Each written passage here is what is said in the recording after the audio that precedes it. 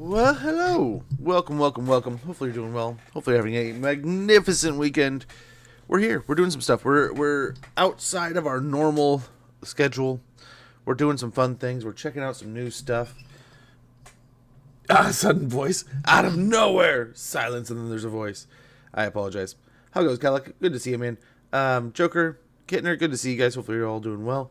But yeah, we are going over some High Elf, a little bit of Dark Elf, a bit of Norsca and Slaanesh, and we'll just kind of descend into chaos here, right?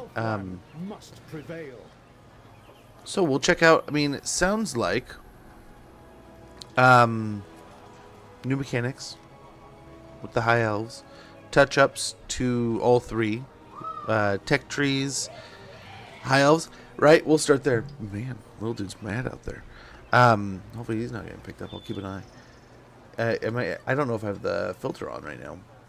I know it was on for a while, but then it was not working, so we turned it off. But I don't know if you guys can hear him out there, but they're trying to play some Fortnite together. He's so excited that we have Game Pass, and he got the new, what is it, Fortnite crew?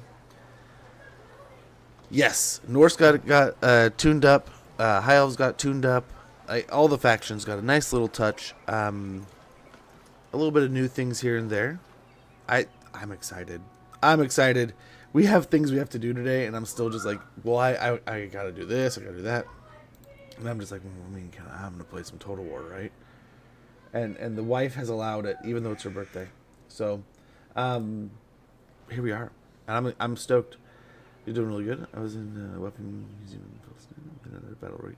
Dude, that's awesome. That sounds fun. I was just watching a little bit the other day of like a couple that I went to school with the lady, and I remember talking to them about 10 years ago. They were great couple, good dude. So I'm friends with them on one of the social medias, and they had a post from Cambodia. They're in Cambodia right now visiting, and they went to a few museums. And one of the museums was beautiful. Like, not just the inside was like, all the insides were amazing, but the outside was just like elegant and to the nines. And I was like, oh my gosh, just that structure is worth going to see. And then there's like a museum inside. It's like, oh my gosh, that's amazing. But yeah, it's been giving me the travel bug lately. But yeah, tell us more, man. But yeah, we'll try to cram as much in as we can today. I probably cannot stream tomorrow. And then we'll be back Monday. We'll see if we can't put in a possibly like a 4-day, 5-day week maybe, and we'll get as much in as we possibly can. And I'm going to try to pump as much as I can content-wise out to you guys with what we're able to show you, and hopefully help experience with you guys so you can decide, man, do I want to buy this part of the DLC? Do I want to buy all the DLC? Do I want to buy these two or this one or these, varieties? Whatever you may want. We can help you guys hopefully make an educated decision by the end of all this, and in the end just have fun, experience this all together. And I mean, at the moment this is all just FLC stuff, so information share a little bit here and just have some fun, try out some of this new stuff, and share. But I'm excited. I'm stoked. The just the FLC changes have me over the moon here, right? I've been watching a little bit of the other content creators this morning. Hopefully you can't hear any of them. Were you able to? Maybe not. Hopefully not. But yeah, we got some wonderful people covering some wonderful factions right now. So make sure if you are not already, pop around, check out some of the dudes, ladies, guys, and gals doing some fun things.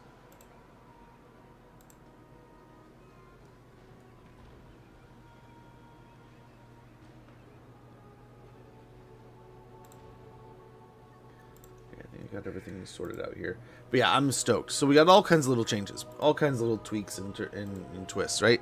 So I believe there's new mechanics and new tech tree with the High Elves, new things going on with Tyrion, new things going on with Teclis. I don't know about Alariel and Elithanar and the others. I think they already kind of had their own mechanics going already. so they may have just been embraced more into the tech tree, maybe little tune-ups here and there. Vortex looking good.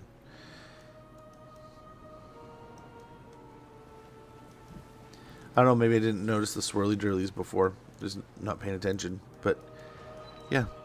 Always fun to have the vortex in the background. It always wows me with it, just like, giant vortex of magic. Hello, Joakim. How goes? Hopefully all's well. But yeah, we got those changes to the High Elves. We got Throg and Norsca and Wulfric both have updates. I think Tech Tree, Monster Hunts, all kinds of cool stuff. And then Slaanesh has been tweaked in little bits of ways. I believe the Tech Tree and some little bits here and there. And we will hopefully be able to wrap up the end of the day with playing a little bit of Mask. So we'll go over the High Elves. We'll go over the Dark Elves, which also have a few little touches here. Light touches, mainly with Morathi, right? And some cool stuff with Lokir. So we'll check into those. And then we'll jump over to Norsca with Throg and Wulfric. And then we'll jump over to Slaanesh with a little bit of Nakari and hopefully a whole lot of Mask. So it's kind of like the arc for the day. We'll start in the High Elves with the two of them and maybe check into the others. Same as like the Dark Elves, we'll kind of go over what's really changed anywhere, and then we'll just kind of like keep the thing rolling. Not get too significantly deep here, but we'll go into greater detail throughout the week, is what I'm guessing. So hopefully an information dump today, and then and we'll obviously do some playing around, messing around, having some fun. But then we'll roll into deeper into the campaigns and hopefully wrap them up throughout the next week. But we got a Path to Glory. So this is Tyrion Star 18, Eataine. Use Tyrion's greater influence gain from his battle triumphs to perform powerful Champion of Ulthuan actions that can boost armies and settlements or hinder enemies. Unlock greater Champion of Ulthuan actions via allegiance and confederations with other High Elf legendary lords, calling upon their unique strengths to help Eataine's forces gain the upper hand. Ascend lords to patrons of the realm's positions, using your influence to grant powerful bonuses while defending patronages through political intrigue. Increase your favor of the Phoenix King through held patronages in battles won against Acer's enemies, gaining his trust to confederate the factions of Ulthuan. Earn influence throughout your campaign to steer diplomatic relations in the court and recruit notable lords and heroes. So influence, man, is even more of a big deal. I mean, it was pretty nice before, but even greater so. So we got to kill the army next to us. That's the goal here. The winds are rising. The winds hearken We to have me. past army. That was restored to museum. That was beautiful. Our ancestors watch, and I will not shame them. Good. Okay. That sounds pretty awesome. I mean, how many places are going to have anything like that? That'd be cool. Sometimes I really wish walls and things could kind of talk a little, share what they've seen, right? Gosh, they would probably tell us a story. Probably tell a tale. So where to begin here? So we could start at the tech tree, I suppose. So we have the host and the realms here. Infantry advancements, Elven Workshop, the Groves, Cavalry advancements, Seafaring, Shrine of Asurian, Grand Repository, the Nobility, Dragonkind. Okay, kind of self-explanatory here, but still nice. Everything's kind of got its category, similar to what we got before. Takeover, good to see you, man. Hopefully you're doing well. I will do my best to cook, man. I will do it. I will try. Dude, speaking of cooking. Oh, we went shopping yesterday. And they had a sale on some fish. And I know it's bad luck. I know it's bad luck to eat another fisherman's catch. You know, you're just never going to catch your next catch kind of thing, right? What did I do to the real Smodge? Bonked him on over the head. Jumped inside of his body. Took control like those little aliens in Men in Black. Thank you, Joker. Much appreciated. My console games. say that? Why do you gotta say that, Takeover? Why you gotta hit me like that? I feel personally attacked. Personally. Much appreciated for those redeems, guys. I have reached the place. And what's nice is I've only done it with like games that I knowingly am totally okay with having a secondary copy in some variant of ways. Right? I accidentally own like 6 or 7 copies of Grand Theft Auto 5. Don't know how I did it. It's literally like I got it free with my purchase of the PlayStation 3. I got it with... I bought it originally when it came out for the Xbox 360. I eventually got it for the Xbox One because my friends were playing there and I kind of wanted to get the better graphics. So, but like then accidentally over the years, it's just been one of those things, been in part of bundles or part of like a group of games in a sale. But yeah, I need to organize my games so badly. I have things spread out in a horrible fashion where it's just like it's bought like areas. Like this quadrant is where you might find Super Nintendo games in Genesis. This quadrant is anything that fits in a DVD case style thing from PlayStation 2 all the way up to like, you know, what are we getting? Like Xbox 360 and PS3, you know? And then it's like, or no, PS3 is more like the PS4 and Xbox One size. And then that's a different quadrant. But, finding something right now is like walking into like the worst library I ever built. But hopefully that's going well. With my the walls from the era of 30s years. Yeah. Oh, to some degree too, right? Like we have some buildings around here that they're just tearing down and building a new one there every few years. One pitch. We're truly not worthy. Hopefully, yes, the alerts are working. But how was stream? How are things? I was absolutely enjoying every little bit of the Norsca campaigns. That's what I was able to catch. And man, it was hard to get away and actually be productive today. It was such a treat to watch. But guys, if you're not already following, click that link in chat. Go check it out. He was doing some really cool stuff earlier, and just well worth your time. I believe it was Norsca. My brain has been a melting pot. Watch me be totally freaking wrong. But I thought we were watching Norsca earlier, right? But hopefully you're doing well, man. Hopefully all is great and good with you. I'm stoked, but at the same time, so overwhelmed. There's so much going on.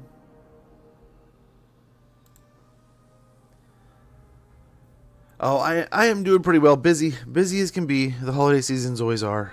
And then we were just talking about gaming cleanliness and being organized, and I am not at the moment.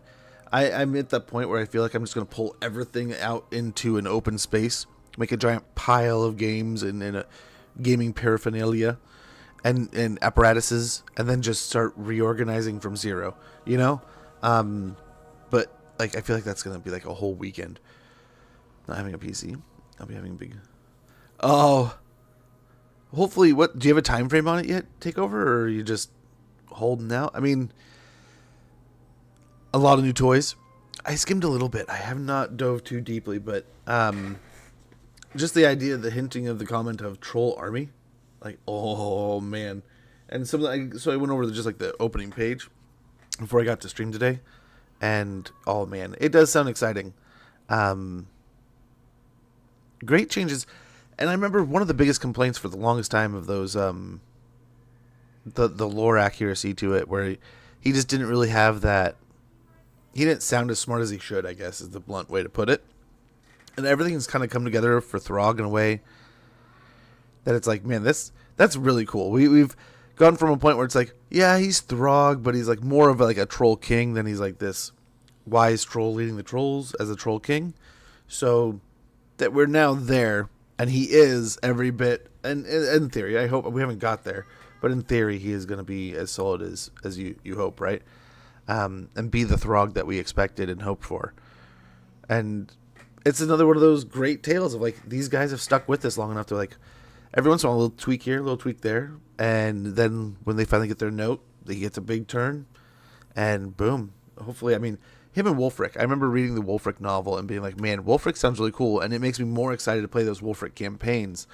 But like Seafang could be really like a crazy mechanic in some different ways, and the more we got in the game, so I'm hoping that kind of has the same float. But We're barely getting to the High Elves here. We're trying to get to all kinds of stuff. Just kidding. Says his girlfriend would love to build it together. Oh, there you go. I would suggest, and I don't know if this is still the way the market works. Everything changes every year, right?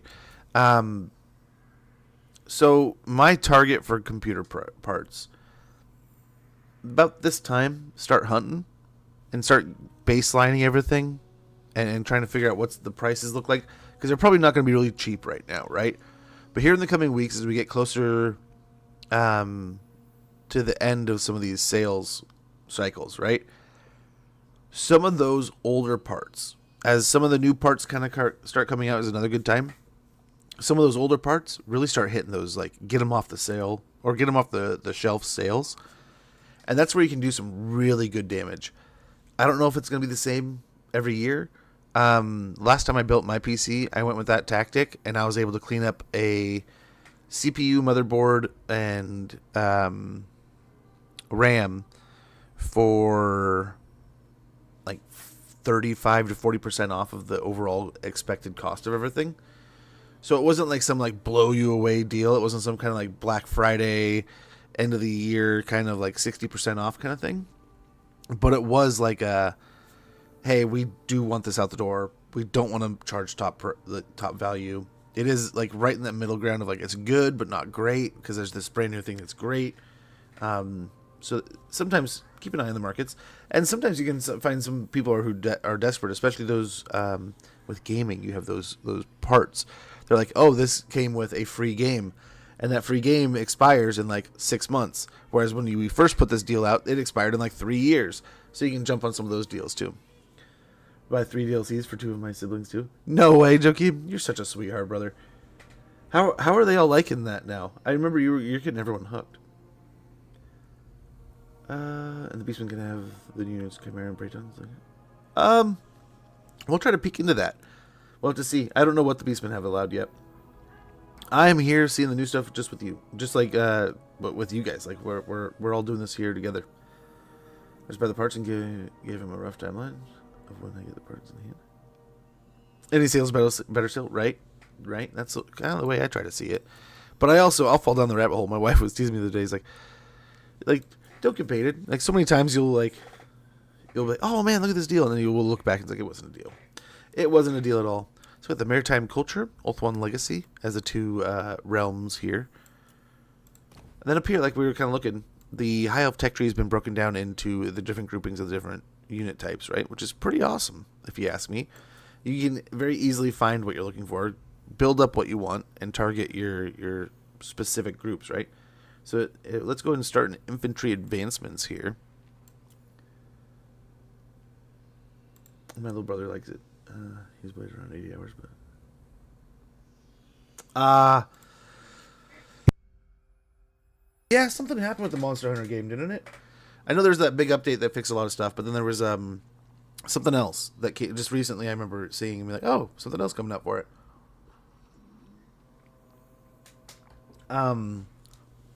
That's a series I would like to spend more time playing. I need to play a bit more of it. I keep downloading Worlds and then uninstalling it. I think I only just recently removed one of the Monster Hunters off the PC, but I'll probably put that back on because I freaking loved playing that one. Always a fun style game. And I watched a whole video the other day of some dude fighting some giant like underwater serpent, and it was like, that's bigger than I ever expected. Any of these games are great. So I don't know. I'm a fool for a big boss. I think it's great with.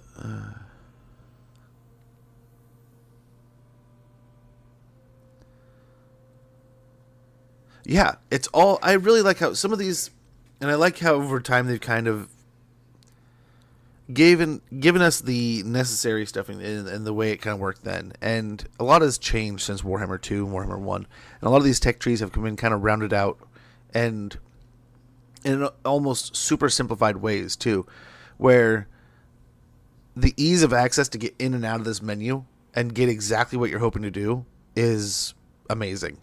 And then like the different ways you can tweak up your research now and just accelerate things is sprinkles. How many Heroes 3 with her? Ooh, there you go. I need to put more time into that game. That game was a ton of fun. I only feel like I scratched the surface, and I maybe played like 5 to 10 hours, and I had an absolute joy every minute of it.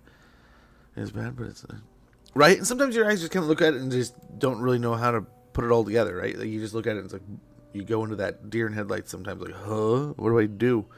And I like having all these, which they kind of have their theme, but at the same time, very clearly, like, this is what you're going to get, right? But in infantry advancements, we've got endless muster.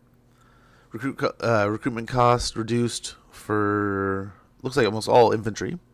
None of the Phoenix Guard or anything, but all the way up to Silverian Guard, your Sea Guards, your Shadow Walkers and such.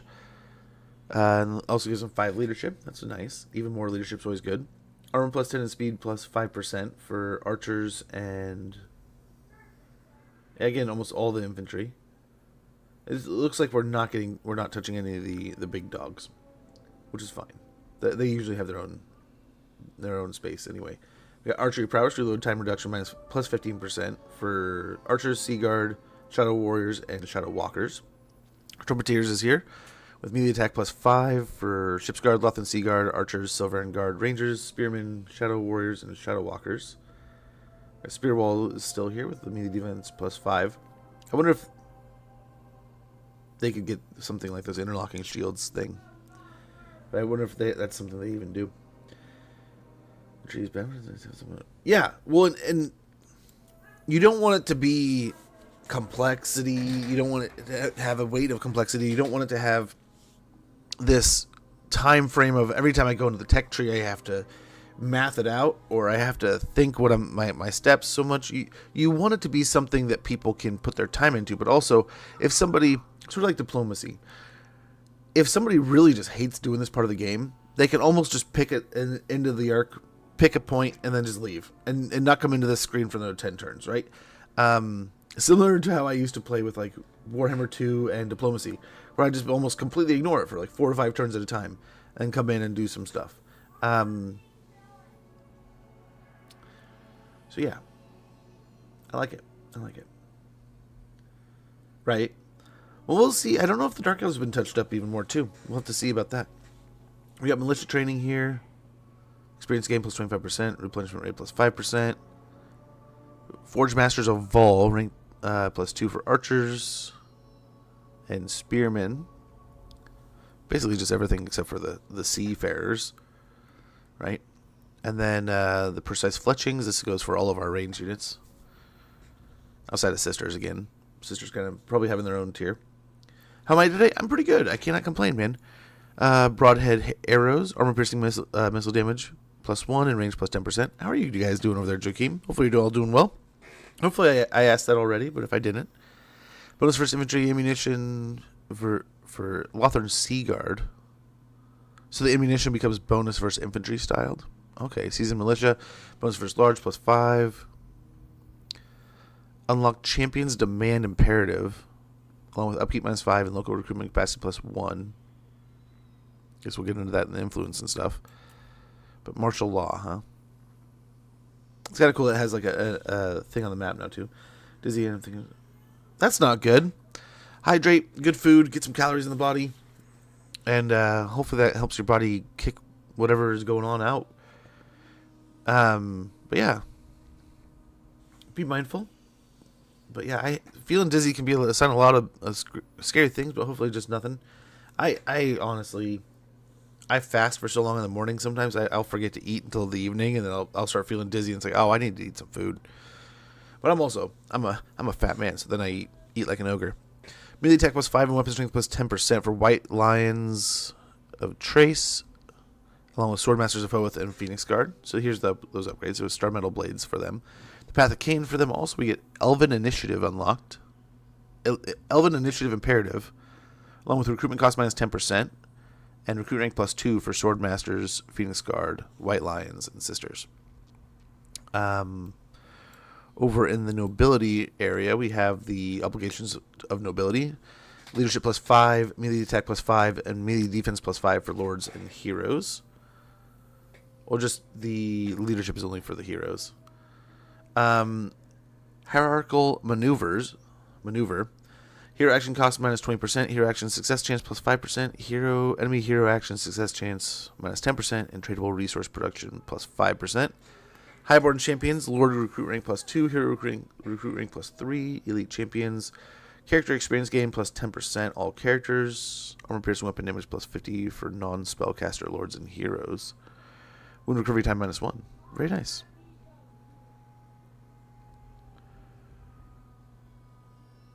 Yeah, so that's all characters. I was thinking, is that just heroes? Or no, it's all characters. We have the dragon kind. So we start with Dragon's Bond. Upkeep minus 5% for dragons and dragon princes. Attribute immune to flanking for dragon units.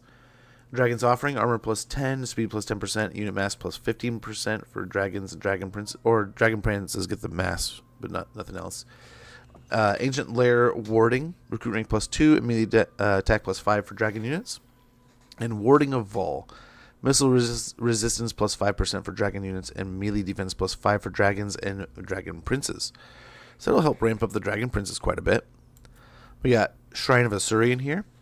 Attrition minus 20%, casualties suffered from all attrition, all armies. Corruption minus 2, all provinces. And attribute Unbreakable for Phoenix Guard units.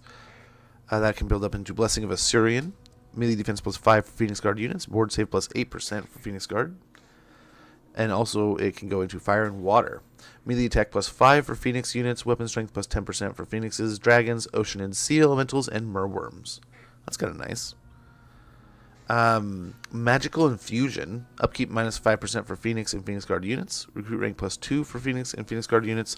And melee defense plus 5 for Phoenix units. Immune to contact effects for Phoenix Guard units. So the Shrine of Asurian definitely ramps up those Phoenix Guard quite a bit. 10% on those. I'll be interested to see that. That packs a punch, I think. We'll see how all this kind of works in actual effect. I love the mining update on Eve. It is so much better now. I was watching that trailer and then checking some stuff out after that. That does look pretty cool. And to bring in, like, that's some nuance right there. To bring in, like, hey, mining is such a core element to a lot of things. Let's take this to the nines. It's like, well done, Eve. Good play. In a time where some game companies are just making the most odd decisions, way to play that up. Way to make a good play. So we got the Grand Repository here. Arcane Studies, Winds of Magic Power Reserve plus 3 per turn, all armies. Winds of Magic Power Reserve capacity plus 10, all armies. Allies of the Elements. Leadership plus 5 for Ocean and Sea Elemental and Phoenix units, along with 5% speed for them also, along with Eagles and Merworms getting that speed bonus. Melee defense plus 5 for Oceanids and Sea Elementals. We got Foretelling. Battle reinforcement time minus 30% all armies. Magic item drop chance from battle plus 15% all characters. Teachings of Hoeth. We got passive ability Accomplished Fighter for Lord Masters of Hoeth, which is spell mastery up to 30%. The effect intensity increases with time spent in melee or casting spells. So that's interesting. That would be nice. Get your Swordmasters fighting. Speed plus 5% for Swordmasters of Hoeth, along with attribute Perfect Vigor for Swordmasters of Hoeth and Loremasters of Hoeth. That's pretty good. This is pretty neat. I'm really interested to see how Accomplished Fighter works out. Protection of Loic, we get ambush success chance and defense chance up by 10%. Wardens of Ulthuan, we get missile block chance plus 20% for Swordmasters and Lower Masters, along with bonus versus infantry plus 10 for them also, making them even more deadly. Disciples of Hoeth, we get a cooldown plus 10%, minus 10% to all spells, all characters, and Winds of Magic cost minus 10% for all spells, and that is on all characters. And that'll finish off the Grand Repository tree, which needs both of the other two. So it looks like, yeah, you can go down the line, but then if you want the final one, you need both, right? As you can see here. Spell intensity plus 10% for all characters. Very nice. So we still have the Elven Workshop, the Groves, Cavalry Advancements, and Seafaring. So at the Seafaring, we got Appoint Sea Masters. Recruitment cost minus 10% for ships, company, and Lothern Sea Guard units, along with plus 2 rank to ship's company and Lothern Sea Guard. Can't talk. Recall colonists, casualty replenishment rate plus 5% for ship's company and Oceanid units, along with upkeep minus 10% for ship's company, Lothern Sea Guard, and Oceanid units. We got seaborne creatures. Missile resistance plus 10% for Oceanids and sea elemental units, along with income plus 10% from ports. Melee attack plus 5% for Oceanids and sea elementals also. And we finish off this part of the tech tree with Behemoths of the Sea. Melee attack plus 4 melee for when attacking. Melee attack plus 5 for Merworm units. Melee defense plus 5 for Merworm units. And physical resistance plus 5% for Merworm units. In cavalry advancements, we have skirmishing saddles. Upkeep minus 5% for Illyrian Reavers, Silverhelms, and Dragon Princes. Speed plus 5% for them also, along with reload time reduction plus 15% for Illyrian Reaver Archers. We got light cavalry barding, armor plus 10%, and melee defense plus 5 for Illyrian Reavers, Silverhelms, and Dragon Princes. We got vows of fealty, melee attack plus 5, and charge bonus plus 10 for Illyrian Reavers, Silverhelms, and Dragon Princes. And then Horsemasters to cap it off with a vigor loss reduction of 50% for Illyrian Reavers, Silverhelms, and Dragon Princes, along with a 10% missile reduction for them also. That's kind of meaty. It'll be interesting to see how this all pans out. These seem like some pretty good buffs here and there. Some of it seems like it's just like it was before, and then maybe there's some pretty nice little twists and turns here that make them even more of a target to get through. We got Elven Workshop here. Ammunition plus 15% for Lothern Skycutters and Eagle Claw Bolt Throwers. Reload time reduction minus plus 15% for Eagle Claws and Skycutters. And also a reload time reduction plus 15% for the Tyrannok Chariots. We also have the Chariot Anthems. Unit mass plus 10% for Chariot and Skycutter units. And attribute Devastating Flanker for Ithilmar Chariots and Lion Chariots of Trace. We also have the Enchanted Projectiles. The enables Shield Breaker missiles. I almost went straight into Lore Blurb. My bad. We got Enchanted Projectiles. Enables Shield Breaker missiles for Lothern Skycutters, Lothern Skycutter Bolt Throwers, and Eagle Claw Bolt Throwers, which is pretty cool. So we just fire from this unit to lower an enemy's missile block chance. Interesting. We also get missile strength plus 10% for Tyrannok Chariots, Eagle Claw Bolt Throwers, Lothern Skycutters of both kinds. That's pretty nice. Enchanting Projectiles makes a pretty good bonus to things. And we got Craft Logistics. Global recruitment duration minus 1 turn for all Chariot and Skycutter units, along with global recruitment capacity plus 1.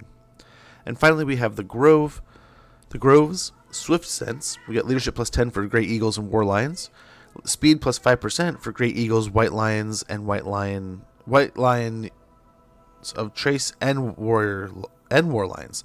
So it increases the speed of both, the infantry unit and the White Lions themselves, along with melee attack plus 5 for Great Eagles and War Lions. Very good. One of the units I love using, but I never get great use out of them because I'm just like loving the unit itself. White Lions are such a cool thing to have in the game. I love using them. They look so cool. I never get, I always get them killed, but I always have so much fun using them. Hunter's Instincts, we get speed plus 8% for White Lions of Trace, along with melee attack plus 5 for White Lions. Ward of Kurnos, casualty replenishment rate plus 5% for Sisters, Great Eagles, War Lions, White Lions, and Lion Chariots of Trace, along with physical resistance plus 5% for War Lions, White Lions, and Lion Chariots. We also have Strength of Avalorn, ammunition plus 20% for Sisters and Handmaidens, reload time reduction plus 15% for Sisters and Handmaidens, and attribute charge defense versus large for Sisters of Avalorn. That's pretty tasty. Very tasty. It looks so much better. So the ease of access, the mind, the cleanliness for the mind is just so much more. I feel like you're just going to be in, you're going to be out, you're going to get what you want, you're going to know where to go. It's going to be just easy peasy.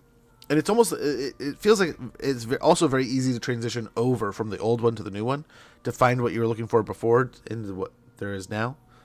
So we got Maritime Culture and Alt-One's Legacy. Trade Advancements. Tradable resources produced plus 5%. Call the Great Herds. Speed plus 8% for Illyrian Reavers, Silverhelms, and Dragon Princes, along with speed plus 8% for Chariots and Skycutters. Awakening, and these are all just, you get this, and then you need, looks like a cattle ranch. This is the building chain, right? So they had all those that you needed. As soon as you got like what the is it the tier 3 or just like the building itself? Yeah, but you basically you get this built up, you unlock the tradable resource kind of styled technology.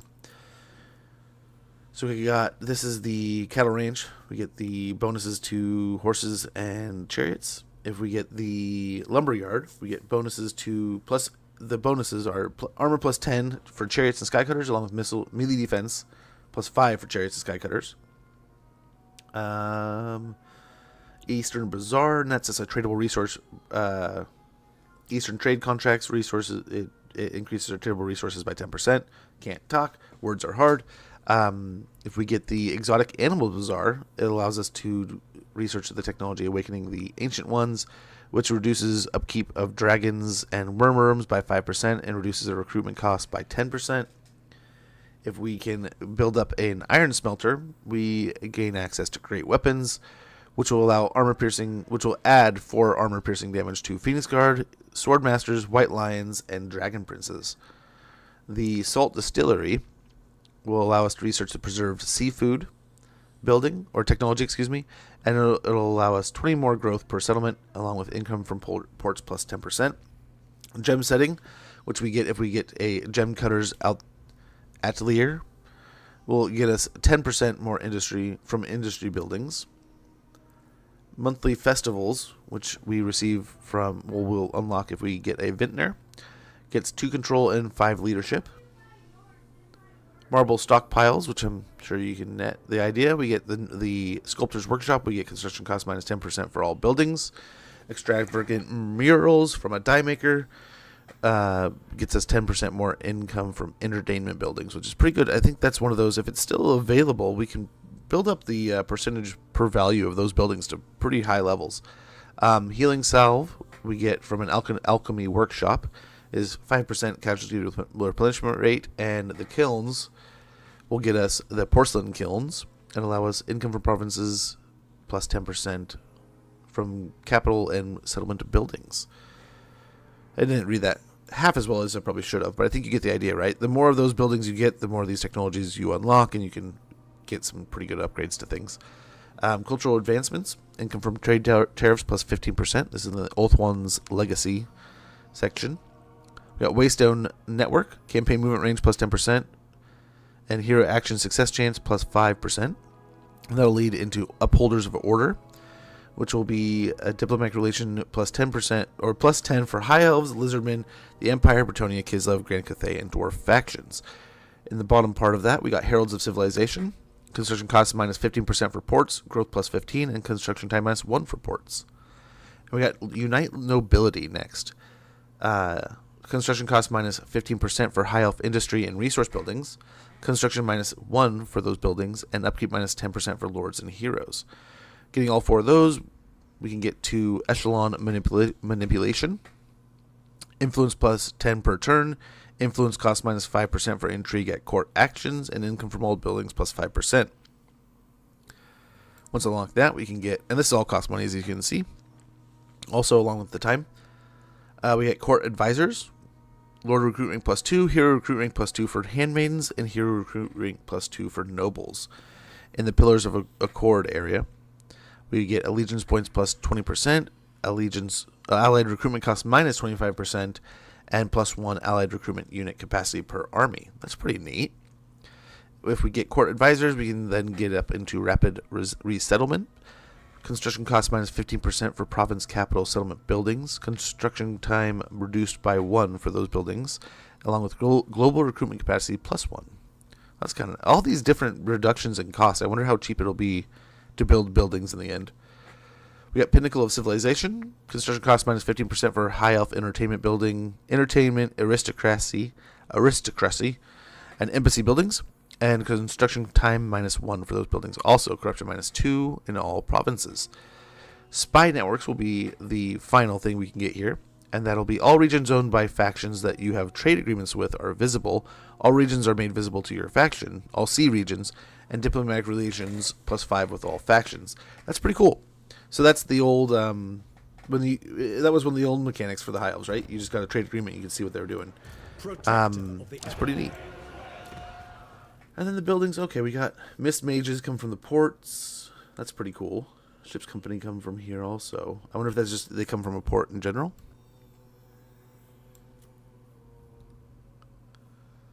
And nice. There's the Merworm at the top of the Tower of Mages.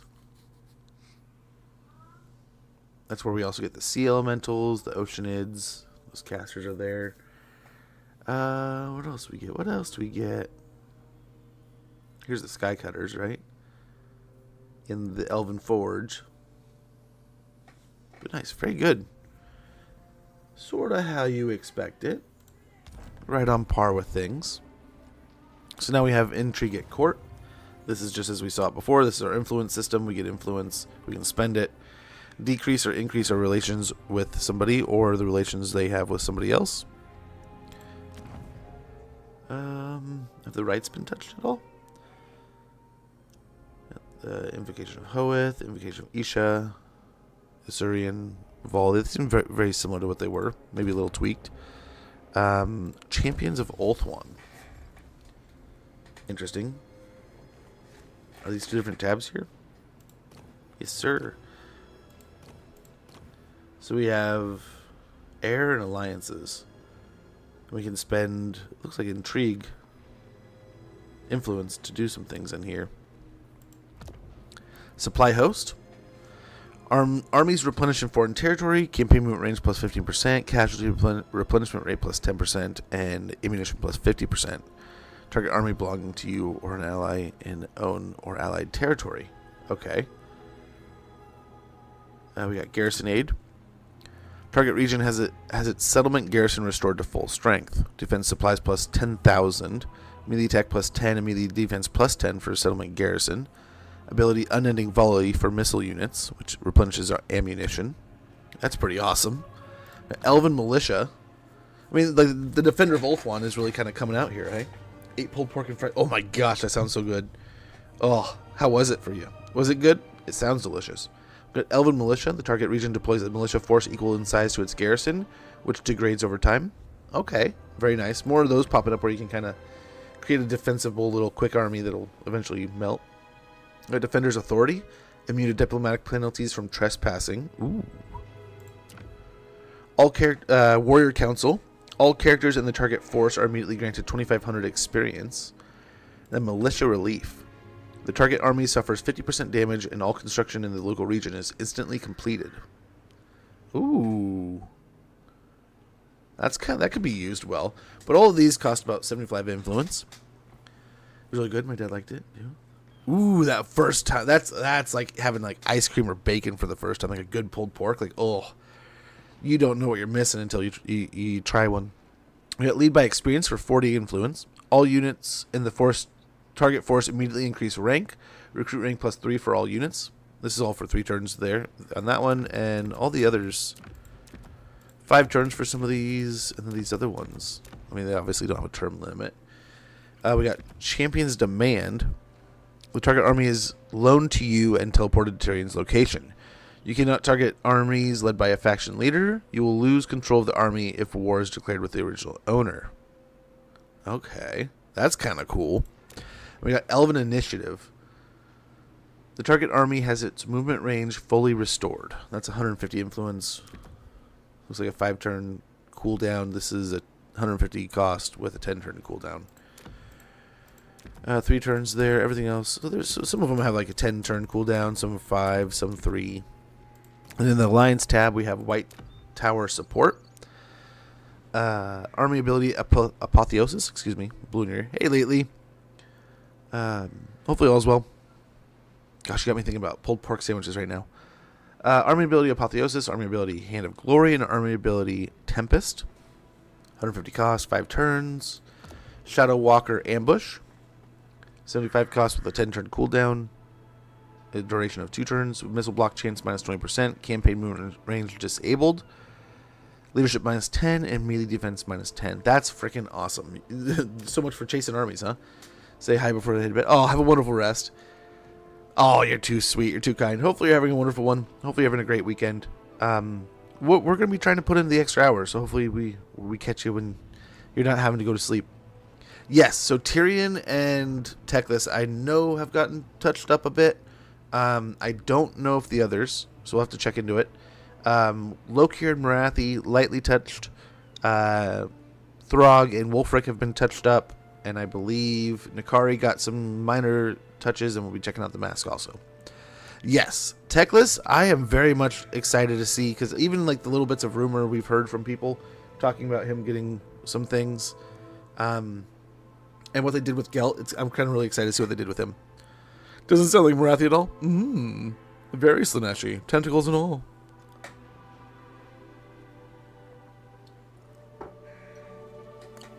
But yeah, it'll be a pretty quick one with the Dark Elves, I think. I don't know. We'll see. Mistwalker reinforcements. This is kind of cool. You get all your buddies to help out. Has a 5-turn duration, 5-turn cooldown. Vigor loss reduction minus 33% for Mistwalker units. Melee attack plus 10 for all Mistwalker units. Melee defense plus 10 for all Mistwalker units. So melee attack and melee defense plus 10 for all Mistwalkers. And army abilities summon the Sentinels. Very good. Are we going to be able to recruit Mistwalkers from them or something? Maybe we can if we can set up a... I wonder if you can... If you have a... If it's just part of the recruitment pool. And if you make an alliance with them, you can recruit a bunch. I don't know. I've never tried. Dragon Scorch. Target army suffers 30 damage. Battle healing cap minus 50%. And casualty replenishment rate minus 50%. Pretty nice. So what is... what's his face? Just fly by and torch him. Yeah. So it's that one. It's 5-turn duration, 5-turn cooldown. This one's 4-turn with a 10-turn. So you can almost just chain this one together. Small Sea Guard force will arrive near the target port. 150 cost, 10-turn duration or cooldown. That's kind of cool. You just throw a bunch of Sea Guard at them. Maybe. That could be very true. I'm getting ahead of myself. Mistwalker Doomstack, right? Blessing of the Everqueen. The target region is granted the Blessing of the Everqueen, immediately cleansing its corruption. Oh. 3-turn cooldown with a 40 cost. That could be pretty tasty. So that's the Champions of Oath one. That's pretty awesome. We went over the Intrigue at Court. That's that there. So yeah, that's kind of, I think that's the whole, all in all of Tyrion so far. Tyrion, I think some of those abilities are going to be pretty tasty. I feel like we're not missing anything, are we? Are we? We probably are. What has his tech tree been messed with at all? Or his skill tree? It looks kind of like what it did before. How they have their dual choices here. Might have been picked up a little bit.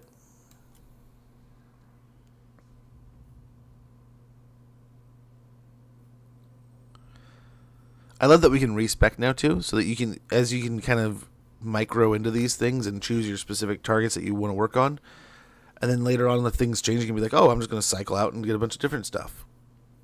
We have an ad sneaking up in like 50 seconds. When that goes off, I'm going to go ahead and check in with the wife, check in with some things, and we'll get in. We'll just continue on. I don't know that there's much to cover here on Tyrion now. I think, yeah, his tree looked... I mean, maybe some things have moved around, but I don't think there's anything radically different. Maybe some of the blessings, dedications have been upgraded. We'll check into those too here in a moment. I don't know. How different are these? Are these what they were before? We got Majesty of Oath 1, Hold Line, Leadership, Income from all buildings plus 30%, Local Province Control plus 1, Diplomatic Relations with High Elves plus 20, Recruitment Cost minus 10%, All Armies, Global Recruitment Duration minus 1, Global Recruitment Capacity plus 2, Righteous Cause, Upkeep minus 10% for all armies, and Corruption minus 10, all armies, all provinces. If you go into Bloodlines of Anarian, Weapon Control minus 1, all provinces, Melee Attack plus 12, and Weapon Strength plus 20%. Control -1 here with leadership +20, weapon strength +10%, and bonus versus large +10. Aspect of the Banshee, we get fear, charge bonus +15, and a more control -1. And ever-present control -1, excuse me, and hit points +25%, and physical resistance +10%. Very good. Okay, so as the ad rolls, I'm going to take a quick moment. We'll swap on over, and we'll check out some tech lists here. Okay, have a wonderful rest there lately. Good to see you. Where's Grumble Punch? Is he still alive? Yeah. He starts in the next settlement over, right? In the mountain. In that mountain region. But we'll be right back, guys.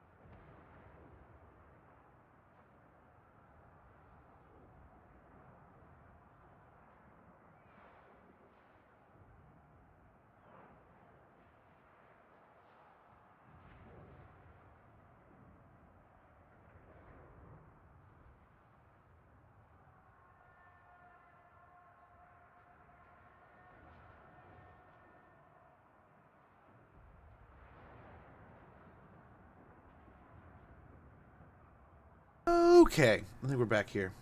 Let's get into it. We got tech lists here. Ulthuan's walls cannot protect the greater world. I shall do it. Okay. Access the secrets of the White Tower to empower Teclis, his faction's spellcasting lords and heroes, and their armies using the scrolls of knowledge awarded in battle. Use the scrolls to enact rituals that can summon mages with unique traits, boost mage recruits, and aid their armies in various ways, such as temporarily granting cataclysm spells. Send lords to patrons of the realm, using your influence to grant powerful bonuses while defending patronages through political intrigue. I was looking for the patron of the realm. I think the other one said we could do that too. Tyrion, but I didn't see it. We'll have to see how that kind of goes.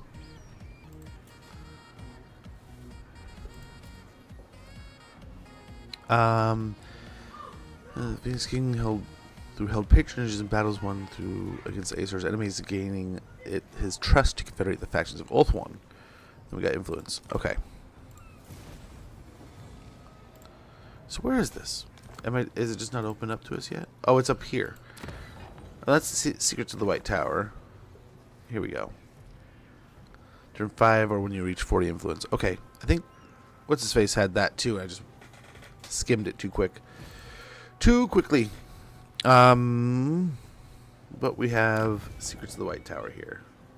Chamber of the High Lore Master, Chamber of Brilliance, Chamber of Being, Chamber of Oblivion, and Chamber of Darkness. Nice. So we have couple wins per here, and one of the. This is just the one at the top. Yes, each one has a different grouping here. So at the Chamber of the High Lore Master, we have Lore Master of Brilliance. Grants army ability Thorson's Thunderstorm to target army, and grants army ability Time Amok.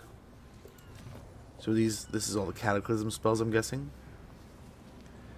Yep, this Storm of Renewal and Mercia's Monstrous Regiment. These all cost about 200 and have a 10-turn cooldown. But yeah, we got Ashes and Dust, Dance of Despair. Disciples of the High Lore Master, recruit rank +4 for Archmages and Mages from the Lore of High Magic, Lore Masters of Hoeth, and Mist Mages. This can go up to 3 times. So I wonder in the end how high it can go. Doesn't really say, I don't think. Winds of Magic cost -5% for overcast spells from the High Magic Lore. Very good. High Teachings of Hoeth. We also have Conclave of Mages. Attribute Mastery of Elemental Winds for all caster lords and embedded heroes. Ooh. That should be tasty. Exemplar of High Magic. A mage of High Magic with powerful traits will be summoned next to the target settlement. Hero capacity +1 for mage heroes. They'll have a arcane font and rampant of brilliance. Very good. Explorer of Life. I mean, so do I. Don't we all, right? Thanks for that Squirtle sack there. The Squirtle sacks there, Calic. You want to know a game I've been wanting to go back and play again? Pokemon. That game, like the OG, and I think like what we have, like Pokemon Eevee or whatever it is, or Pokemon Pikachu, whatever the Pokemon that came out with Switch was. That's basically a remaster of the first one, right? But that was like comfort food back in the day. I loved old OG Pokemon, and I remember I have a few. I have like a digital copy on my old DS. Digimon over Pokemon? I never really played Digimon games. I had Digimon World. And I went to Gotta Catch 'Em All. Means, right? Oh. I was so excited. I watched more Digimon than I watched Pokemon, really, right? More into it. But when it came to the games, I had always had Pokemon games.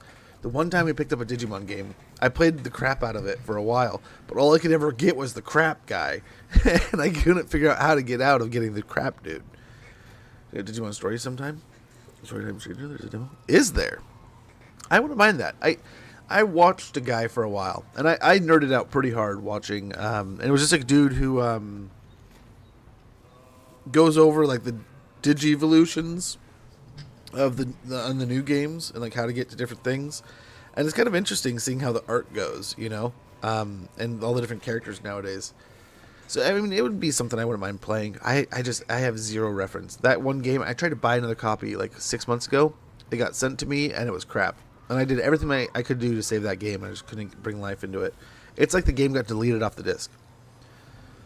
Really? There you go. That's smart. That's good on them, man. So we have Secrets of the White Tower. We have Time Amok. That'll give us the Time Amok ability. Thorson's Thunderstorm. Arcane Prism of Focus. Miscast base chance -50% for all spellcasters, along with cooldown -50% to all overcast spells from the High Elven Lords of Magic. We get Surging of the Winds. Instantly fills the target army's Winds of Magic power reserve. A single use repeatable action, so we can do these a bunch of times, as you can see. And then the bottom ones are one and dones. Exemplar of Heavens. We get a powerful Heavens Mage shows up with Savior Winds. Battle reinforcement time -30% armies in local province, along with reinforcement range +20%. She's Gandalf riding down the hill, saving Helm's Deep, and she's got Deflecting Gale, which reduces increases missile resistance by 10% for all High Elf units. Can't talk. We also get Exemplar of Light. High Elf Light Mage shows up with the local duration time reduced by 1, Time Manipulator, and a bolstered by the light speed increased by 10% for Hero's Army. The High-tech teachings of brilliance will increase winds of magic costs or decrease winds of magic costs by 5% for overcast spells from the lights and heavens lores. And recruit rank +4 for archmages of the lights of lore and heavens. This is kind of cool. You can constantly, well, up to 3 times, decrease the amount of cost the winds of magic or your expenses on the winds of magic with your spells. Increase their recruitment level, and also have just absolute legends in some positions, right? And then you really get a way of abusing some of the cataclysm spells, and yeah, these very good. And each one seemingly has, I mean, this one doesn't, right? But if this trend follows, it has some kind of ability to help out with things. I like that. So we got Storm of Renewal, we got Monstrous Regiment, we have Invocation of Resilience, instantly heal all units in the army with a physical resistance of 20% added to them for 2 turns. It's kind of nice. I wonder if they'll instantly heal the second turn too. Interesting. We got Discipline of the Wildkin. Instantly replenish 50% campaign movement range for the target army, and Vigor loss reduction minus 50% for 2 turns. Very good. We got the Exemplar of Beasts. A beast mage that has pack leader, unbreakable for all high elf monstrous beasts. An Amber Symbiosis. Spell resistance 25% for cavalry, chariots, and mounted high elf lords and heroes. Very good. We have the Exemplar of Life, who has Root Whisper, Force Spotting plus 5,000, and Verifying Swelter, Battle Healing Cap plus 50%. You also get the High Teachings of Being, Life, and Beast Magic is reduced by 5%, and Recruit Rank plus 4 for Archmages and Mages with the Lore of Life and Beasts. And what is this? The Chamber of Oblivion, we have Magma Storm and Golden Globe available as the Cataclysm spells. We have Arcane Attrition, instantly depletes the target army's Winds of Magic power reserve, and Winds of Magic power cost 10 plus 10% for all enemy spells. That's pretty cool. Really kind of hit them in the magic. And then we got Theory of Ember Binding.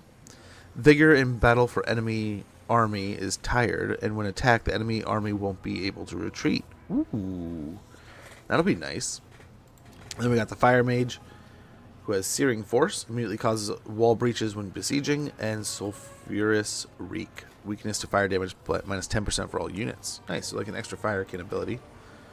We got the Metal Mage here with exploitative transmutation, enables sundering attacks for hero's army.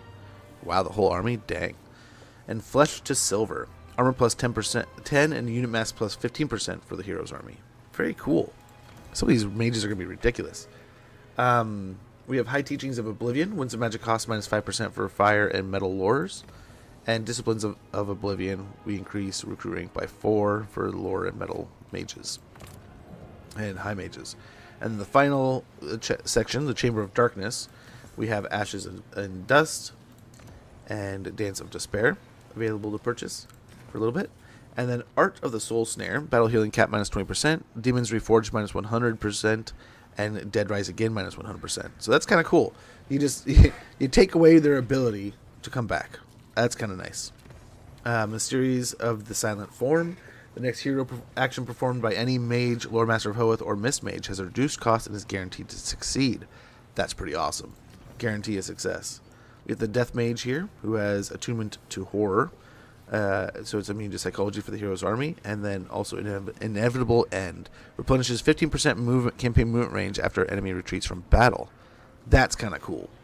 So a lot of different ways for the High Elves to catch their target here. We got Misguiding Shadows, campaign movement range minus 20% for the Shadow Mage here. And Concealed Darkness, range minus 10% for enemy armies in local region. Then we get on to High Teachings of Darkness, reduces the cost of Death and Shadow lores, and increases the recruit rank plus 4 for lore of Death and Shadow mages. So that's kind of cool. It really does have a very Gelt feel to that, right? Very yours. Interesting there. So let's see about playing this campaign a little bit. See if we can't get up into the intrigue stuff, and then we can kind of check in I want to say I heard somewhere there's a dilemma, so we can kind of see about that. Master of the But White let's go ahead and take on Sathoriel here, who we've talked about it quite a bit. I wish, I hope, I pray someday we get this guy as a lord that we can play as. Wonderful, the wonderful protagonist from the first game. Antagonist? I don't know. He's a bad guy. And at the end of the first game, he'd pop up on the map and you'd have to kill him. Oh, he's just another pain in the ass to kill. But I hope he becomes more of a thing. It's kind of sad that, I mean, he's such a badass in the first game, and now he's kind of relegated to back here. But Eagle Claw. something like that. Waiting. Tyrannoc chariots. Awaiting orders. Tyrannoc chariots. Eagle Claw. Death awaits our enemy. You don't know. Only glory. Kill awaits those the things. Asur.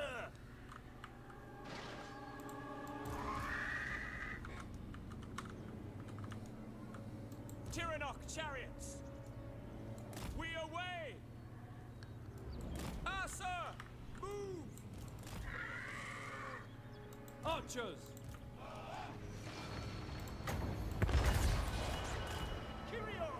Ouch. Chosen of Hoeth. Why you gotta pick on my heavy guys, man? Tyrannoc chariots. I gotta pick on the big dogs.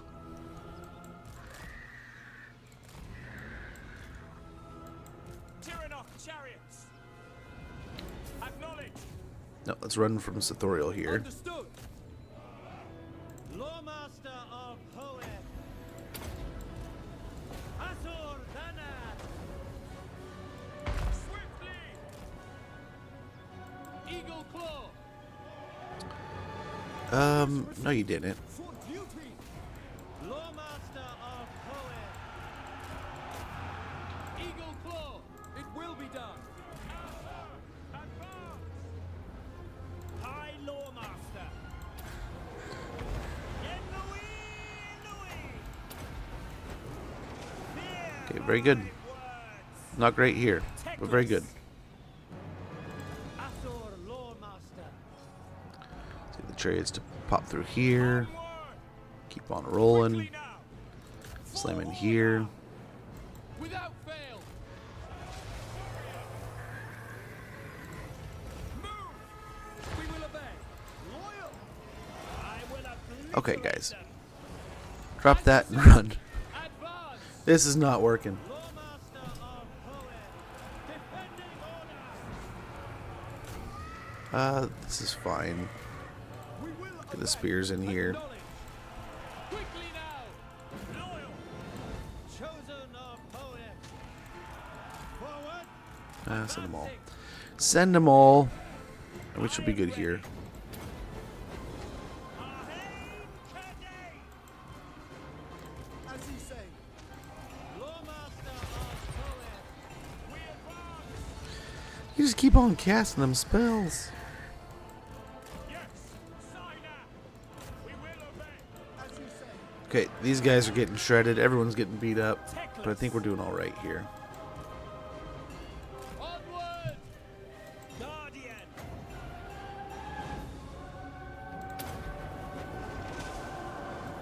Without fail. These guys are getting beat up. With haste. Keep the chariot moving. Warrior guides us. I mean, just about keep everyone fighting here. Your favor, Lilith. Moving out. Forward. Tyrannoc chariots. And another one. Okay. Mass next, or Norsca. So we're gonna mess around a little bit with the High Elves and try to get to that influence system real quick. But then, I think after this, might check out Marathi real quick. Then Norsca, then Slaanesh. And I don't think it's gonna take too wildly long. Oh, I know what we needed to check on. I know what we need to do. We kind of go back and check Tyrion on the way back. But see if they have any changes to what they do in the world. It's nice. We got those scrolls of knowledge. Close victory. Money and influence is always good. Engage the enemy. Has access to the secrets of the White Tower to unlock cataclysm spells, powerful rituals, and benefits for the Order's spellcasters. Diplomatic relations plus 15 with men, High Elves, Wood Elves, Lizardmen, and Dwarves. Allied recruitment cost minus 50%. Recruitment rank plus 5 for Lord Masters, Mages, and Archmages. And recruitment cost minus 25% for Swordmasters and Phoenix units. Very good. Along with Teclis, High Lawmaster. He's got that. Permanent Mage, Bound Spell Fireball, Winds of Magic Power Reserve, Capacity plus 10, Own Army, and Mastery of Elemental Winds. Very good. Very good. I command the winds of magic. Sublime Focus, Miscast Base Chance minus 30%, Winds of Magic Power Reserve, Capacity plus 5. He still has his Arcane Phoenix, Potion of Shoroi. Nice. Still got his heal. His increased cooldowns. Damage resistance plus 40%. Very good. Got potential energy. Speed plus 10%. Winds of Magic Power Reserve. Capacity plus 10. Winds of Magic Power Reserve. Capacity plus 5 with magical reserves. Greater Arcane Conduit. Glamour of Hoeth. Melee defense plus 10. Physical resistance 10%. And passive ability Glamour of Hoeth.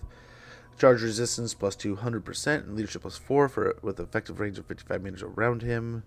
And Master of the Order. Hero action success chance plus 5% for mages and Lord Masters of Hoeth, all characters. And hero action cost minus 15% for Lord Masters of Hoeth and mages. Ward save plus 10% for Lord Masters of Hoeth, and ward save plus 10% for mages. I think most of his stuff is pretty similar. I don't know, this is kind of cool. I think that was what it was before, wasn't it? But either way, has all of these. Has his set spells here that he's I think that's what he had before. It's still looking very good. So Teclis still being the wild spellcaster that he is. High Lawmaster. Yeah, let's go for it.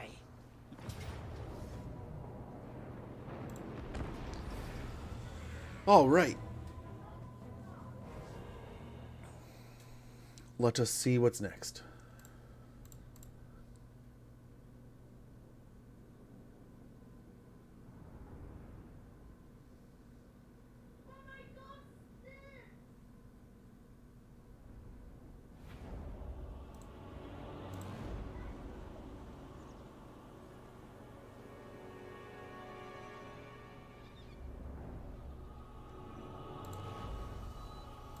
Okay.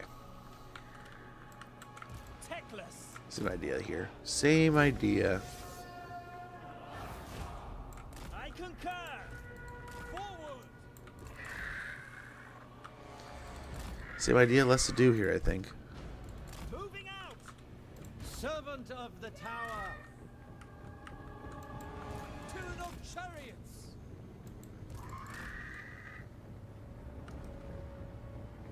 Eagle Claw. We will obey. Without question. For order. Understood. I just don't want to drive right into him here. Chosen of Hoeth. Lapane Lecky. Teclis. Scython. Hear me. High Lawmaster. Tyrannop Chariots. Yep. Keep moving and harassing here. Loyal. Command me.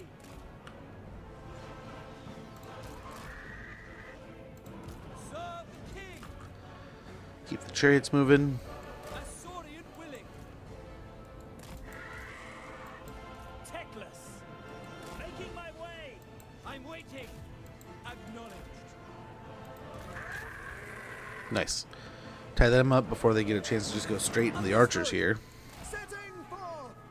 Swordmaster of Hoth. Spearman. Sinner. Poet. Grant me Get those moving. archers. Eagle claw. March. Swordmaster of Hoth. Asur, advance. We away. There's little furies there. Defending order. Lawmaster of Hoeth. Come back this way. Yes. Flock of Doom this. Charoy Lecky. Tyrannoc chariots. Guardian. And we're looking good. Try to buff those guys, get their speed going a little bit more. We can get a crunch in here. Keep on going. Archers. I think we did pretty good into these demons. Apace.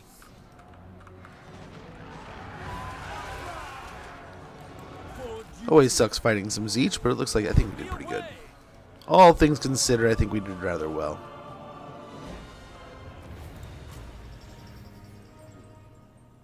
Our poor front line took a beating. But here we are adventuring down in the Southern Chaos Waste. This is kind of what we deserve as a spellcaster. Hassling the Zeechiness.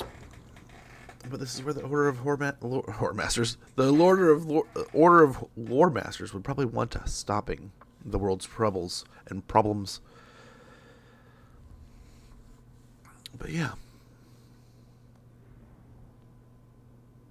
I am quite interested to see if there's a change here. I want to say I heard there was. So we got the Favor of the Phoenix King here. Raised to a sufficient level before court unity confederations are enabled. And the patrons of the Ooh. So can we, is that how we can confederate other High Elf lords that way? That would be awesome. We captured Dawn's Light, so we got the Horn of Vol. Base weapon damage plus 30% and base missile damage plus 25%. One use per battle. We get 750 gold. My infinite knowledge is yours, Lawmaster. Okay, give him something cool. Who seeks me?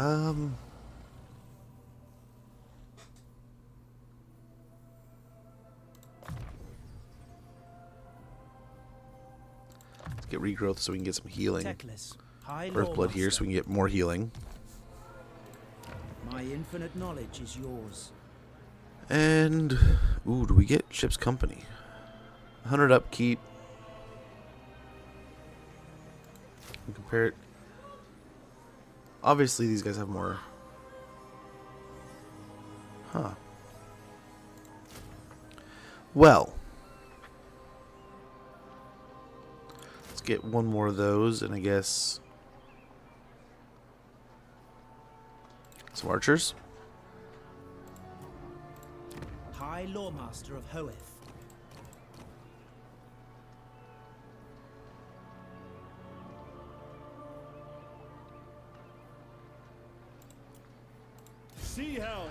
Yeah, we want to get. Let's try to get the new Lord helping us out here. By the gods. We'll try to help. Hopefully, he'll help us with Serpendar.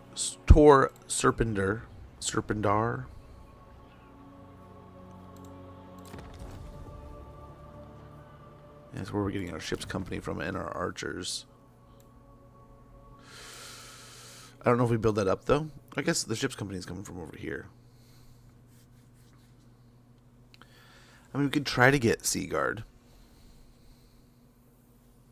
Wouldn't be a horrible idea. But I feel like rotating this building for something else might be good. But what?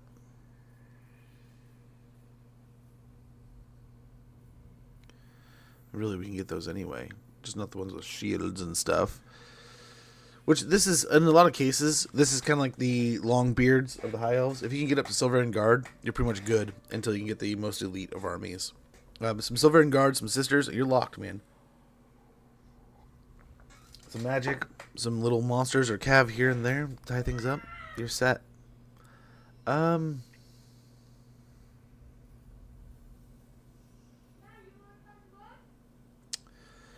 we're gonna have. I wonder if we tear it down for growth. So let's use it to recruit for now, but then we'll probably tear it down for growth. Likely.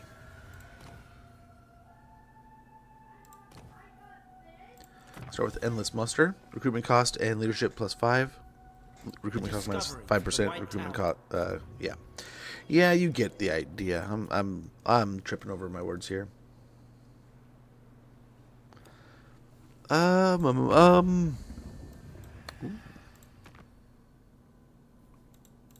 value our...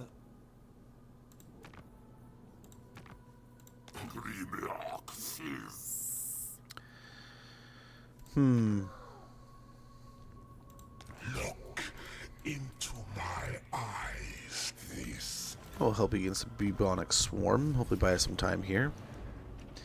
Insufferable alignment until Ulthuan's lifeblood is spent and the world they cherish lies bare before the predation of hungering gods. The Acer shall never... Wow! That's a thing. Okay. Okay. So the Phoenix King's watching our shit.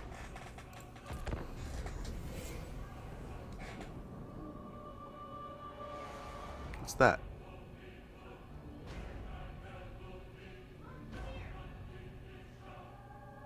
Why is that there?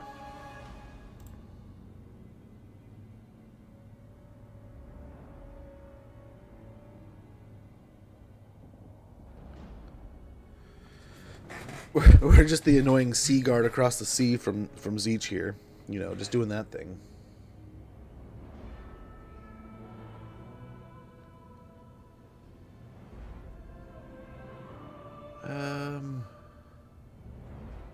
Let's see, turn 5 or 40 influence, huh? That was it, right? On one territory, we'll get 1,500 gold. We'll gain the opportunity to convert Safri and teleport to Ulthuan. Okay. Win 2 battles, we'll get the Scroll of Hoeth.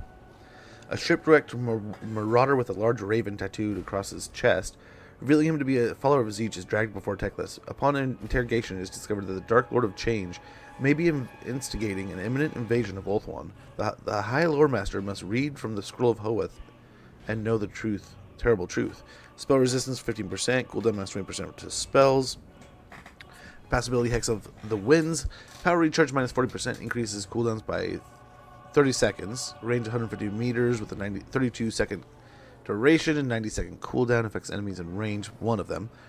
And affects unit if casting is a spellcaster unit, or so if they cast Scroll of Hoeth will smash them. The Vermin of Hudrithai. Lilith's Moonstaff was one of 3 sacred gifts bestowed upon the elves of the goddess herself, by the goddess herself, yet its power wanes. With Skaven activity around the nearby warpstone deposits, dampening the staff's potency, to reawaken it, Teclis must purge the vermin from the surrounding lands. Okay. So we got some missions there. It's kind of cool. Where does this go? Southland's Fast Travel.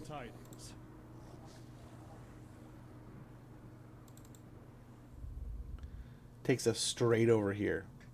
Interesting. That's kind of cool. Oh, so it's, yeah, I was gonna say, what is this little thing? It's purely to do with the High Elves, I guess. That's kind of cool, though. Durafair. The Order of Belshazzar. I will overlook this insult. Move forth. Challenge them. This is utter folly.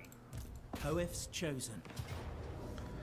Okay, we got ourselves our Sea Helm backing us up.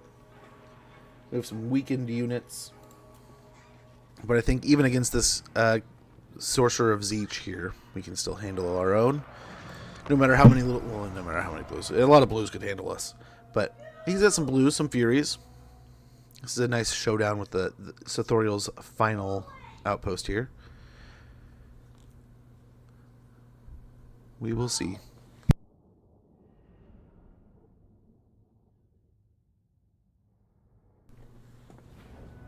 Okay. We will obey. And we'll have the swords in the center. Kind of the same thing here.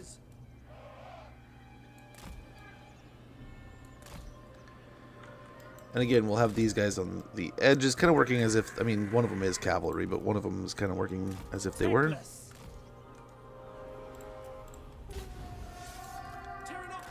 Oh, the Sea Helm might need to... Oh, man. Let's retreat back a little bit.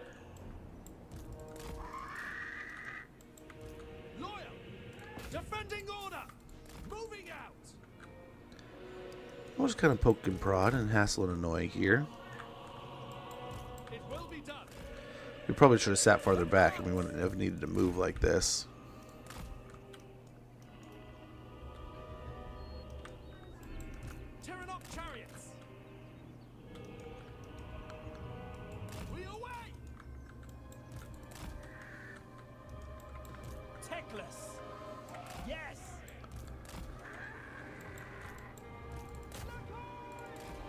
Okay, and we do have one unit of blues that are just kind of off on their own here, so let's try to get a quick pick here. Try to do some quick damage. I'm feeling we're going to take a bit, but we have heals now, so we can kind of loop back for that.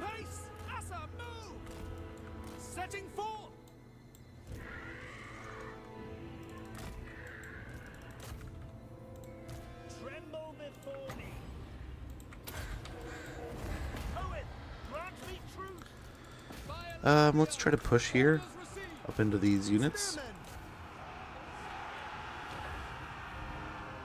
Sea Helm is almost here.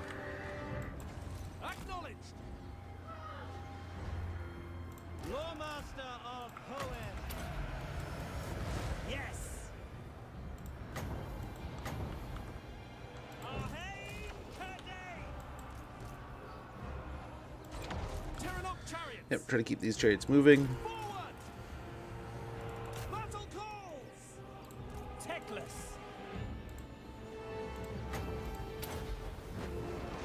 Those guys. Kill those. Poor Phoenix is in there, and our Sea Helm's here, but he's gonna probably be a little too late. Too little, too late, unfortunately. He might show up in town. We'll see, we'll see.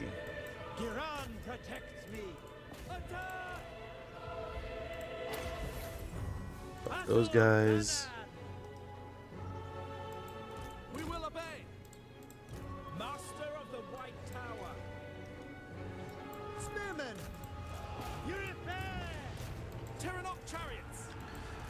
Okay, they're doing all right there. Let's get those archers in that direction. These guys over here. Orders received. Understood. High Law Master. Sword Master of Power. It shall be done.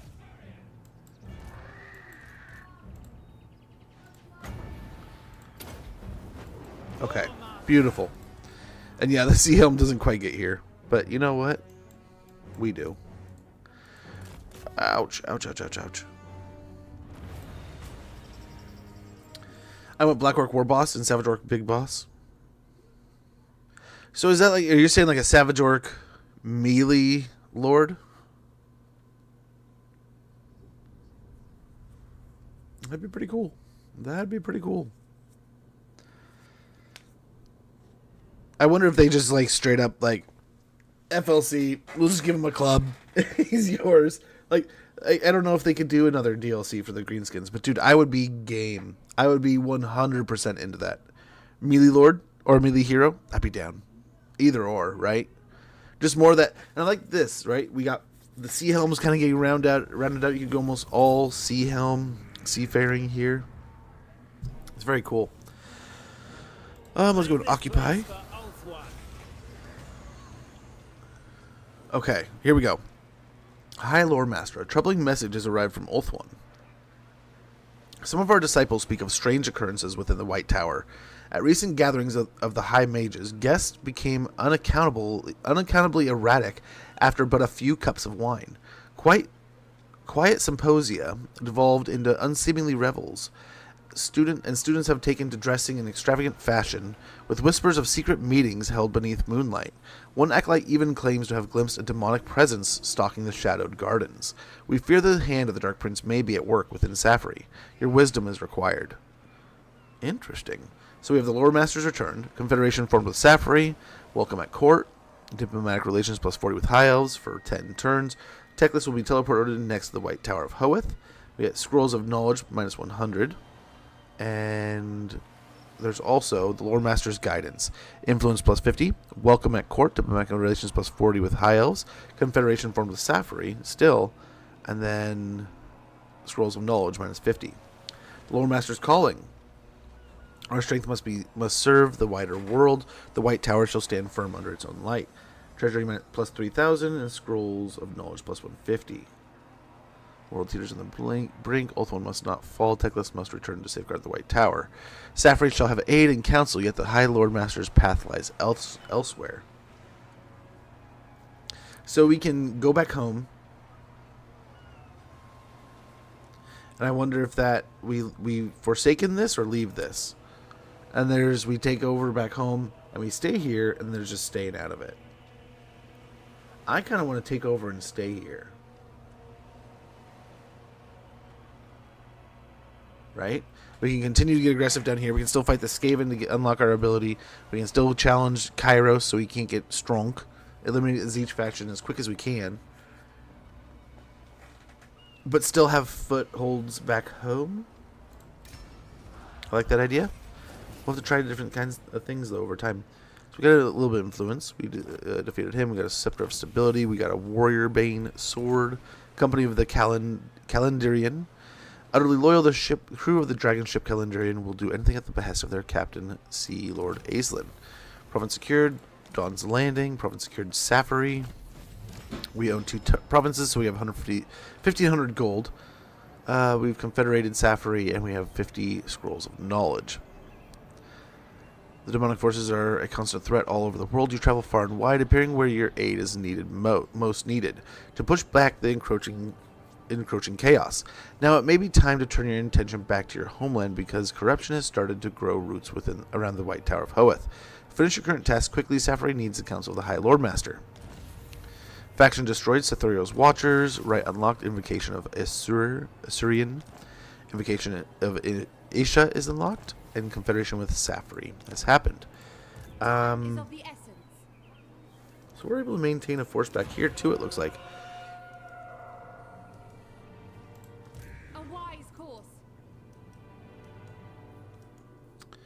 So I suppose the first step, go over here. Do we have any building that's creating this corruption, or is it just, yeah.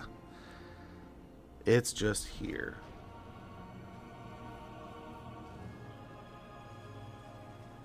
Rebellion in 6 turns, it says. The White Tower can upgrade. So first step, I think we build a nice little homestead here. We gotta start building up, right? In the end, that's a big deal. The White Tower of Hoeth. Let's build up here. So we could take advantage and get straight up into like some handmaidens. We could get some silver helms going. Get some elite infantry. But I think, honestly, so we have some money there. A garrison would be spectacular. Having that extra sea guard and the 2 sea helms, trailing spire for the armies in the regions, which is all right. But it will really be this. The stoutness that we can create from this settlement. We can also, I mean, get a hero going, increase our how much money we're making out of this by 10%. We probably want to build this up, period. Like, just one of the main things we want to do is get this promenade going, so we have better control and more influence per turn. Income generated 106, but when things get up and better, things are better operating, we'll get some better toys. We can also just throw in growth. We're making almost 200 gold from that and some trinkets.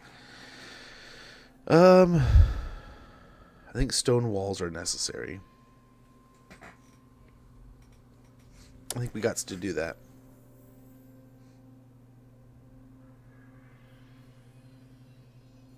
would be nice to get straight up into some sky cutters. That'd be wonderful, but I think, yeah, stone walls here. Let's go and get those going. Let's look at our territory down the Dawn's Landing, make sure we're doing all right down here. Again, we'll build a homestead. And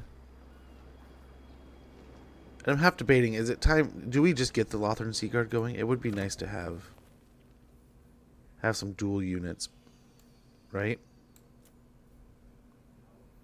Only cost us 2,000. Let's go ahead and do it, so we can eventually start getting some better units here. Teclis, High Loremaster.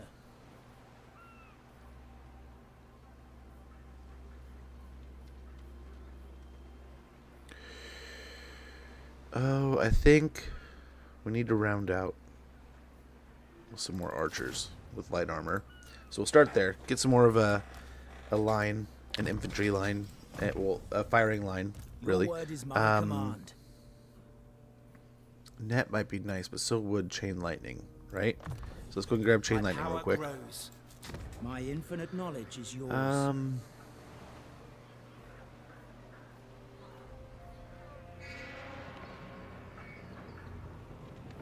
Let's do Banish Corruption for a little bit so we can get rid of the corruption as fast as possible. If we rebel, we're right here. We can back it up, right? Hell. No big deal. Tomorrow we continue. Double tempo, high. We'll get him going down this way just so he can make the Fortress of Dawn faster. And we're just going to spread out our cool troops here, I guess. I don't know. Look fancy. Up here, I suppose we're already increasing. Doesn't tell us our costs anymore. Raise Assyrian.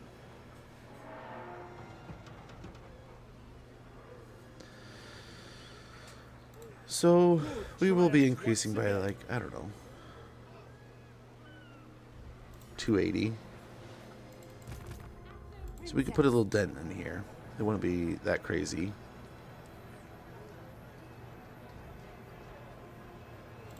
Maybe just because we have the dual start going right now, let's go a little cheap.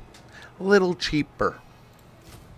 Pop down some more shields and some more archers. Maybe even, yeah, some ship's company here. Loyal servant. And we can continue to upgrade. And get more iron ingots, or we can get more money.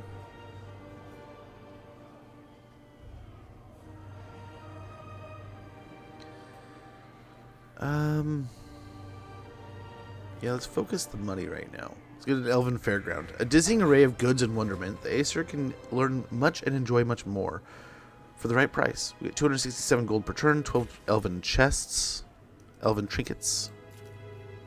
And then here's the same thing. Let's banish some corruption. Let's get that out of here for now.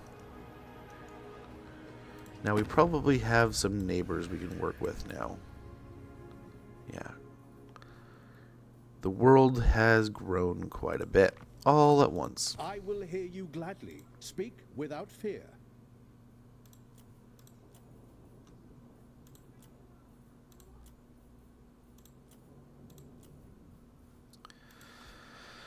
Go and sort that, and they'll actually pay me for it. That's kind of cool. Let's go over, see if she'll kind of take the same kind of deal. Very good. The time is now. Let your words be true, and your time here brief. Tor Evres expects. Yeah, we'll Maintain primarily current focus on the main lords that we're able to see and our meet here. liaison granted. On behalf.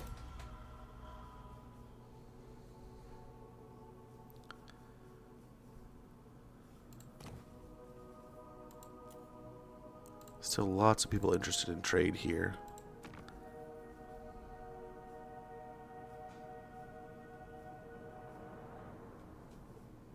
Yeah, some lizardmen friends would be nice. And knowing they're good at...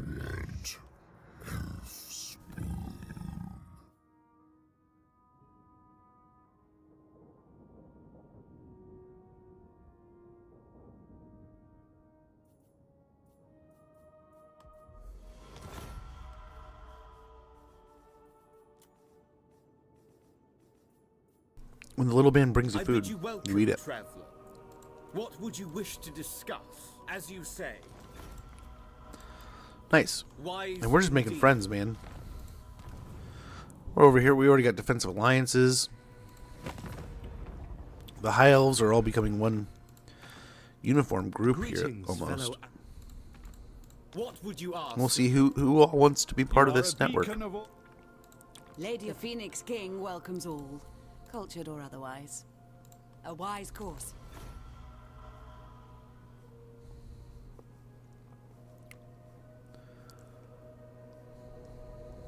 Okay. That worked out pretty well. Can I Worked out rather well there. We're friends with everyone. Ooh, and we got Patrons of the Realm.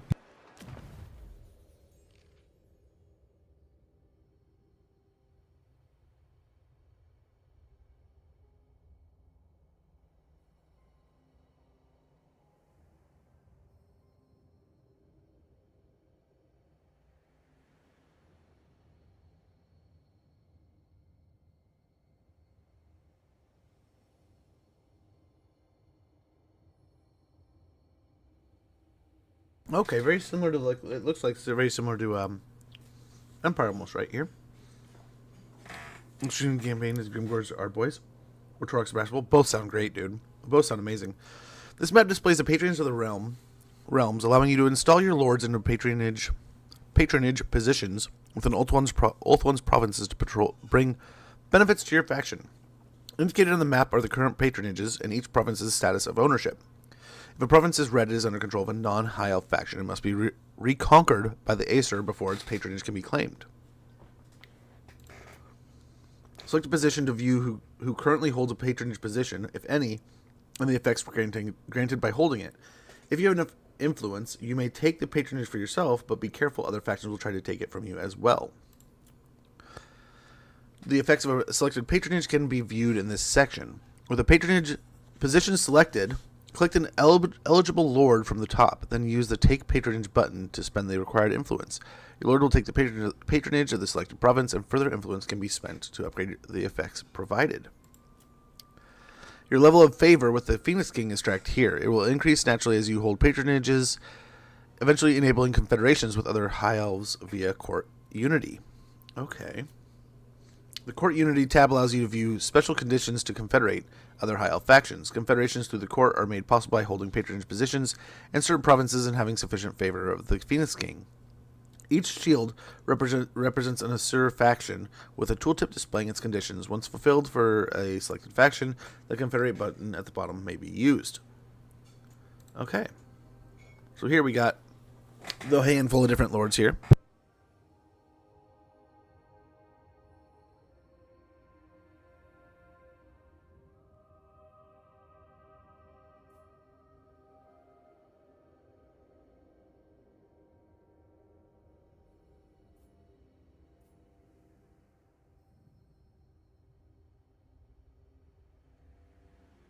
So you need 5 favor with the Phoenix King, and at least 3 elven colonies, and Aislinn will confederate with you.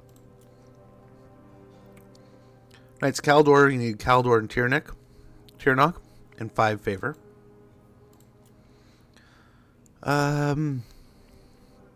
Develop your patronage to tier 3. Okay, so you just need to develop your patronage to tier 3 in the following provinces. And you can confederate them. Same here. Illyrian and Etain,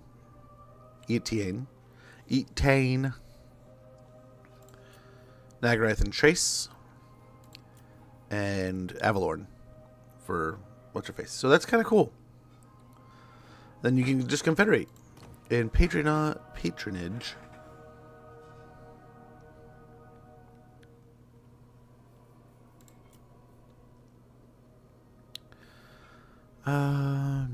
Threats. We can upgrade that.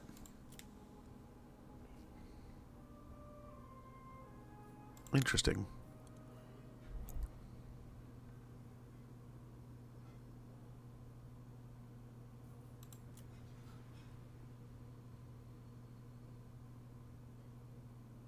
this can build up too, huh? Okay.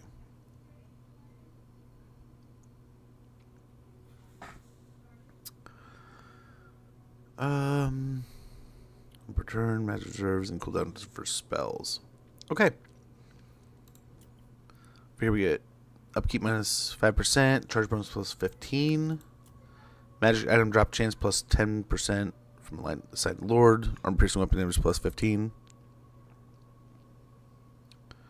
Ooh, and it builds up. Okay, so this is tier 1.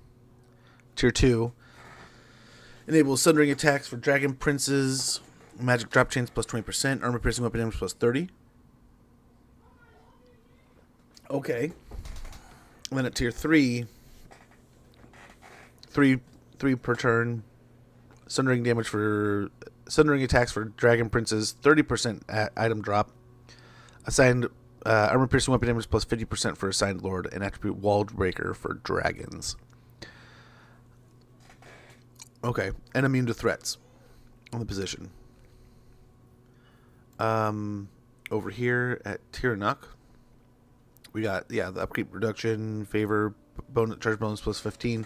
It doubles the charge bonus to 30 for the attacking lord. Enables flaming attacks for Tiranoc chariot units, upkeep minus 10% and 2 favor per turn. At tier 3, it is 3 favor per turn, upkeep minus 15% for the lord's army.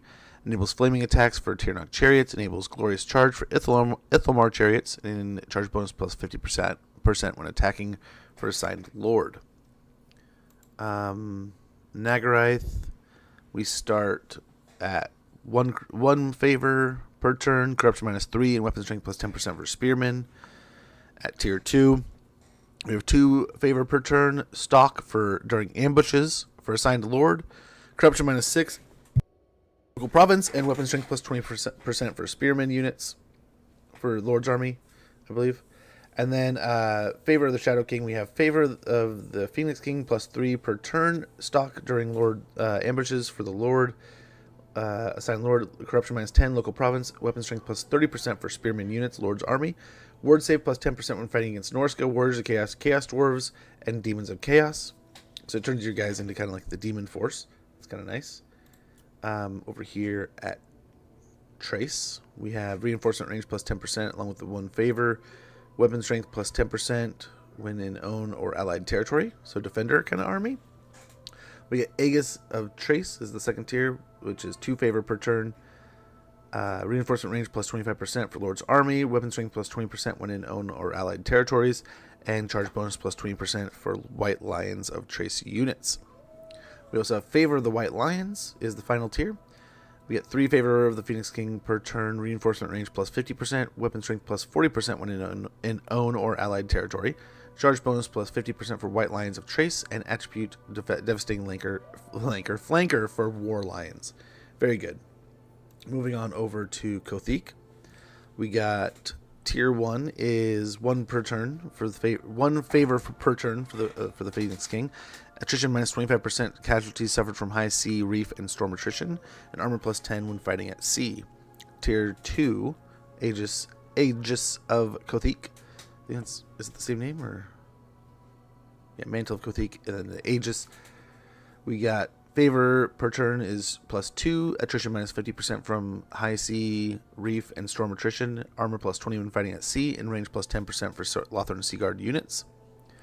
And then favor to the Sea Lords is 3 favor of the Phoenix King per turn, armor plus 40 when fighting at sea, melee defense plus 10, well, that armor is for the Lord, melee defense plus 10 for Oceanids and Sea Elemental units, Lord's Army, range plus 20% for Lothern Sea Guard units, and immune to high sea attrition, reef, and storm attrition.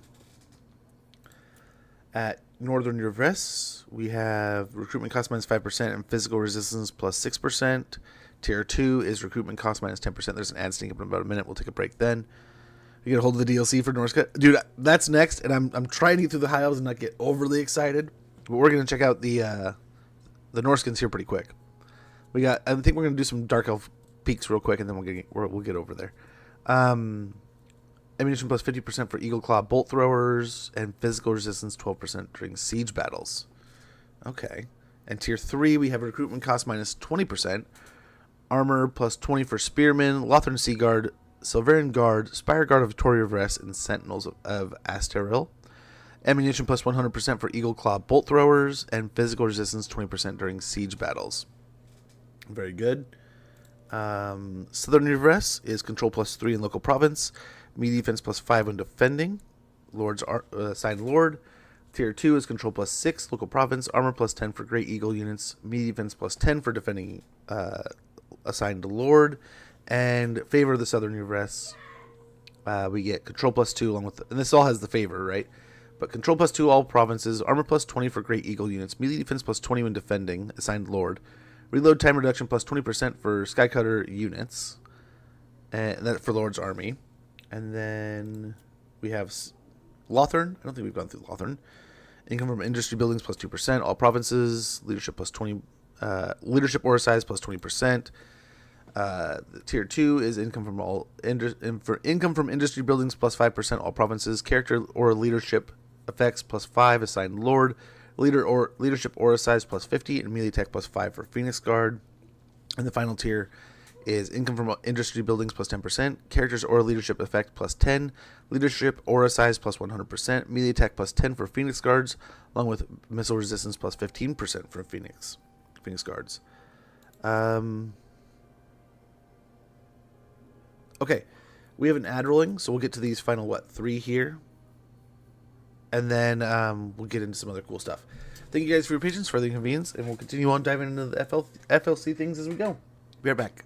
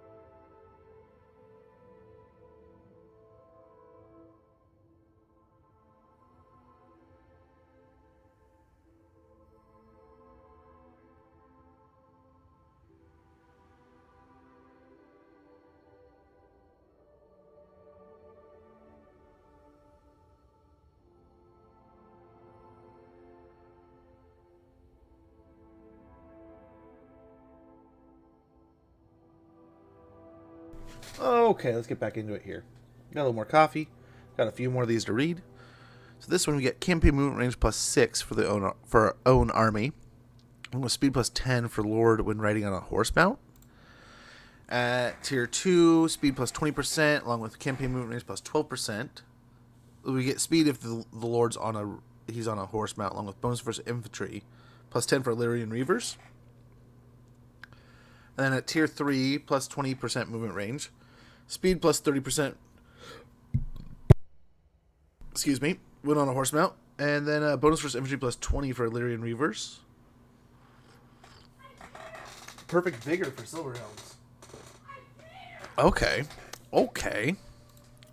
And then we got Avalorn here. We get ward save +3 during forest battles, casualty replenishment rate +3. And tier 2, casualty replenishment rate +6, missile strength +7% for archer units, along with ward save +8% during forest battles.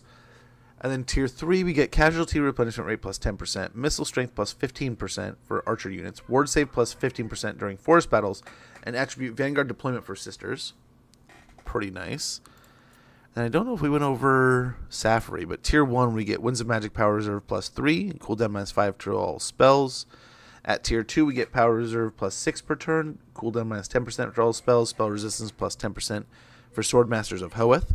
And at tier 3, we get Winds of Magic Power Reserve +10 per turn, cooldown -20% to all spells, spell resistance 20% for Sword Masters, and attribute Mastery of Elemental Winds. Very nice.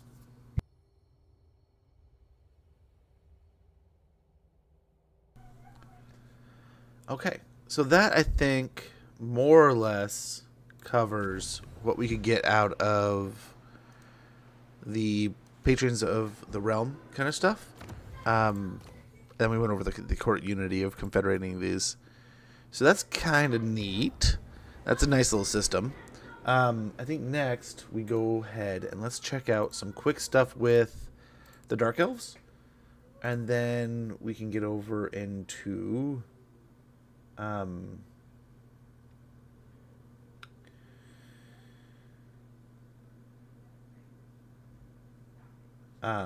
some other stuff. So we're going to do Dark Elves, Norsca, Slaanesh. That's the plan right now. Hopefully you're good with that. Hopefully you don't hate me for choosing that order, but I figured that would be a nice little slow descent into the Lords and stuff, right?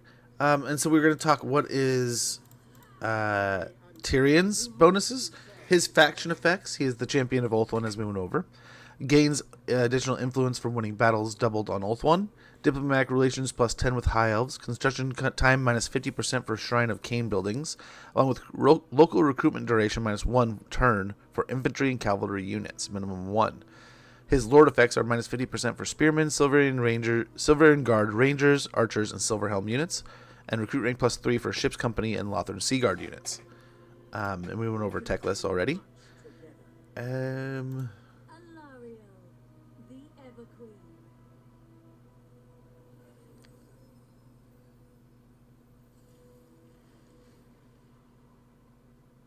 I don't think there's any major changes to Alariel.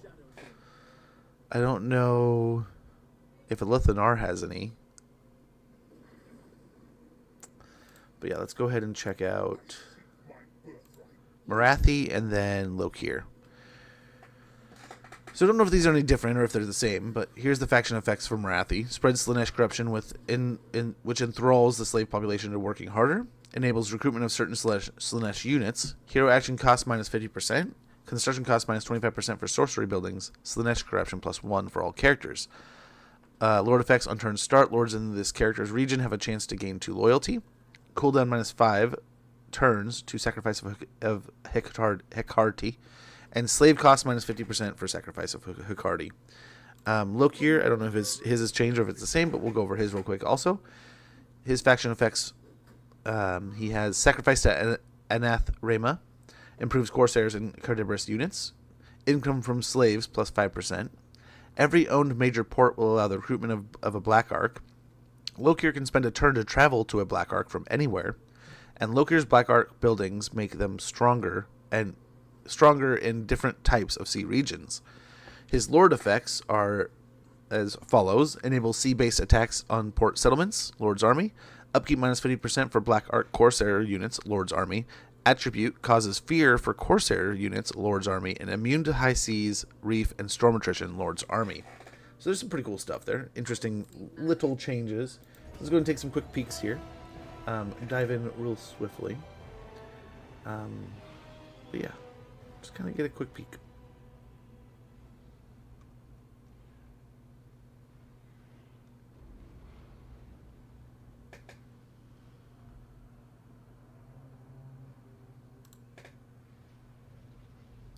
Yes, please. I think this will go pretty quickly because I don't think there's any like as in-depth stuff. We don't have to get a few turns in or anything. We just have to. We're just gonna look at the characters, check out if there's any changes to the tech tree, which I think they did that recently. So I can't imagine there's major ones, but really just check out her upgrades, what she has access to, and then we'll switch over to Loke here. There is no time for torment. Just sever their lives. Unthinkable. Cult of Pleasure spreads Slaanesh corruption wherever you settle to exert positive effects upon the slave population in your provinces. Capture slaves, recover greater bonuses from certain buildings, and enable instant building construction. Use diktats and sacrificial rites to maintain slave population and gain additional effects. Perform the sacrifice of Mathland, right, to enable the summoning of Black Arcs and make use of their unequaled invasion support capabilities. Construct the Shrine of the Widowmaker at the Shrine of Cain in Ulthuan to obtain the Sword of Cain, a supremely powerful but burdensome weapon. Yes, yes, yes. Well, of course. I mean, really.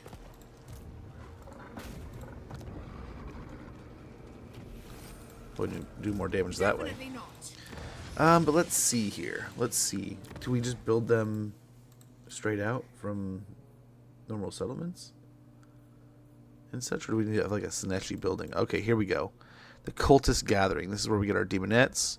We can get the Druki Anointed, Death Hag, and here's the Devotees of Slaanesh, and we can get Demonettes of Slaanesh also. So I think this is where we were able to get Demonettes and stuff before, but yeah, we can get some of those. I don't know there's many other tie-ins, right? But nice. So there's our Slaaneshi branch that you get along with the buildings in Marathi's campaign. Let's see how I don't know if any of our characters will buff them.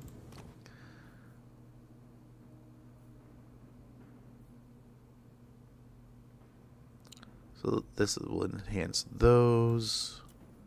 Tenacious.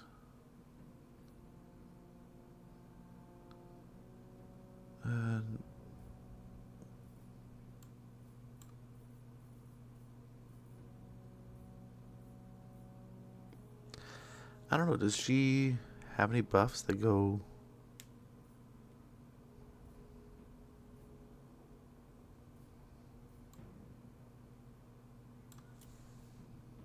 Here we go. Okay. So, and they're still working on it, as you can see. But it increases the speed, Slaanesh corruption, melee attack, and physical resistance for Demonettes and Devotees. So she does have a little bonus to them.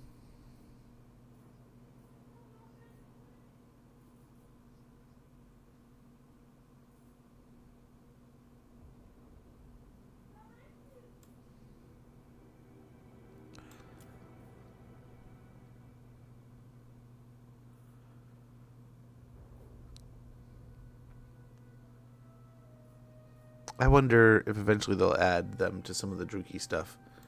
Okay. Okay. So I think that's all there really is here to Marathi, is her additions and upgrades to kind of go along with that, right? Just to kind of branch in the Cult of Pleasure a little bit into the Druki play there. Because from what I understand, they're not huge on it. It's very little bits. So very much as you can kind of see with the campaigns, like only Marathi really has access to anything Slaaneshi. It's not like all Dark Elves branch into Slaanesh. It's not like all of them are like, oh yeah, just because we love murder and we're like the slave lords of the fantasy world. Like, yeah, no, we don't really like love Slaanesh any more than like the next guy. We still hate chaos. I want to say like a little bit of lore I learned on that from a novel was like they found out a Slaaneshi cult and were like they like blew it up like you would normally, like, I mean, arrest situations here. So they were arresting as many as they could, but then there was also people of power that were like, okay, we're wisely coming to these people and like, hey, you know. But they were definitely trying to root the chaos corruption out of the Druki population, right? So it put a bunch of like characters on the run and stuff. Every skull that decorates this deck adds to my legend. Why should I not take yours? So I mean, we kind of went over it like in one word, kind of one sentence, kind of how this is a little different. Capture slaves, just as before. Occupy major ports to increase the number of black arts you can recruit and make use of their unequaled invasion support capabilities. Because I think it said and the more ports we have, the more black arts we can pump out. Perform the sacrifice anathema rite to improve your naval capabilities and gain other powerful effects, and then construct the Shrine of Cain. Okay. But one of the new things we can do here, I mean, we can't do it right now, but we could, we can take one turn to travel to any black arc, I think, in the world, right? Any of our black arcs. I don't know if it's just our main black arc, but I think it made it sound like any black arc. So if we're out, we're doing stuff, we're fighting the world, and we just want to be like, oh man, we're up here fighting some battles, but we need to be down here by like next turn. Boom. Booyakasha, we teleport. So that makes Lokir just that much more fun. It's already a fun campaign. We've played this a couple times, and I've had an absolute joy of a playthrough both times. But now we get the added bonus of we have some super enhanced mobility with Lokir. So I mean, I don't know that we really need to like go wildly in depth and be like, oh look at all this stuff. I mean, you kind of just saw. I mean, it's all nuts and bolts and right there in front of you, right? So, I mean, small additions, nice little touches, and also I believe he's on the short list of people. Him and Black Arcs are able to attack from sea, right? So how now you can have to land and then attack. Those armies, those factions are able to like, no, we're going right in, man. We don't care about that. So. We were talking about it. You were asking about it. Let's go ahead and jump on into Norsca, and as I said before, we'll wrap up with some Slaanesh here.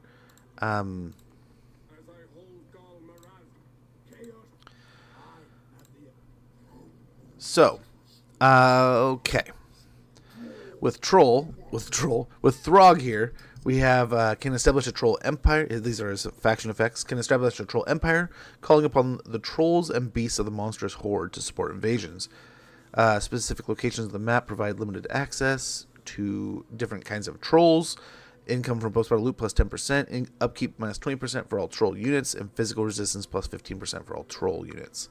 Lord effects. We have all units in Throg's army are immune to all attrition. Chaos Undivided plus 2. Local province. Like I said, Lord effects.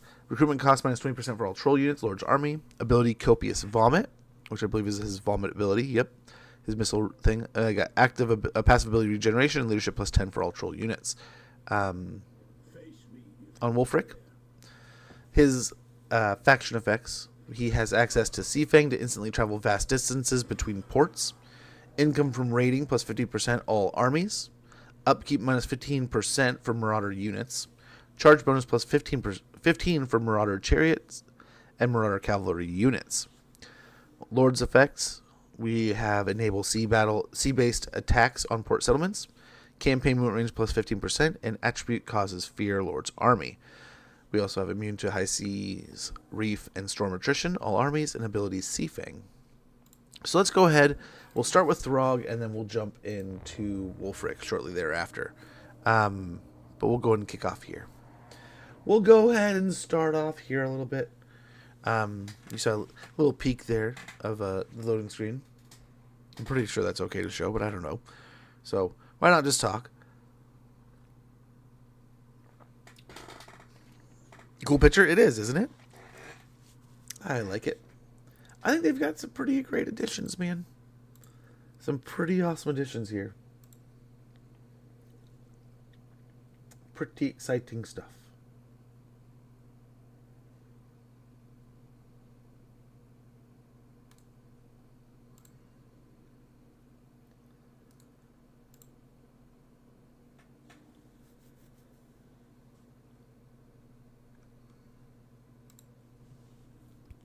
Okay. Okay. Let's continue on here. And we're checking out some Throg. And I think, as you can kind of get from what you were hearing, different places we can recruit different kinds of trolls.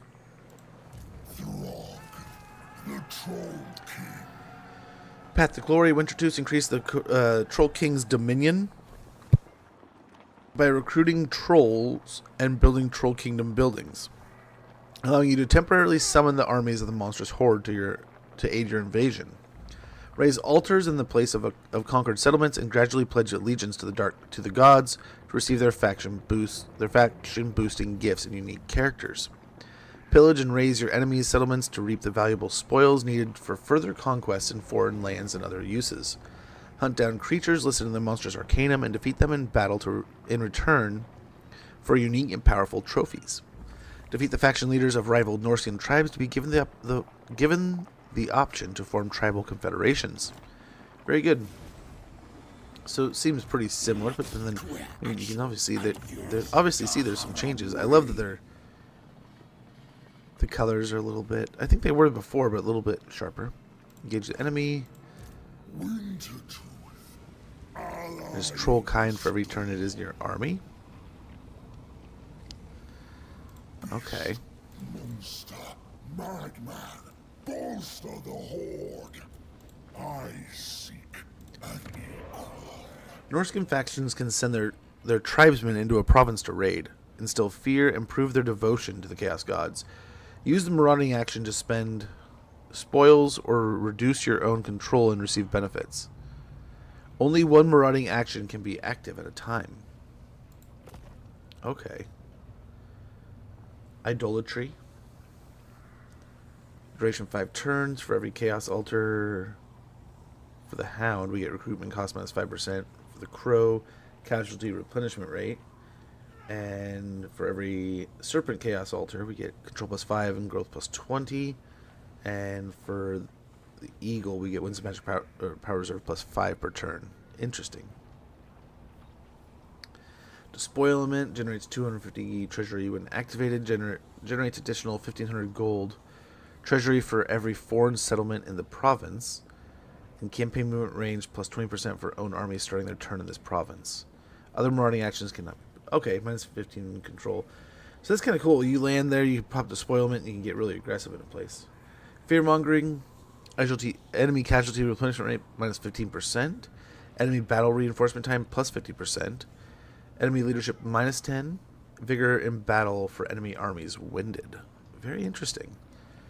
So right out the gate, we can kind of do something here, right?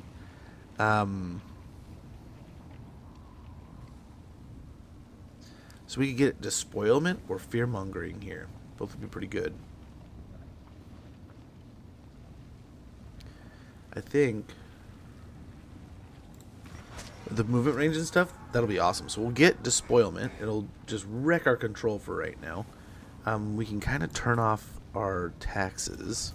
And then we're making, we made a little bit of money. We'll get really good movement. And then as we, yeah, we just got, what is that? 1,500 for every foreign settlement in the province. That's 3, so we got 1,500 times 3 right out the gate. It's pretty awesome. Ooh.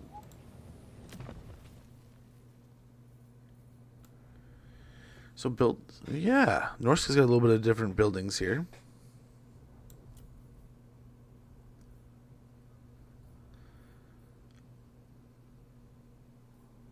Huh.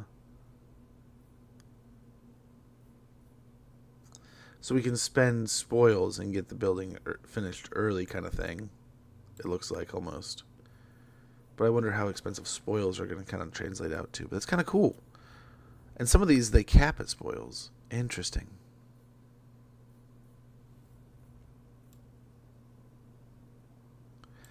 And we can see,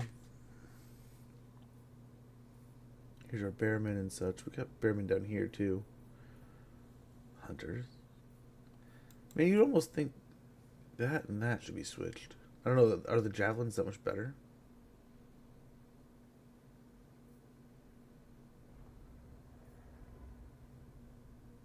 meh, little 50-50. But yeah, heck yeah. We got the Kurgan horsemen over here.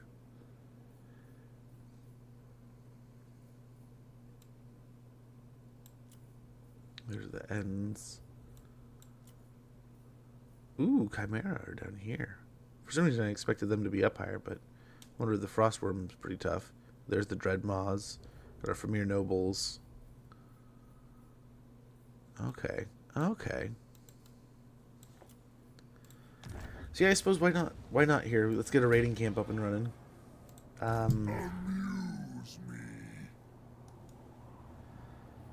And we got the tech tree. Let's check that out real quick.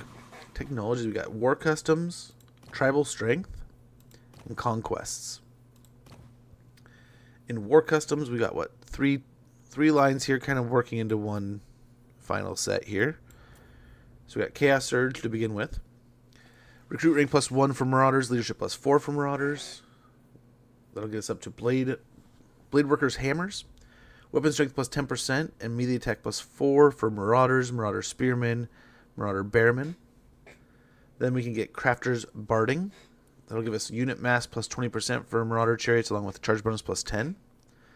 The other path that's available is the Axemaker Stone. Ammunition +15% for Marauder Hunter units along with missile strength +10% for the Marauder Hunters. We got Horsemasters Clinchers is the next one after that to round out the 4 piece. And that gives us reload time reduction +10% for Marauder Horsemen and Marauder Horsemaster units, and speed +10% for those and the Kurgan Horsemen. That'll unlock Metalworker's Anvil once we get those 4 finished. That'll give us armor +10 for Marauder Champions and Marauder Berserkers, along with melee defense +4. And then Champions of War gives Marauders 5% casualty replenishment, and once they reach rank 7, +10% physical resistance. The middle grouping, we have Natural Selection. Recruit rank +1 for and leadership +4 for Trolls, Famir Warriors, Skin Wolves, Ice Wolves, and Warhounds. The top of the 2 paths, we have 1 with Beasts, speed +10%, and charge bonus +10 for Norscan Ice Wolves and Norscan Warhounds. The next level from there, the next step, would be Blood Fueled Hunger. Vigor loss reduction -50% for Skin Wolves, along with 10% physical resistance. The bottom path, we have Elder Trolls, melee defense +4 for troll units, along with 5% or +5 bonus versus infantry. Occasional Appeasement would be next in the line, and that is 4 melee attack and weapon strength +10% for Famir Warriors.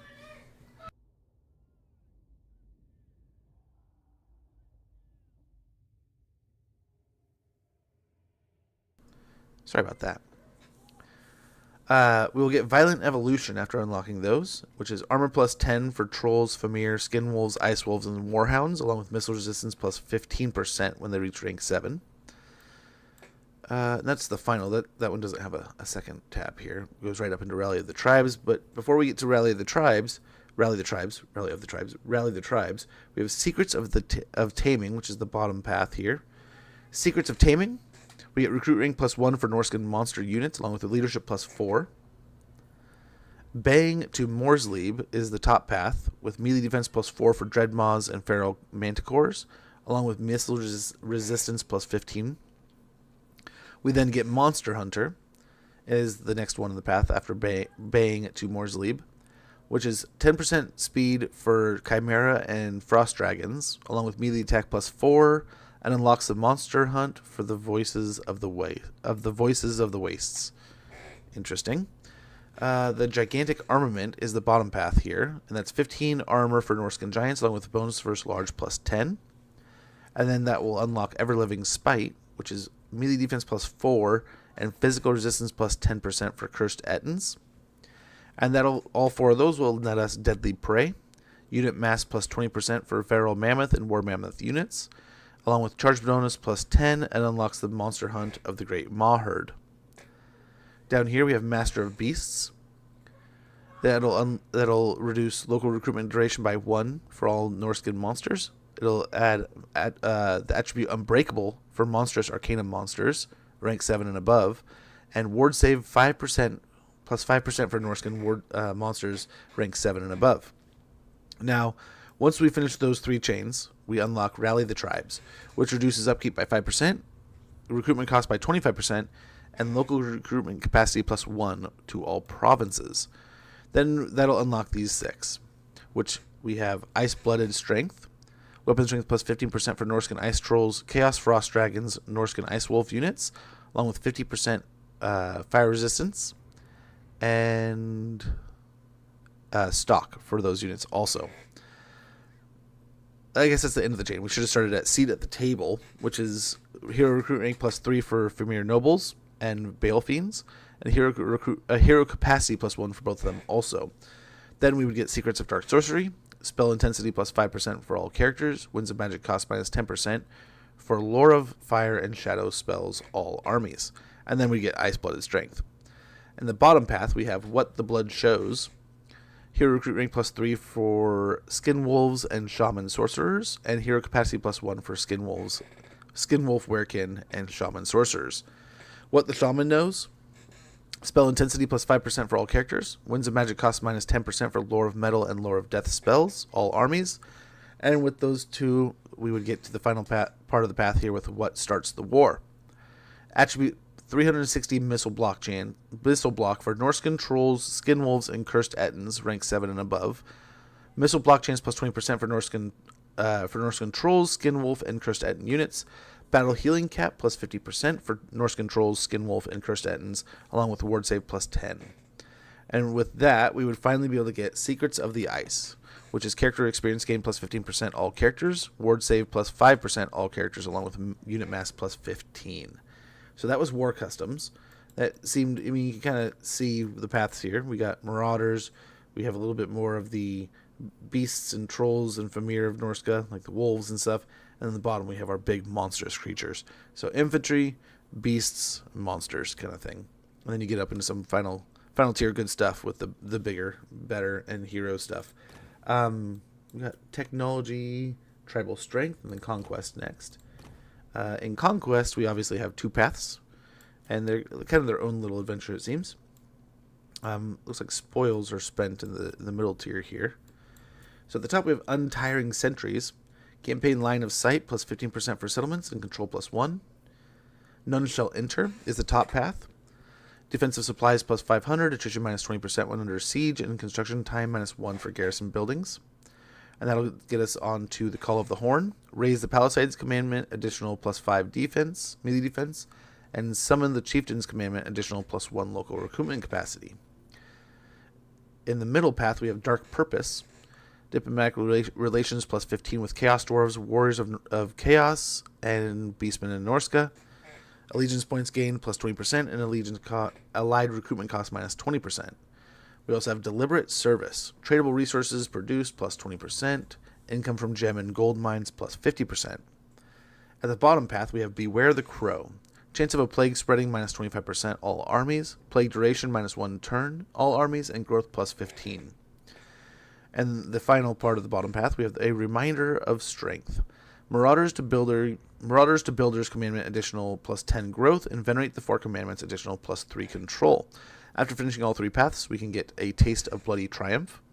Construction cost -20% for province capital settlement buildings, along with construction time -1.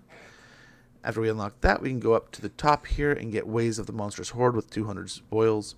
Population surplus +1 for newly captured settlements. Construction cost -50% for 50% troll kind for troll buildings. And remember, we're loaded in as Throg, so that may be a little different. But obviously a troll-based thing, right? With construction cost -1 for troll buildings. So that'll help us build our troll empire as Throg. Very, very key to our trolliness. So after getting Taste of the Bloody Triumph, we can get into the next 3 paths here, which it begins at the top here with the Rousing Advantage. Construction cost -20% for ports, and construction time -1 for ports also. Longer Holes is next. Income from ports +15%. After using Pillage and Raise, the Pillaging Force is summoned with an additional 3 units. Interesting. We got Eyes of the Four is the center path. Diplomatic Relations +15 with Demons of Chaos, and Chaos Undivided Corruption +2 all provinces. We have Under Their Gaze, Population Surplus +1 for newly captured settlements. And the bottom path we have war tools. Construction cost minus 20% for military recruitment buildings, and construction time minus 1 for military recruitment buildings. And tools of war to finally finish the third path. And we got income plus 10 for economy buildings and control plus 2. And then the final part here we have those who are seen. Once we finish all 3 paths, we can get Lord recruit rank plus 3, hero recruit rank plus 3, and hero capacity plus 1 for all heroes. So that's kind of nice. Nice little touch-ups there. We got Saga of the Stars in the bottom path here. Campaign movement range plus 5%. Campaign line of sight plus 15% for all characters. The top path of the bottom grouping, we have Scourges of the World. Vigor loss reduction minus 50% when defending. Control minus 5 in enemy provinces where an army is present. And income from raiding plus 30%. The second technology in the top path we have here is What is Taken. Post-battle chance of stealing a magic item plus 15%. Income from post-battle loot plus 10%. And magic item drop chance from battle plus 15%. So very, very lootery. Very Viking-y. Taking the stuffs. We got the Wanderers. Attrition minus 25%. Casualties suffered from all attrition. Battle reinforcement time minus 25% all armies. And reinforcement range plus 25% for all armies. Very nice. And the second middle path technology here, we have global recruitment duration minus 1 for all units and global recruitment capacity plus 1 with Sea Marauders tools. The bottom path we have Norsca Hunter traps, which gives us ambush success chance plus 15 and ambush defense chance plus 25%. The final of the grouping here, Secrets of the Northlands. Hero action success chance... hero action cost minus 25%, hero action success chance plus 10%, and enemy action success chance minus 10%. Then with those 3 finished, we will get Stronger Oars, campaign movement range plus 5%, vigor loss reduction minus 25%, unlocking the ability to get the technology Loyalty to Royalty with 200 spoils, which is unit capacity plus 2 for Battle Trolls, Chaos Trolls, Armored, River Trolls, and Stone Trolls. We have recruiting plus 2 for Norscan Trolls and Norscan Ice Troll units, and Call the Monstrous Horde plus 2 additional units summoned. Very good. We have Secrets of War and Coin. Casualties captured post-battle plus 15%. Income from sacking settlements plus 10%. So this will be the top of the path here of the 3. And the final top path technology is Corpulent Sales. Income and spoils from pillaging settlements plus 20%. After using Pillage and Raise, the pillaging force is summoned with an additional 3 units. Down in the middle path, we have Butcher's Captives. Casualty replenishment rate plus 5% and unit experience gain plus 10%. Next, we'll have Sail with the Waters. Armor piercing weapon damage plus 50 for embedded heroes, along with melee attack plus 5 and melee defense plus 5 for embedded heroes. And the final bottom path here, we have Winds of the North, which is Winds of Magic Power Reserve plus 2 per turn, all armies, along with Magic Power Reserve capacity plus 10 for all armies. And finally, we have the fourth Fold Voice. Miscast base chance minus 25% all characters, and passive ability Chaos Conduit for all spellcasters. Seems pretty nice. Plus 20% power recharge rate infinitely. And then finally, after researching all that, we get the Hound Watches, which is hit points plus 10% for all characters, wound recovery time minus 2 for all characters, and passive ability the Hound's Gaze for all lords. So they have the passive ability that increases with each nearby death, which starts at 0 but works its way up to 20% base weapon damage, armor piercing weapon damage plus 20%, and leadership plus 6. So that's pretty gnarly.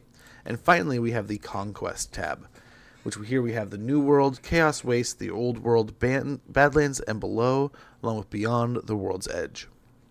So here we'll start with the New World. We have Devastation of the Dark Elves. So this is all. So what we have to do is capture the territories here. So this was also in the last technology tech tree, but this is a lot more spread out. Like I said before, this is a lot easier to get through. You know where you're at. Your different tabs tell you what you're doing. Different areas tell you what you're getting at. You can kind of linearly follow the path along, and I like it. But here, this whole tab is all about capturing these different territories, right? So we got Tor and Chair. We got win 10 battles against Norsca, win 10 battles against Khorne, Win 10 battles against Beastmen. Win 10 battles against Zeech. So you're obviously going out and hunting some stuff here once in a while, right? That's kind of nice. Kind of nice. Maybe get used to farming some places. But yeah, here we have take Nagarond, and we get Devastation of the Dark Elves. Income plus 20% for economy buildings. Armor-piercing missile damage plus 4 all armies, along with missile resistance 20% when fighting against Dark Elves. Next, we will have the Butchering of the High Elves, which is available if we occupy a Lothern. We'll get Winds of Magic Power Reserve capacity, or Power Reserve plus 2 per turn, all armies, and attribute Glorious Charge when fighting against High Elves, along with Hero Recruit Rank plus 3. If we're able to take the Awakening from the Vampire Coast, there's an or. So win 10 battles against Dark Elves, or occupy a Nagarond. Win 10 battles against High Elves, or occupy a Lothern. Win 10 battles against Vampire Coast, or occupy a Awakening. I love that.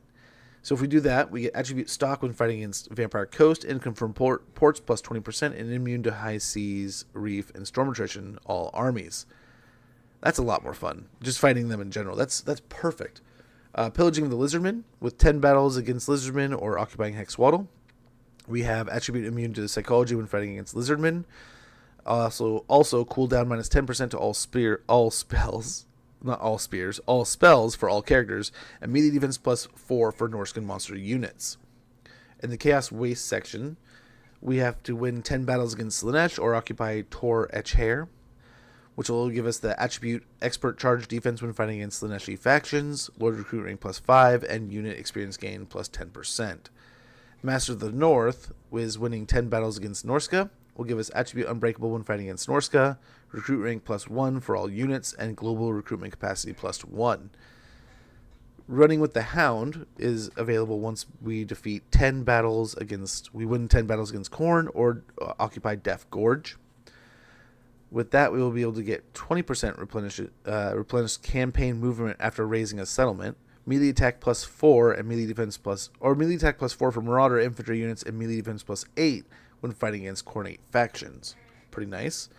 The Beastmen, hunting the Beastmen, this one we just have to win 10 battles against Beastmen, no territory. When fighting against Beastmen, enemy units in force are revealed regardless of distance. We get 5% more campaign movement range and ambush success chance plus 20%.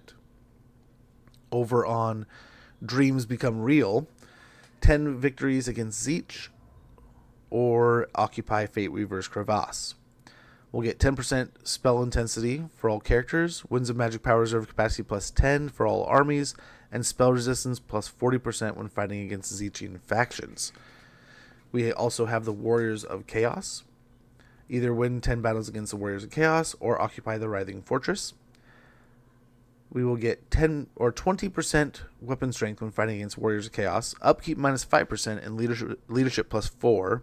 And finally, we have the Cold and the Crow, which is either occupy Dragonfang Mount or win 10 battles against Nurgle. We'll earn attribute immune to contact effects when fighting against Nurgle, and casualty replenishment rate plus 5%, along with physical resistance plus 10% for Norscan monsters. In the center here, we have the Old World. Win 10 battles against Bretonnia or occupy Corone. We'll get Destruction of Bretonnia. That'll give us attribute charge defense first large when fighting against Bretonnia. Speed plus 10% for Marauder Chariot and Marauder Cavalry units. Charge bonus plus 10%. And then we have Burning of the Wood Elves. Win 10 battles against the Wood Elves or occupy the Oak of Ages. Speed plus 10% when fighting against Wood Elves. Reload time reduction plus 15% all armies. And attribute Strider for Norscan monster units. Very nice. We got Raising of the Empire. If we take Altdorf for win 10 battles against the Empire, we get attribute causes fear when fighting against Empire. Income from sacking settlements plus 15%. And after using Pillage and Raise, the pillaging force is summoned with an additional 3 units. So it sounds like you can really build up this pillaging force pretty quickly. And some of these buffs seem really, really good. And some are like, oh, okay, that would be helpful. I can see the uses there. But some of these are like, oh, man, you're really going to want to kind of try to find places to fight these guys. Ruination of the Vampire Counts. Win 10 battles against Vampire Counts or occupy Castle Drakenhof.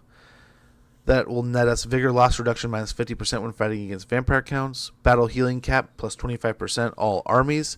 And Hero Capacity plus 1 for all heroes. Dang. Desolation of Kislev. Win 10 battles against Kislev or occupy Kislev.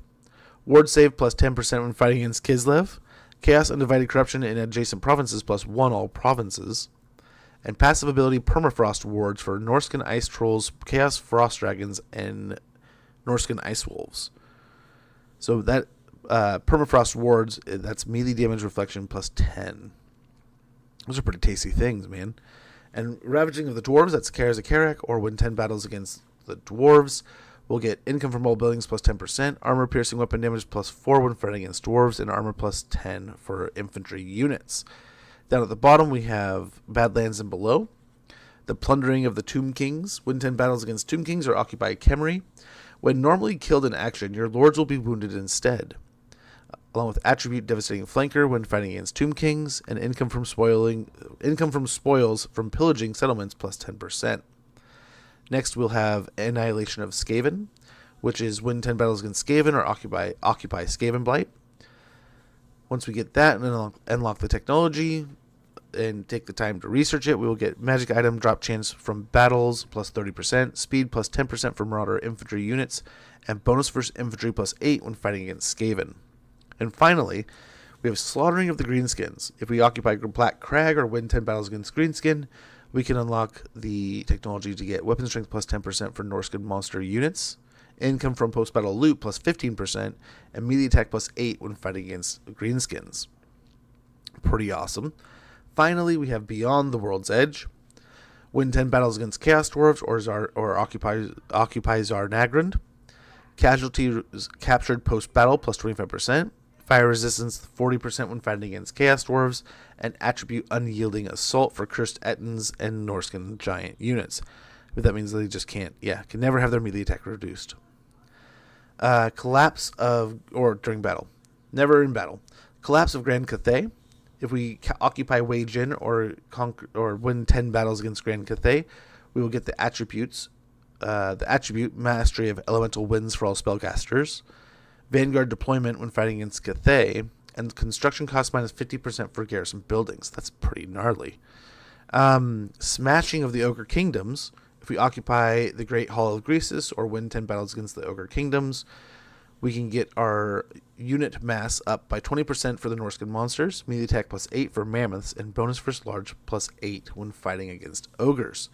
So some pretty awesome upgrades. Now you have to put in some time here, right, to a lot of these, or just go grab the main area, right? But otherwise, yeah, that's some pretty cool stuff. Now you can see these are all still here, right? Build up your allegiance. What do we got here? We got Call the Monstrous Horde. Add 3 trolls and monster units to a targeted lord. Ooh. Looks like it builds up. So we got tier 1 here. Recruit rank plus 1 for all trolls and all armies. Increase the Troll King's Dominion by constructing troll buildings in your settlements. You get up to tier 2 here. Unlocks Call the Monstrous Horde. Temporary units granted targeted lord plus 6. Upkeep minus 3 for all troll units, all armies. Recruit rank plus 2. And leadership plus 6 for all troll units. And we got 3. If we get up to 40, we get plus 9 temporary units granted. Upkeep minus 6% for troll units, along with recruit rank plus 3 and leadership plus 8.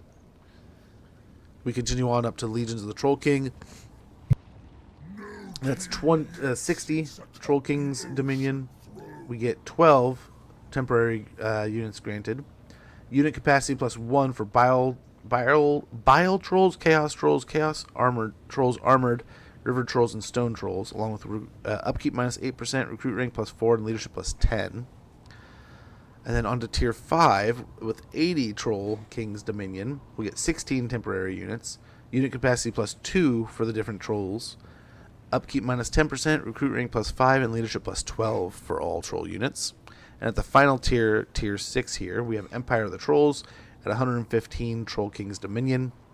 We'll get 16 temporary units granted, 4 plus 4 capacity for the different types of trolls. Upkeep minus 15%, recruit rank plus 6, leadership plus 15, and attribute Perfect Vigor for all troll units, all armies. So that's pretty awesome if you ask me. Yeah, holy cow. That can get out of hand quick. That sounds quite fun. So, more of the troll buildings. So, I mean, it sounds like almost every place you go, everywhere you get rolling, Is that the building you want to be building? Or is this the Troll Kingdom? Troll Grotto? So, a cave sought out by heroes and monster slayers alike, yet it makes a troll's dinner out of most of them. So it's income, growth, and dominion. And it provides a garrison. Very nice.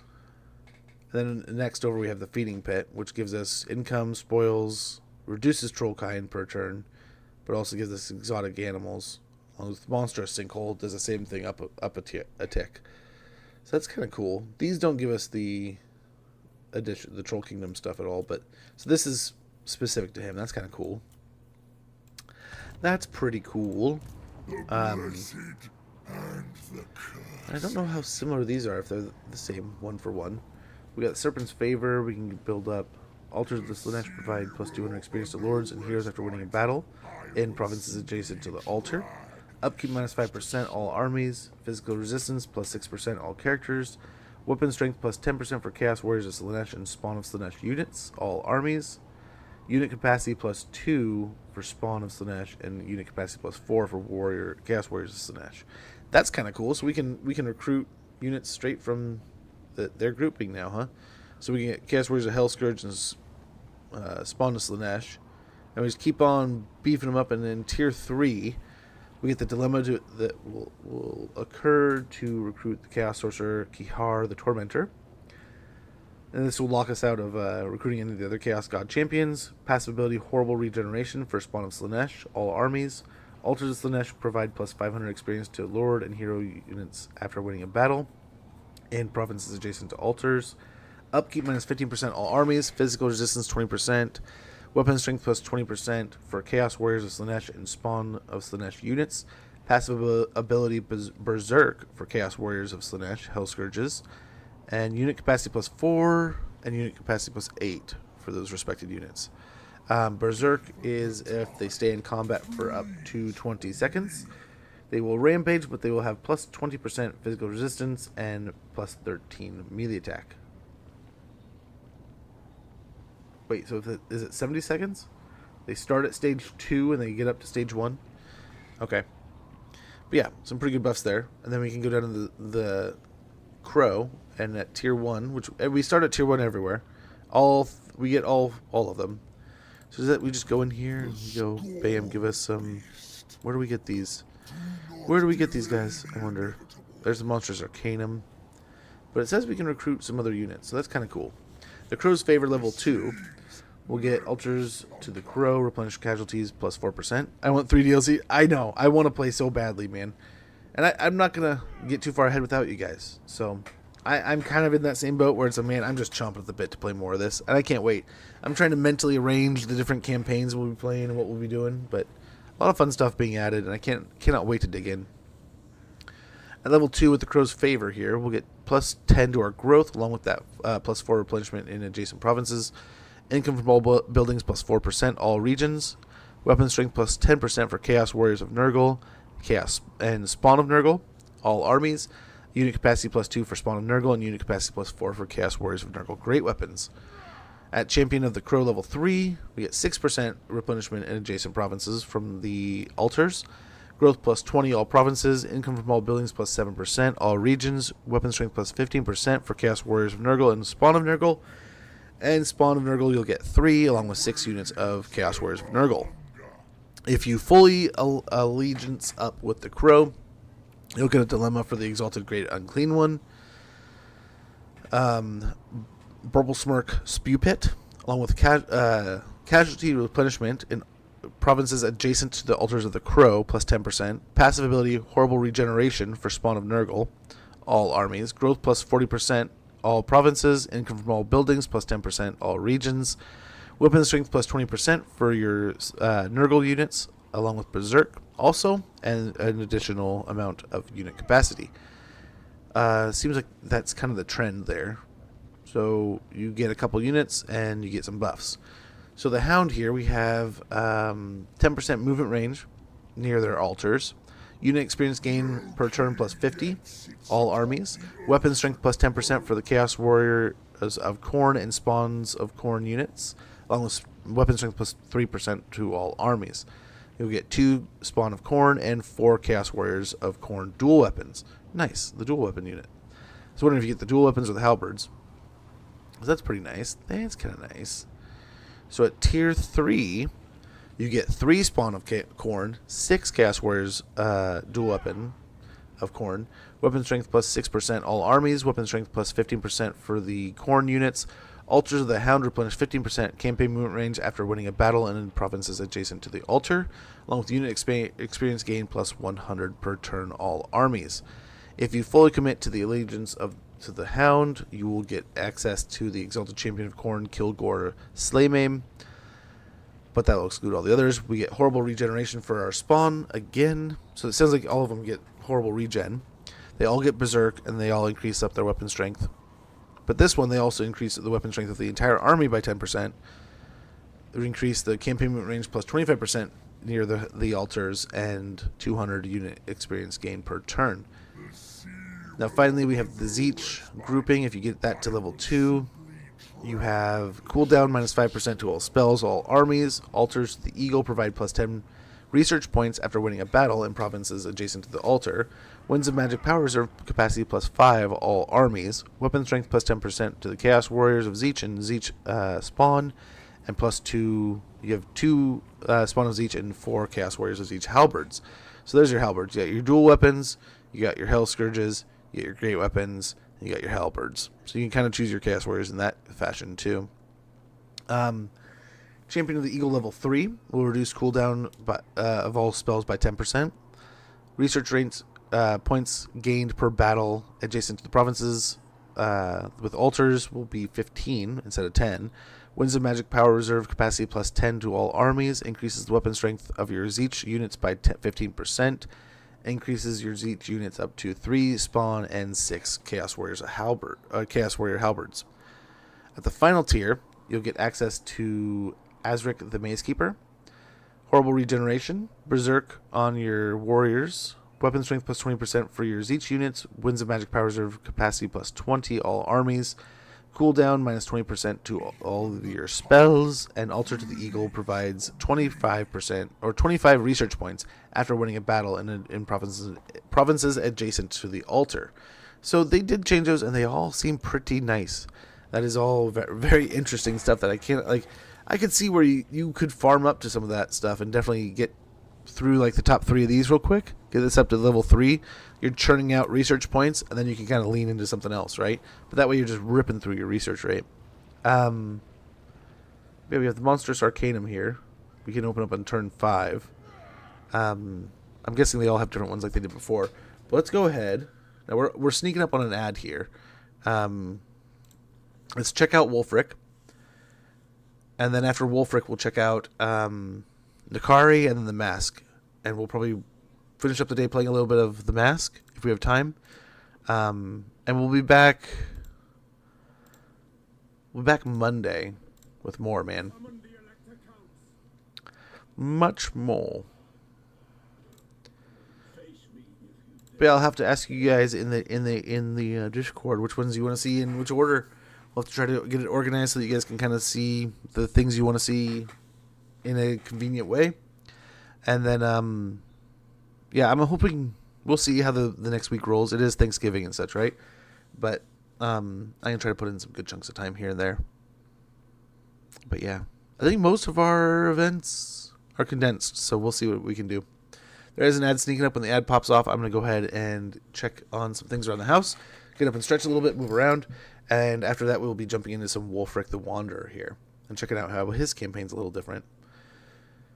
But that's interesting. We can get a nice little like there's legitimately a monstrous horde going with Throg now. There hasn't been a single one of these campaigns we've checked out that I do not want to just dive in and spend the rest of the afternoon playing. So it'll be interesting to see these as we go.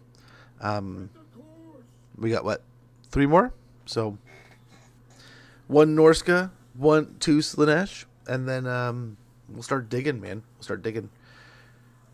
But yeah, just gotta wait for this ad to pop, and then we'll get into Wulfric stuff, and we can talk more about that. we can kind of talk until it pops. But we got Path to Glory. Use Wulfric's enchanted longship Seafang to instantly travel vast distances between port settlements, taking nearby forces with him. Oh, that's kind of cool. I wonder if like this whole immediate area just like takes everything over there. But that's what I've been waiting for from Wulfric. There's the ad. I don't want you guys to miss anything. We'll be right back here in a minute.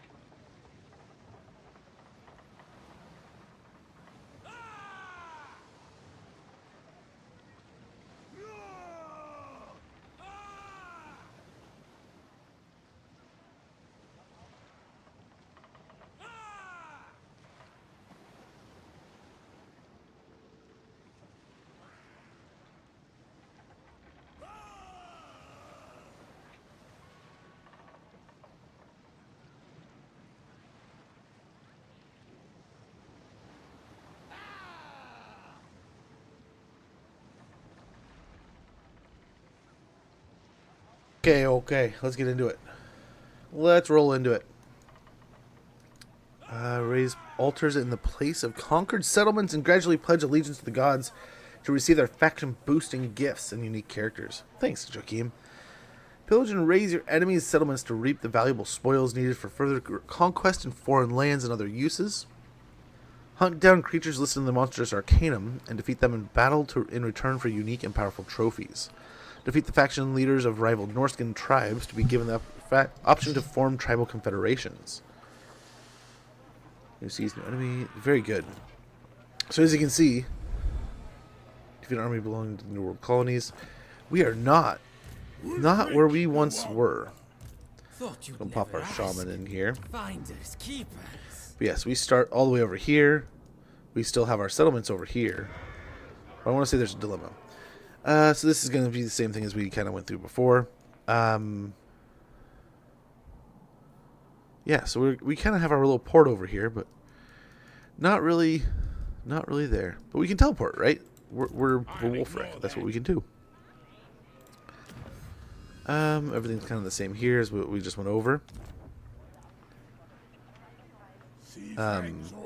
We don't have, as you can see, no monstrous horde stuff. The Monstrous Arcanum, but as you saw, we can teleport between ports here. Seafang ready. Wolfric is near a port settlement and is able to utilize Seafang. Is available for fast travel between any visible ports. Armies within Wolfric's area of control can board the ship and journey with his forces. Ooh. So anything in this bubble can teleport with him? That's cool. That's cool, man.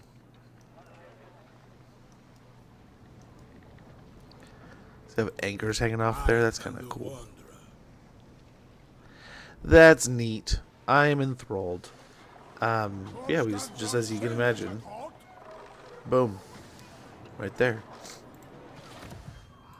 So we didn't really look at Throg's tree to see how much it changed, if it changed. Okay, so we still got the Worm Piercer. Nice discouraged effect.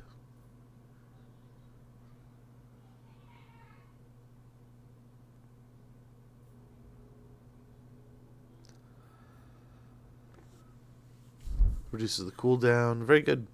Very good. And then otherwise I think it's pretty...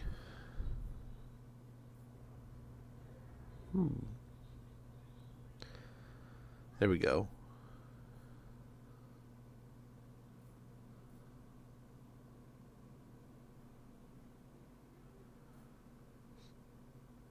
Bonuses to the Skin Wolves and the Mammoth still.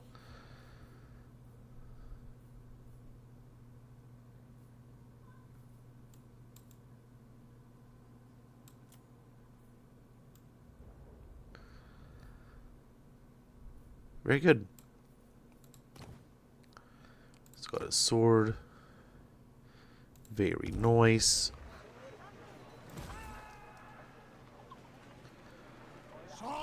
Yeah, and all those are the same. Yeah, let's hold on. Ooh, we're flying to the north. Let's hold on. Let's load up Throg real quick. And see what his skill tree looks like. See how different his is. But yeah, so Wolfric, obviously, I mean, we're starting over in fighting the what is it? The New World colonies or whatever, over near Skeggy, I'm guessing. Oh, I don't know if Skeggy's nearby or if that's something was north of us, I think. But yeah, that's kind of cool. We get a nice little dual start there with Wolfric too, going to Lustria. And having the ability to really any visual port. Anything you can see with a port, he can go there. If that's the truth of the matter, oh my gosh, you're going to be jumping all over. I wonder how long the cooldown is, though. We didn't really check into that, did we? We found that we could reduce it, but other than that, yeah. Throg, the Troll King. So we got Lord of Beasts, control +2 all provinces, leadership +12 for all trolls, Famir, and Skin Wolf units. Upkeep -10% for all trolls, Famir, and Skin Wolf units. Lord's Army.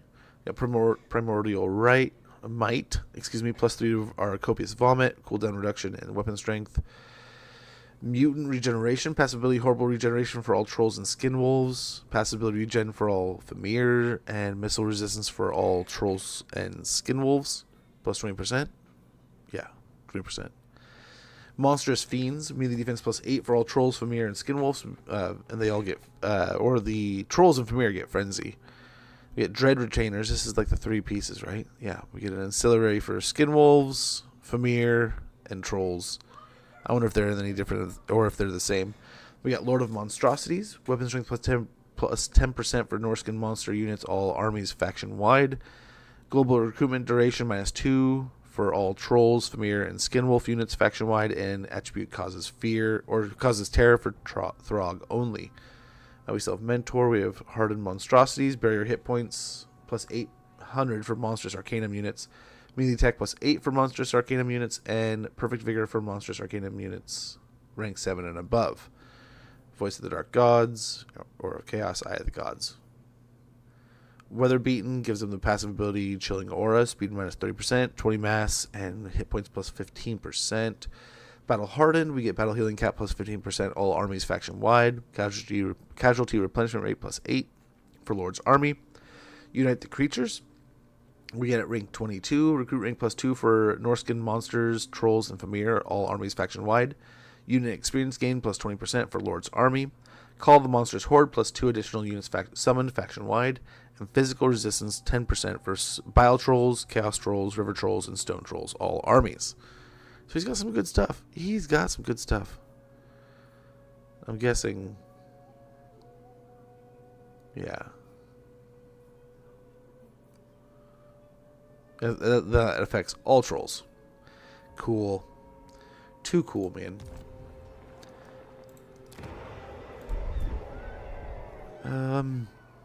I can't get them yet. But can we get...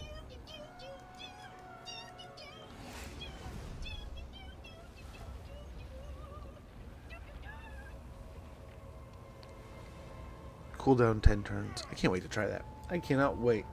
But okay. Okay.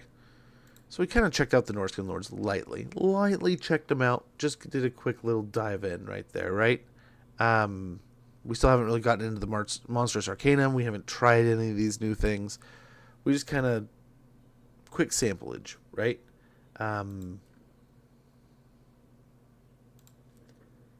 As I said, we'll dive in a little bit more coming throughout the week if we have time. I want to cover everything, and then we can kind of get into playing a little bit, right? Now we're kind of missing some stuff like, I mean, Techless, 40 influence, we could get that in a couple battles, right? This Monstrous Arcanum, I mean, turn 5, like, must be turn 5. We can get in that a little deeper in the next week. That might be a little something to aim for that.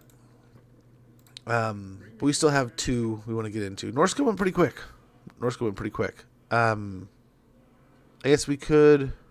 Actually, before we get started there, do we want to go a little deeper into the building?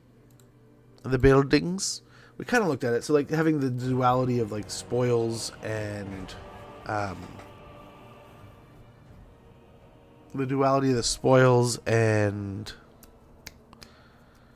like, building it normal, right? With the normal money rates. That's kind of nice. But, like, I wonder if you're going to be sitting there sometimes with, like, oh, I don't want to spend my spoils on that. But it might be that much quicker. What, right? I like the choice that they put in some of these things. But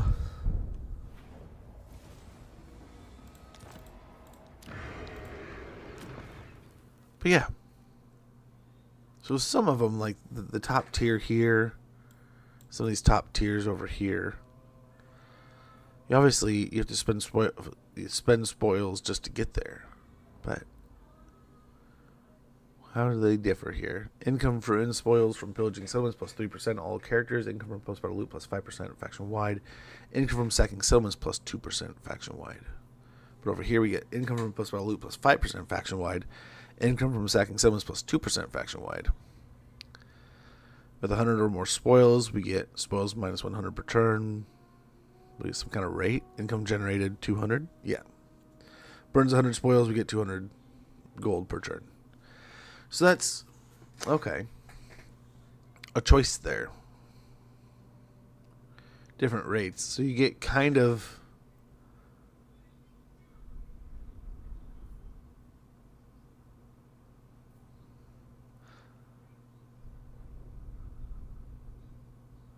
So this is like you want more spoils, you need more spoils, you build a bunch of that, right? Whereas here you have too many spoils, you're overloaded in spoils. I get that. There you go. More options. Nice. Dark Furnace. Recruitment cost minus 25%. Build Marauders quicker and stronger.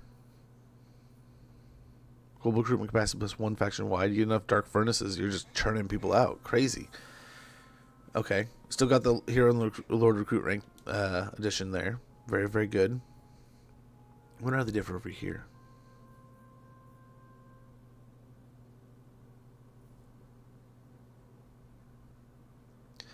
Nice. So this is just like your average little upgrade stuff, and then over here it's like it's better. It's got better research rate. Condenses the hero capacity additions. And better winds of magic, right? But again, you're spending spoils instead. But all armies get 1% weapon strength. That's kind of cool. It's sort of like you have your own pocket area of getting those like bonuses from different settlements and stuff. You just build them up in your own settlements. Kind of same thing here, eh? Bonuses, we get missile resistance, local recruitment capacity, duration for monsters reduced. Over here, we get the campaign movement range minus 10% for enemy armies starting their turn in this region. Income rating plus 3% all armies. But then you get this one, it's income rating plus 3% all armies. Campaign movement range. Is it the same? Is it the same? It's the same.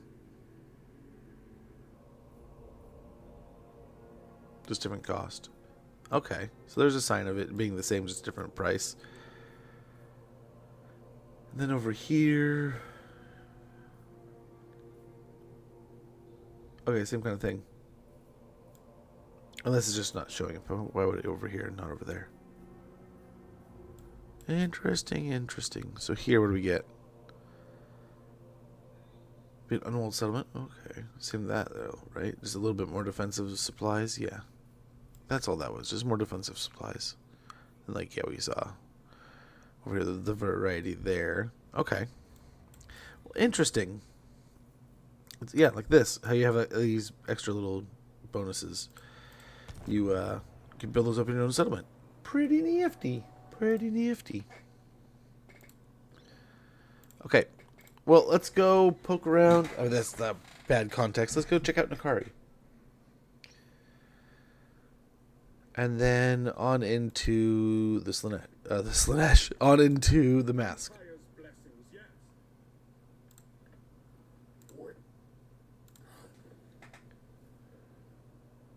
Alrighty.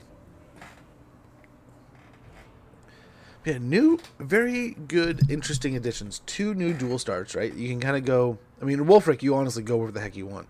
Exactly as we kind of talked... every time we played Oxy, it ended up talking about Wolfric and how it's like, man, all this neat teleportation stuff, and Wolfric really should have some kind of teleportation. And I am super interested. He can just group up a bunch of armies around him and just drag them around the world. Like, that is amazing. And just like in the book. Just like in the book. I mean, in the book, I think he's got to go in, like, the mists or something, right? Like, he knows he's got to go. He gets, like, where his heading, or the idea of, like, I got to go kill this person. And he just knows that, like, basically the mists will be there, and he'll drive the boats in the mist, and they'll drive in the mists until they come out, and the other end of the mists is going to be where they need to be. So, that's kind of cool. In the book, he would just have the boats would come with him. I want to say, like, there was a parts where, like, things of chaos would come up out of the water and attack him, but it wasn't like he could lose them in that way, you know. Gather devotees throughout your campaign to spend on pleasurable acts that benefit your home regions, or proliferate cults to debilitate foreign lands and earn more followers. Seduce enemy units before battles to have them join your side for the battle durations. Take your forces into the areas of Take your forces into areas of sufficient Slaanesh corruption and raise disciple armies to support your invasions. Defeat enemies and perform successful hero actions to give enemy characters gifts of Slaanesh that impose negative effects upon them and can earn you more followers.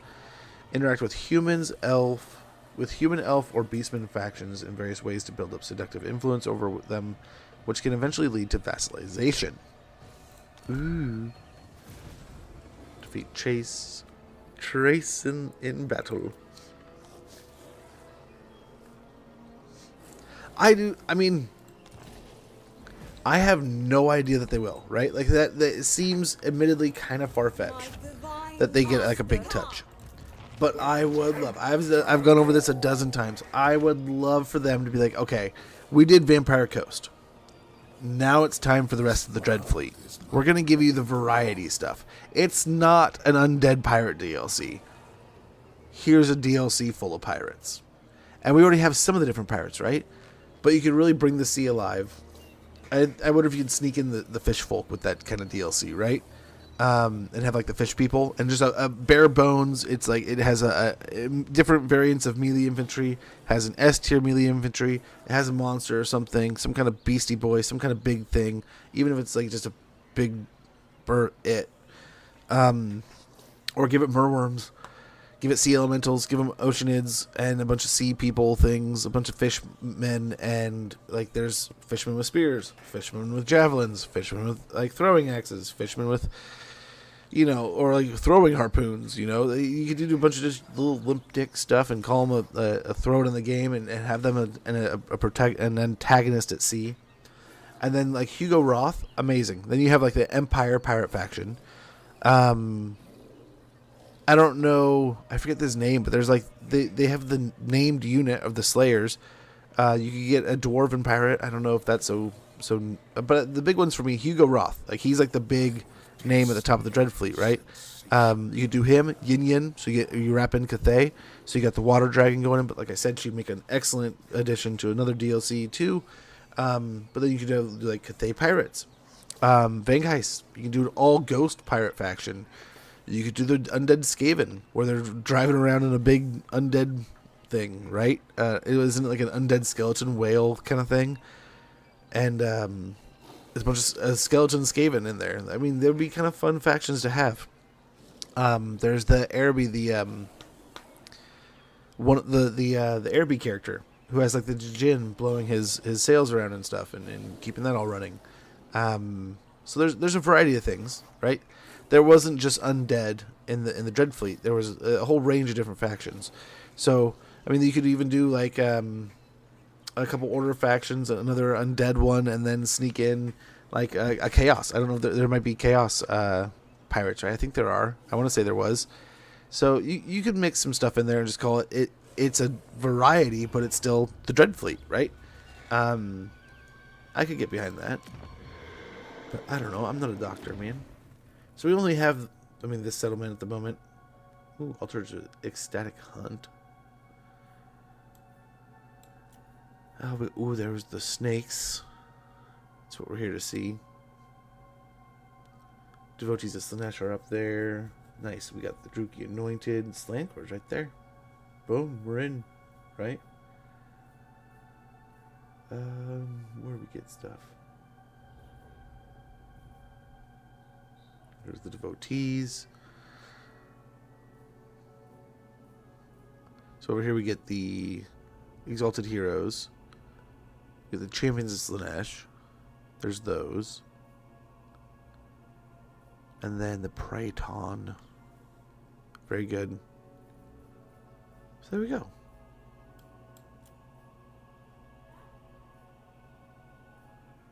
I'm guessing things are pretty similar to what they were. They look like it.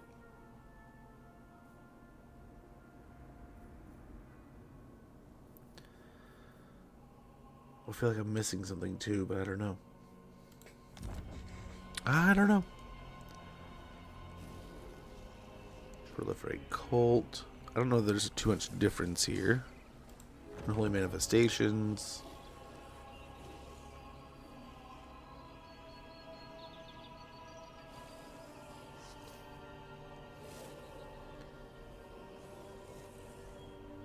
Very good. These seem similar, if not almost the same. Ooh, here we go. Sensations and Disciples. Then in here we got a bunch. Okay, I think they just kind of separate things in their own little groups here. This seems very similar to similar but the new. Perfume of the Perverse, Odor of Lustful Agony, Fragrance of the Divine, Aroma of Intoxicating Heroism, Incense of Chromatic Servitude, and Scent of Aberrant Promiscuity. And then here we just have 6 of the Number of the Dark Prince, 6 of the Perfume Houses of Slaanesh, and each with captivating scents awaiting to be discovered. Okay. Keep our secrets at the end. So in Sensations, we got Perfume of the Perverse. I want to say it was kind of laid out in a similar way before, right? Not the same, but I want to say something else looks like this too. So I dig it. It feels familiar.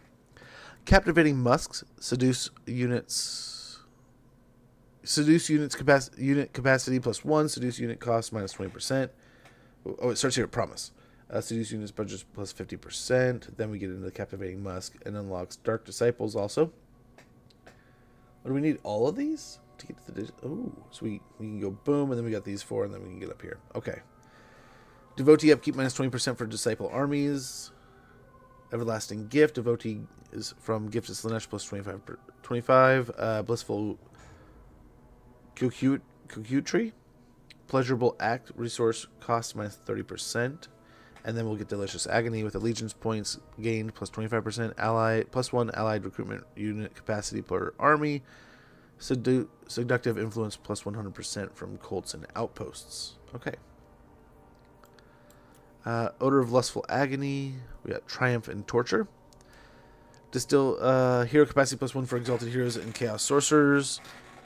Hero action cost -20% for exalted heroes and sorcerers, chaos sorcerers, and hero recruit rank +3 for those heroes and sorcerers. Then we'll unlock Scent of Agony. Post-battle chance of stealing a magic item +15%. Income from raiding +30%. We'll also have access to Wanton Destruction. Upkeep -3%. Income from raising settlements +25%. Enriching Toil. Upkeep -3%. Income from sacking settlements +25%. And Seeking Affluence. Upkeep -3%. Income from looting settlements +25%. That'll get us up to Passionate Surrender. Casualties captured post-battle +15%. Income from post-battle loot +25%. So that's going to be in the end. Oh my gosh. Yeah, +100% by the end there. Sinful Sanctity. Wound recovery time -2 all characters. Casualty replenishment rate +10% for all lords and heroes. And this is in Fragrance of the Divine. Blech. Carnal Incense. We know this one. Army ability Narcissism. I'll give our ability to silence and stop a unit with a hex for each army. It'll have access to that, right? If we build it up. Dark Prince's Emanations, Diplomatic Relations +30 with Dark Elves and Slaanesh. Slaanesh Corruption +1 for all characters. We'll get we also have access to the Divine, Diplomatic Relations +30 with humans, High Elves, Wood Elves, and Dwarves. And Mortal Lust is also here, where we can get Diplomatic Relations +30 with Warriors of Chaos, Beastmen, and Norsca. Once grabbing all those, we have access to Ill Repute, Diplomatic Relations +20 with all factions, Army ability Fascination for all armies. Aroma of Intoxicating Heroism.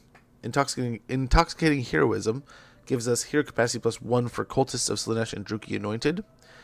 Also reduces hero action success or hero action cost by 20% for the Cultist and the Anointed, and increases their recruit rank by 3. After researching that, we get access to Eternal Pleasures. Demons Reforged +10% hit points for destroyed Demons of Slaanesh units restored after battle. Cooldown -10% for Lords of Slaanesh and Shadows. We also have access to Lessons of Immortality. Unit experience gain +20% all armies. Also, Depraved Audacity will be unlocked, allowing us 10% replenished campaign movement range after winning a battle, all characters.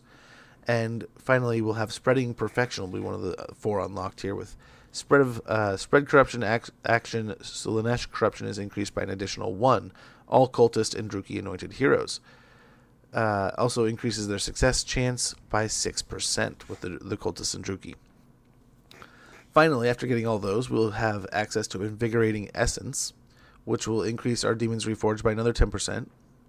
Their chance for a destroyed unit to be restored, not their amount of health, along with a 6% casualty replenishment. Instance of Chromatic Servitude is one of these final two, which the first tier here has Alluring Sisters. Hero actions cost minus 20% for Alluruses, along with hero recruit rank plus 3 for an Allurus. Next up, we have Locus of Seduction. Hero action success chance plus 6 for all Alluruses, along with cooldown minus 25% for 2 Slaanesh Locus abilities. Also, there's Chromatic Servitude, upkeep minus 50% for Lord recruit rank plus 3. Yearning to Obey, global recruitment capacity plus 1, local recruitment capacity plus 1, all provinces.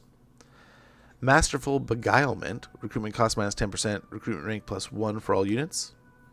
And finally, Inquisitive Servants, character experience gain plus 15% for all characters, ward save plus 5% for all characters. Finally, in the last grouping here, Scent of Aberrant Promiscuity, we have Aberrant Promiscuity, growth plus 15.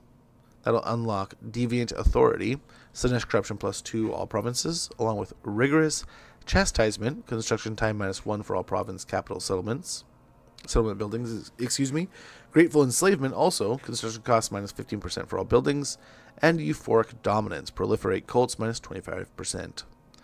Finally, with all those, we will have access to Rampant Consumerism, income from all buildings plus 10%. So that wraps up Sensations, which it seems rather, you go right into the one you want, get the things you need, and move on. Depending on what you're doing, right? If you're doing certain things, like here, if you're being all aggressive, blowing things up, there's your income. If you want to be kind of restrictive with your costs and lower prices, there you go. Those in tandem, even better. But then you want your heroes. You want to do certain things. You want to build up certain characters and hero style units. All right there at your fingertips. Pretty nice. So we have Disciples here. The Prince's Protection and the Staunch Fighters are our two paths here, which you can kind of see the directions you'll go with the units and stuff. So the Prince's Protection, physical resistance plus 5% for all demonic units, will lead us into Glorious Doom Riders. Bonus versus infantry plus 8 for Seeker Chariots, Exalted Seeker Chariots, and Hellflayers, along with 12 charge bonus. Next up from there, we'd have Darkling Delights, leadership plus 10, and speed plus 12% for Seekers, Heart Seekers, and Pleasure Seekers. In the middle path of the demons, we have Frustrated Affinity, missile block chance plus 10% for Demonettes and Exalted Demonettes, along with melee defense plus 5 for those units also. Next up, we would have Blessed Young, armor piercing weapon damage plus 3 for Demonettes and Exalted Demonettes, along with Unyielding Assault for the 2 units. Netting those 4 technologies will net us Fiends of Torment, passive ability Frenzy for Chaos Furies, Fiends of Slaanesh, and Champions of Slaanesh units, along with charge bonus plus 8 for those said units. From there, as we continue on, we get all the way up there. So maybe we come down here, because we do need these two to get done through an Eternal Agony. So with that Staunch Fighters, we get leadership plus 6 for all non-demonic units. The bottom path, we have Soul Hunters, which is charge bonus plus 12 for Hellstriders of Slaanesh and Marauder Cavalry. Next up would be Riders of Slaanesh, Riders of Hell would be giving Beastbreaker Ammunition, improved anti-large for Marauder Horsemen of Slaanesh, along with weapon strength plus 10% for Hellstriders and Marauder Cavalry. In the center path here, we have Decadent Apostles, giving our Marauder Cavalry, and Devotees of Slaanesh an extra 10 armor, along with missile resistance 10%. Finally, here in the center, we have Marvelous Executioners, which will give non-demonic infantry plus 4 melee attack and 10% weapon strength. In the final grouping here, after getting all those 4, we have access to Madness and Mutation, which gives our Spawn of Slaanesh 15 physical resistance, along with horrible regeneration. If we get Fiends of Torment and Madness and Mutation, we get access to Eternal Agony, which gives us another 8% casualty replenishment. Next up would be Blood, Guts, Disgust. Diplomatic relations plus minus 25% with Khorne. Leadership plus 10 when fighting against Khorne. And melee defense plus 4 when fighting against Khorne. After getting Fiends of Torment, we get access to these top 3 technologies here. The topmost being Warp Metal Absolute. Vigor loss reduction minus 33% for Soul Grinders of Slaanesh, along with bonus versus large plus 15 for the Soul Grinders. In the center, we have Seekers of Pain and Pleasure, melee attack plus 6 for all demonic cavalry and chariot units, along with weapon strength plus 10% for those said units. In the final group of the 3, we have Unending Depravity, Demons Reforged plus 10% chance for destroyed Demons of Slaanesh units to be restored after battle, along with 10% more of their hit points being restored when they are restored. In the bottom group, after grabbing Madness and Mutation, we have Blasphemous Promises, speed plus 10% for all non-demonic infantry units, along with melee defense plus 4. Champions of Anguish, bonus versus infantry plus 5 for all non-demonic cavalry and chariot units, along with Vigor loss reduction minus 20% for all demonic cavalry and chariot units. Finally, we have Overbearing Force to round out the 3 that we get after Madness and Mutation, which is weapon strength plus 10% for all non-demonic monsters, all non-demonic monster units, so Chaos Spawn, the Chaos Shrine, and Praeton. And then we also have Ward Save plus 10% for all non-demonic monsters. After grabbing all 3 of those, we will be able to unlock Mortal Obsession, and that which will give us minus 10% for all non-demonic units with their upkeep, minus 10% upkeep for all non-demonic units, and global recruitment duration minus 1 for all Slaanesh non-demonic units. After researching the top 3, we have Demonic Wave unlocked, which is minus 10% upkeep for all demonic units, along with global recruitment duration minus 1 for all demonic units from Slaanesh. Recruiting the middle path with the Eternal Agony, Blood God's Disgust, and Dazzling Sturdiness would be the next one up, with armor plus 10 for all monsters and beasts, along with missile resistance plus 15% for all monsters and beasts. Now we have the final group, Keepers of Secrets, which is looks like 6 technologies. Once we unlock the technologies of all the rest of the tier, we will now have access to these 6. No, it just requires 1 technology, Dazzling Sturdiness, Mortal Obsession, or Demonic Wave. So just once we cash in one of these, it sounds like we have access to these. Which the topmost is Frenzied Hysteria, Bound Spell Hysterical Frenzy for Keeper of Secrets. Pained Festerer, Recruit rank plus 2 for Keeper of Secret units, Armor Piercing Weapon damage plus 75 for Keeper of Secret units, and charge bonus plus 12 for Keeper of Secrets. And as you can tell from the name of the grouping, Keeper of Secrets is all about the Keeper of Secrets here. Shards Slicing, Bound Spell Slicing Shards for Keeper of Secret units. Slaanesh's Lash, Bound Spell Pavane of Slaanesh for Keeper of Secret units. Rapturous Bliss, oh my gosh, I can't talk. Number of uses plus 1 bound spell. Number of uses plus 1 for bound spells on Keeper of Secret units. Secrets units, and Phantom's Goria. Bound spell Phantasmagoria for Keeper of Secret units. Keeper of Secrets. Excuse me, I can't talk.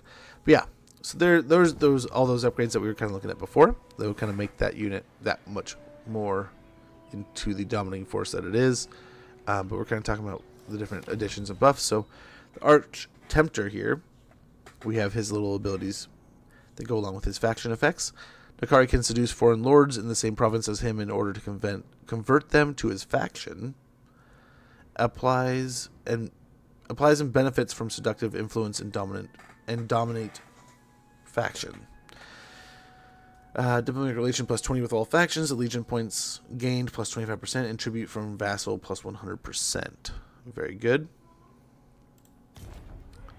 And let's see, I think this is very similar to what it was, but we have seductive, which is experience gain plus 50% each time a new faction is fought in battle. Seduce units cost minus 25%, and enemy leadership minus 4 local region. Hey, do you mind showing Vampire Coast army roster? No need to exit current campaign. Vampire Coast? I'm a little bit behind on that, like a few minutes, but yeah, I mean, I can't imagine why not. I don't think...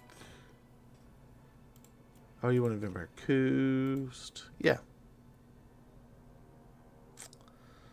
I don't think there's any mass change. At some point in time, right? I hope, like I was saying, I hope we get some kind of addition in the future. It may not necessarily be under the line of Vampire Coast. I think Vampire Coast should be its own thing. I think maybe a couple of those factions work into Vampire Coast, right? But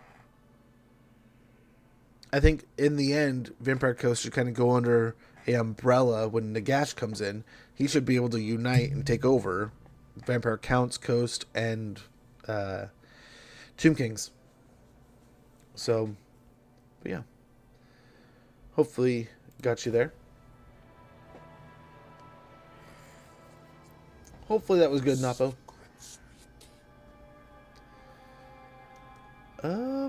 What else to check here? So, summon Disciple Army. Absurd. So I wonder, do we build this up and then we can just take them?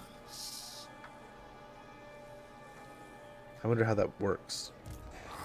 I wonder. Okay. So. Yeah, no problem, man. No problem.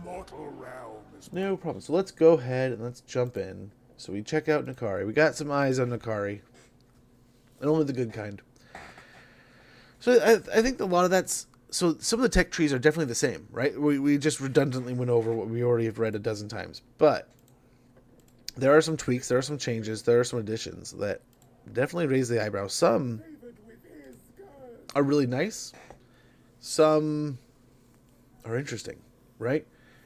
So, and like I said, this is all FLC stuff. None of this is a purchasable part of the DLC. You don't need to worry about, man, how much money I got to spend to get this. You just got to load up Total War that day, which now you don't need 3. You got 1, 2, any of them.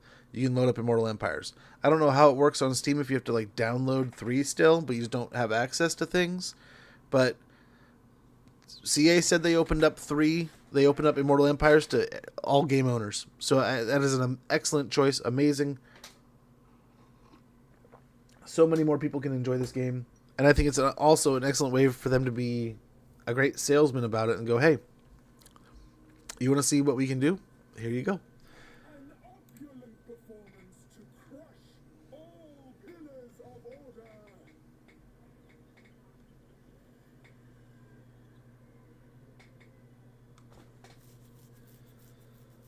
Okay.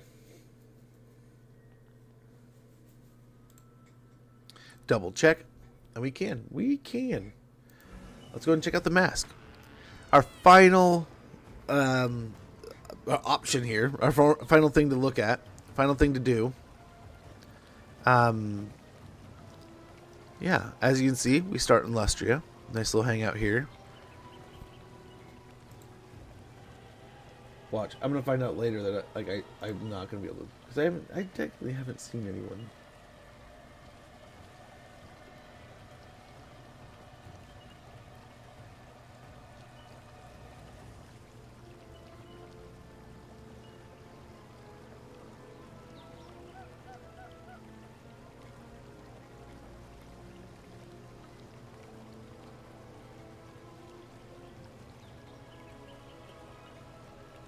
Okay, yeah, I think we can go over it here. Yeah, we got the Slaanesh. We got the mask here. So we've gone over all the different FLC stuff, all these different things. Like I said before, everybody has access to this. This is all just going to be in your game. You don't need to worry about buying it. You don't need to worry about an upgrade. If you have any of these factions inherently, right, you already own Warhammer 2. You already have access to Teclis and Tyrion. You're getting those changes. You already have Norsca. You're already getting those changes to Wolfric and Throg. So easy peasies there. Awesome deals. This is just going to be the FLC Lord coming with the upcoming update. And then in the coming days, coming weeks, we're going to get into Takala. We're going to get into Sail. And we're going to get into Aislinn. I definitely want to check this out too, but all in due time. And right now we got the mask, which is looking good, as you can see here, doing her thing. Path to Glory, we got the Accursed Troop. Empowered lords and armies in combat. Empower lords and armies in combat with the Eternal Dance, granting them powerful unit effects, attributes, and army abilities. When battles to maximize Maximize tempo and complete dances through to their finales. The Reckoning. For access to powerful rituals to use against the masked enemies. Take your forces into areas of sufficient Slaanesh corruption and raise disciple armies to support your invasion. Defeat enemies and perform successful hero actions to give enemy characters gifts of Slaanesh that impose negative effects upon them and can earn you more followers. And then also interact with human, elf, or beastman factions in various ways to build up seductive influence over them, which can eventually lead to vassalization. Very good. Defeat an army belonging to the Blood Coven. Let's go and get our friend in here. We gotta share. This lord may perform an eternal dance. Click here to select the dance. Okay. We got dances. The eternal dance allows any lord of the accursed trope to perform dances, allowing them to gain tempo and choose steps to receive beneficial combat effects. Oh. Icons to the left, each with a different theme and effects as viewed in the panel. Each dance's step can be viewed via the icon to the right, offering unique battle abilities and other effects. The button at the bottom begins a selected dance. Once a dance has started, every one battle increases the Lord's tempo, tracked in this bar. Filling the bar gradually unlocks steps across 4 tempo levels: Emergence, Elevation, Culmination, and Reckoning. The first 3 tempo levels have 4 possible steps to choose from and are limited to 1 active step per level. Completing the tempo bar unlocks the reckoning, enabling a powerful final ritual that this lord may target enemies with. Very nice. Pageant of Pain, Symphony of Excess, the Burning Bacchanal, the Final Dance.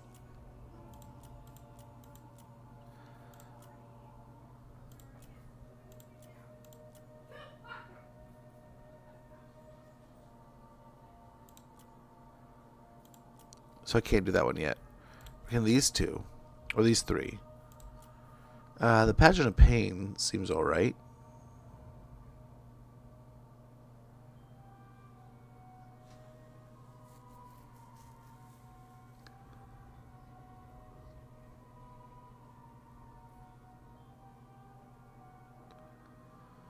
Okay, let's just kind of look at these real quick. We got the Divestment. Damage per second, 150 to 300. Armor minus 50. Range infinite. Effect range 35 meters. Duration 24 seconds. Cooldown 120 seconds. We only got 1 use though. Causes damage to combatants. Affects enemies. Every enemy in range. Okay. Big old bubble. Drop down, do some damage. We got Descent into Disillusion. Direct damage for in an area. We get 2 uses of this. 60 to 120 damage. Rampage and charge bonus minus 50%. So if some unit gets close, it's good against flying units. Affects flying units. Okay. So if Furies get close or something, or there's Eagles or Bats or something, we can just be like, no, get the F in here. You're going to die. Very nice. We got Murderous Libations. Army ability regeneration. 2 uses. Heal per second 1.5%. Base weapon damage plus 75%. Armor piercing weapon damage plus 75%. Melee defense and attack plus 36, and Unbreakable. Infinite range with a duration of 36 seconds and 120 second cooldown. Finally, we have the Bitter End. Chain directed damage, 2 uses, 50 to 100%, 50 to 100 damage per second. Spread range 30 meters, range infinite, duration 10 seconds, cooldown 120 seconds. 4 max enemies affected in range. Will execute units in combat below a 20% hit point threshold. Will spread to enemies within the spread range meters of affected units. Good against large combatants. Holy cow. So if you have a bunch of units that are like almost dead, and you just drop that and they all die. It just chain effect kills them all. Symphony of Excess here, which in this one we have unit experience gain plus 15% for dance effects and the Pageant of Pain. The Symphony of Excess, we have seduce unit budget plus 40%, seduce unit cost minus 20%. We have Masters of Pleasure here. Passive ability and augment effective intensity increases with time spent engaged in melee, speed up to 20%, physical resistance up to 15%, and leadership up to 8. I don't think we can see any. Oh, we can. We can see into these higher levels. We get the Consuming Waltz, passive ability, the Consuming Waltz, direct damage in an area, heal per second for self, plus 0.2%, enemy damage per second, 16 to 32 damage per second, effect range 55 meters with an infinite duration, causes damage to combatants, enabled if enemy unit routing are broken. Okay. We got the Unmasking. Army ability, Hex, we get 1 use. Our base weapon damage is minus 35%. Armor piercing weapon damage minus 35%. Melee defense minus 24. And they're silenced. An infinite range, 35 meter effect range. Duration 48 seconds. Strong versus multiple units. And then we got Inescapable Defeat. A passive ability, direct damage area, spell, aura, use thing. Damage per second, 30 to 60 damage. Leadership minus 16, effect range 35 meters, duration for 12 seconds. Enabled if hit points less than 50%. Affects enemies in range all. Causes damage to combatants, strong verse, and multiple units. The Path to Nowhere enables the target of an enemy army to teleport them to a random nearby location. Wonderful. We got the Pursuer's Ruse. Vigor in battle, winded, enemy leadership minus 10%. Enemy armies in local region. We have an Awareness of Appetite, passive ability Feasting on Fear for all units, Lord's Army, which is regeneration, heal per second, effect intensity increases by each enemy unit in range with leadership wavering or lower. Now we get pretty good healing once it gets going. And speed minus 6% for Lord's Army. A Ravening Urgency, passive ability the Relish with the Pain for all units in the Lord's Army along with armor minus 10%. The passive ability, Relish the Pain, is a passive ability that it builds up so long as the unit is taking damage, where they get base weapon damage 0 to 66% weapon damage, up to 66% armor piercing weapon damage, and up to 6 melee attack. Finally, in the third tier, we have Pleasure of the Chase. Enables euphoric contact effect. Enemies will rampage. For monstrous units, Lords and Heroes, Lord's Army. Physical resistance minus 5% for monstrous units in Lords and Heroes. I think, is it in reverse, or does it build up this way, or does it build up that way? I don't know, but in the bottom tier here, we have the Foolish Flight. Melee defense minus 4, Lord's Army, along with missile resistance plus 10% for Lord's Army. A Stray Path, missile block chance plus 20% for the Lord's Army, along with charge bonus minus 6%. The Shadow's Shiver, spell intensity plus 30%, along with melee attack minus 5 for Lord's embedded heroes. And the Scent Carries, cooldown minus 33% to all spells, Winds of Magic cost minus 20% for all spells, and armor minus 20 for Lords and embedded heroes. Over here, does it work like this, I'm guessing? I'm wondering. Then once we get up to the top, we can get this. We'll go back to these here in a minute. I don't know. Let's start at the bottom then. The Glamour Upon the Roots. Physical resistance minus 5% Lord's Army, along with ward save plus 8% for Lord's Army. The Parting of the Vines. Melee attack minus 3, but melee defense plus 6.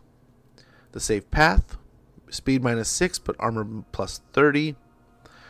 The First Spark of Malice enables flaming attacks and increases fire resistance by 20, but reduces charge bonus by 6.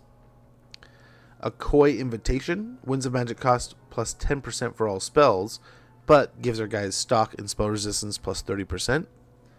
The Quickening Step, weapon strength minus 6% for when attacking Lord's Army, but gives them 5% physical resistance when attacking.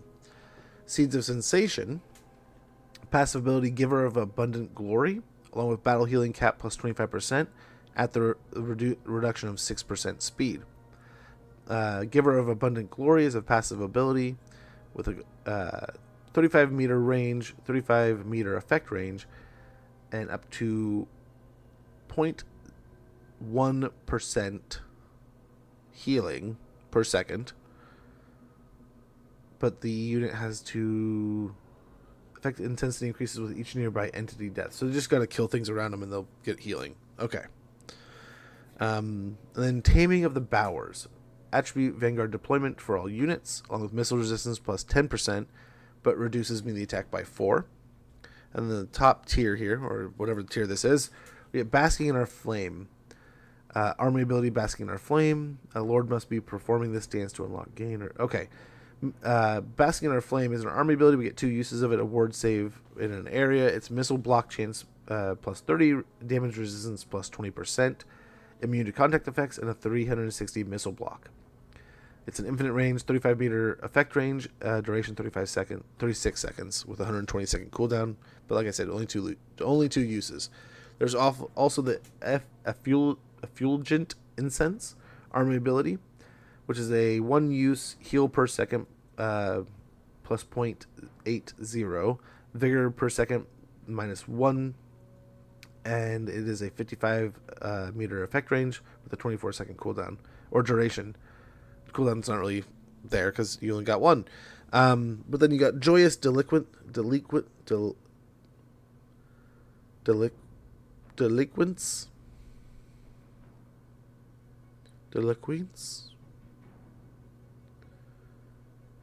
I feel like I'm not saying enough senses.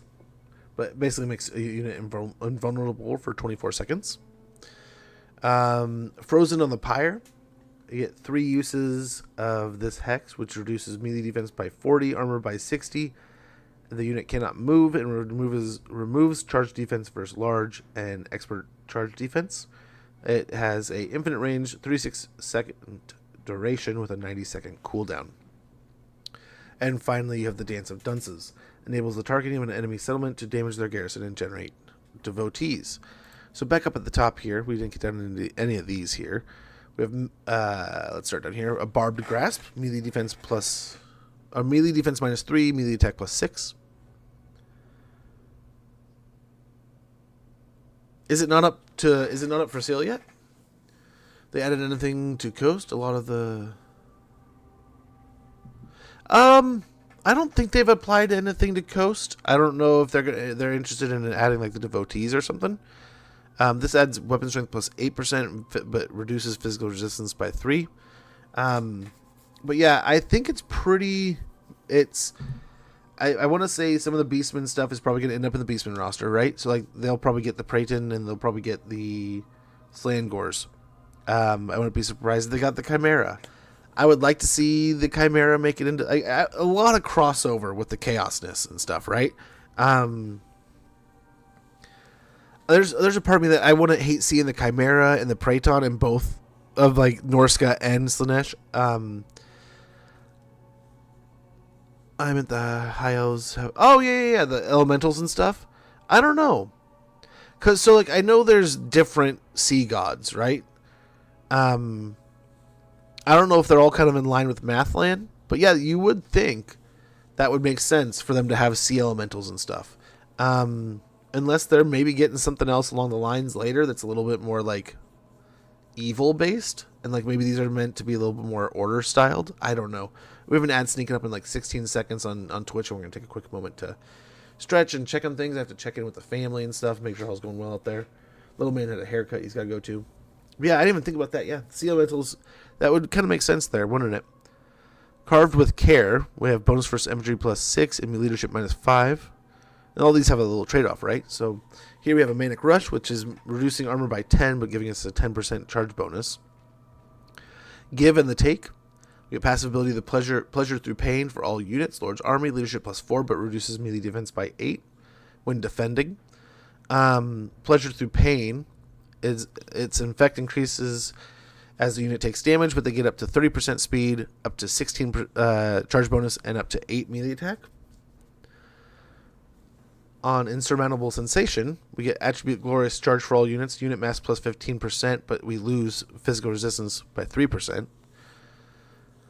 Unfettered Desire gives us the passive ability Berserk for all units in Lord's Army, but reduces their armor by 10. Madness and Revelry gives us Frenzy, but reduces our speed by 6%. Let me went over the top ones. But then the flow of desire enables the targeting of an enemy army in the local region to receive the silenced attribute and reduce their ammunition by 100%. That's pretty tasty. Pretty tasty. I don't know, can we read these? I guess we can read these. But there's an ad rolling. I don't want you guys to miss anything. We'll be back here in just a quick moment. Feel free, stretch, do whatever you gotta do. But this way the ads are out of the way and we can get right back into having some fun. Thank you guys for your patience. Sorry for the inconvenience.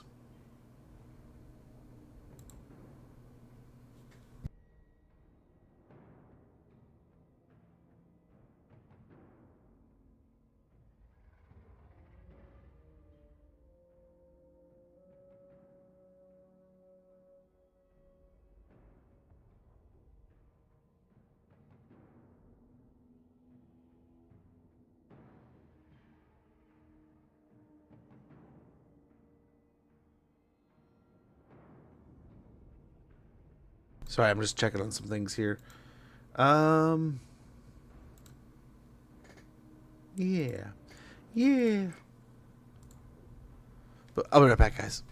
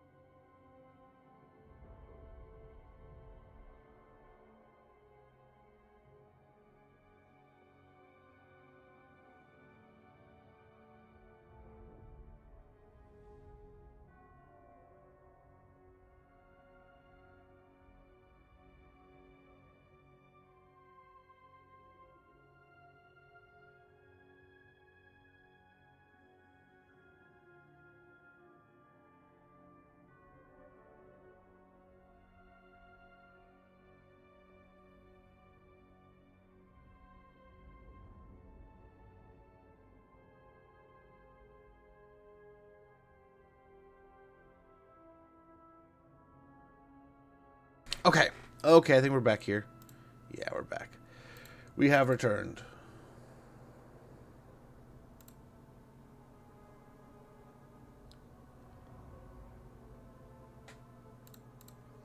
Okay. And we got the final dance here. The final dance.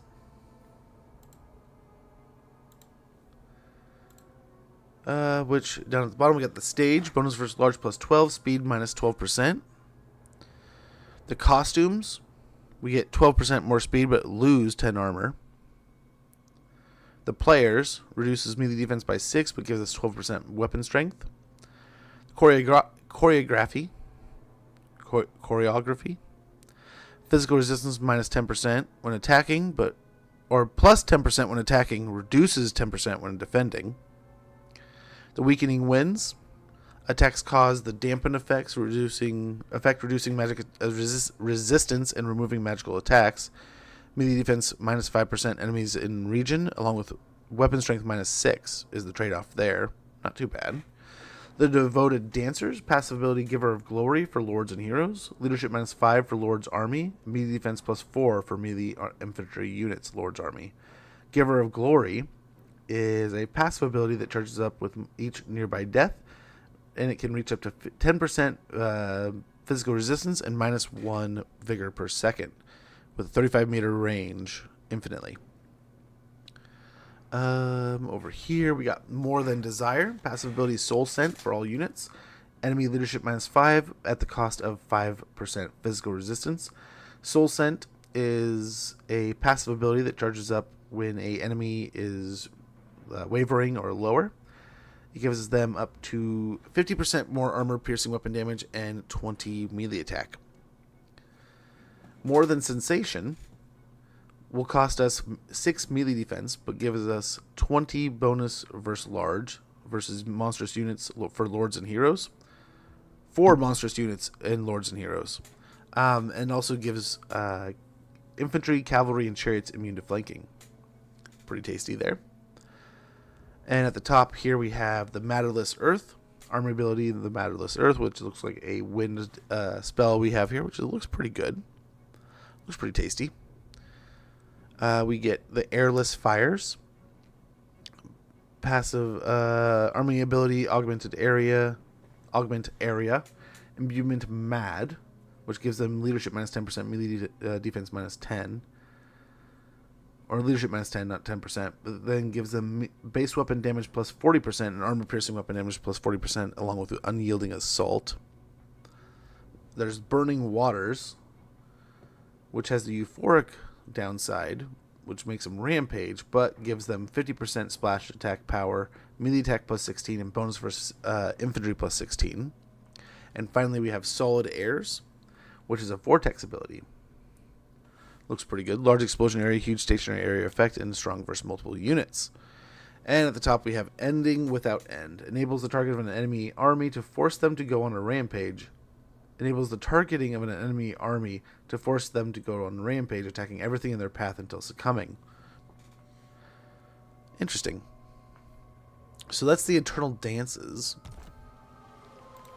And the tech tree we have, I guess it could go the other way, right? Looking good, by the way. Look at her. Look at those motions.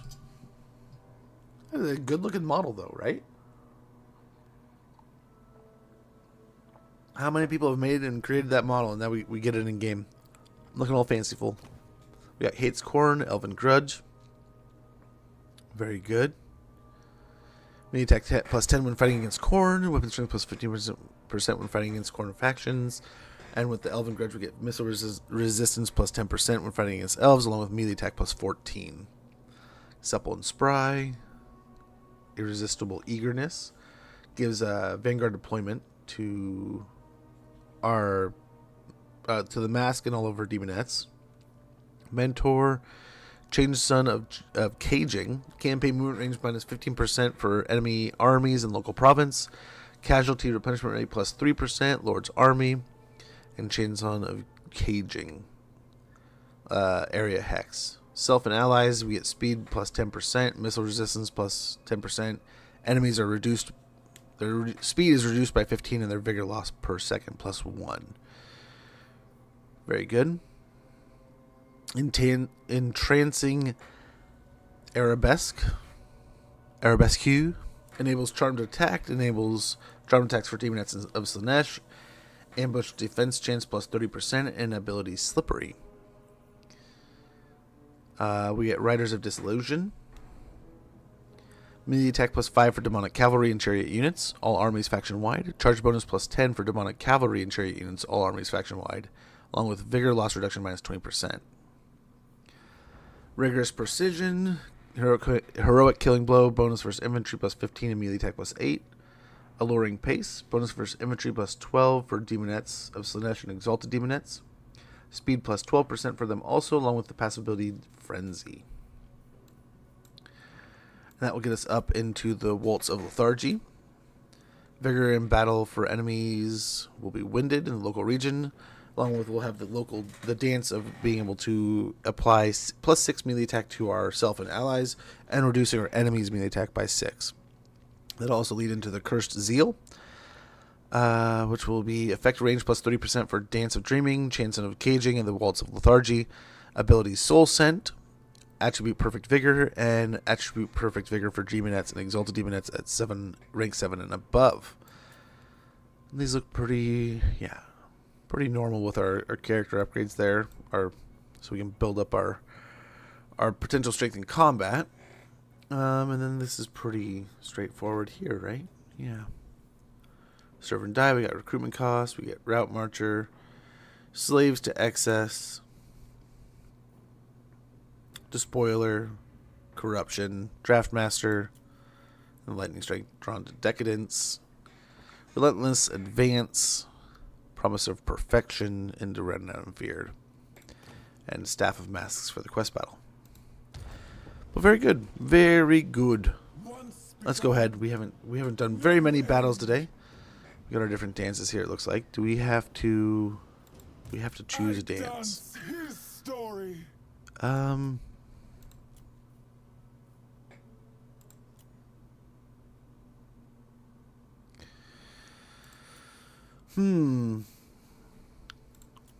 Might be nice to have a good unit experience gain.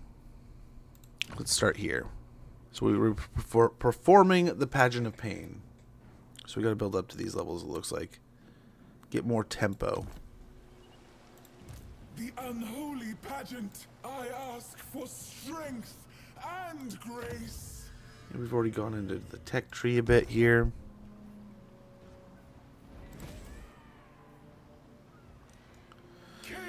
But nice. Nice. I'm going to fight here.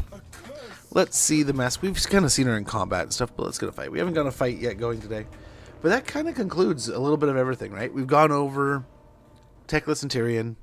We went over a little bit of Marathi and Lokir. We touched upon some Norsca. And then we went into some Slaanesh. Seems like everyone's had a little bit of a touch-up. I like that, like, it sounds like Nakari could just really be an absolute demon, right? Be an absolute pain with some of this stuff. But in such an awesomely painful way. A sensuous connection. Mask of Slaanesh. Something like that, maybe? Contorting. An innovative direction. Oh, man, here we go. We're going to have some fun campaigns. We're going to have some fun ones. So we'll probably go ahead and get started around Monday. We'll start digging in, and we'll likely start our normal Helix style campaigns where we're going to be playing all kinds of different campaigns throughout the week. If one kind of stands out particularly, we might stick with it. But otherwise, we're going to get kind of a nice little rotation of everything so you guys can kind of get your eyes on as much as possible. Ceaseless spinning. But yeah. Fancy little mask down here. Ouch.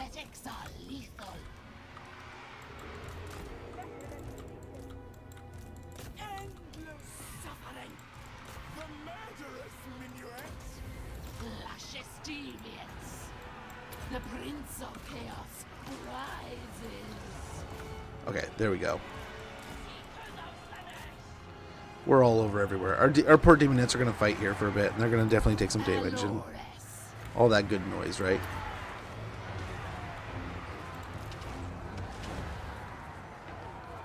But we're crushing. Our seekers are in here.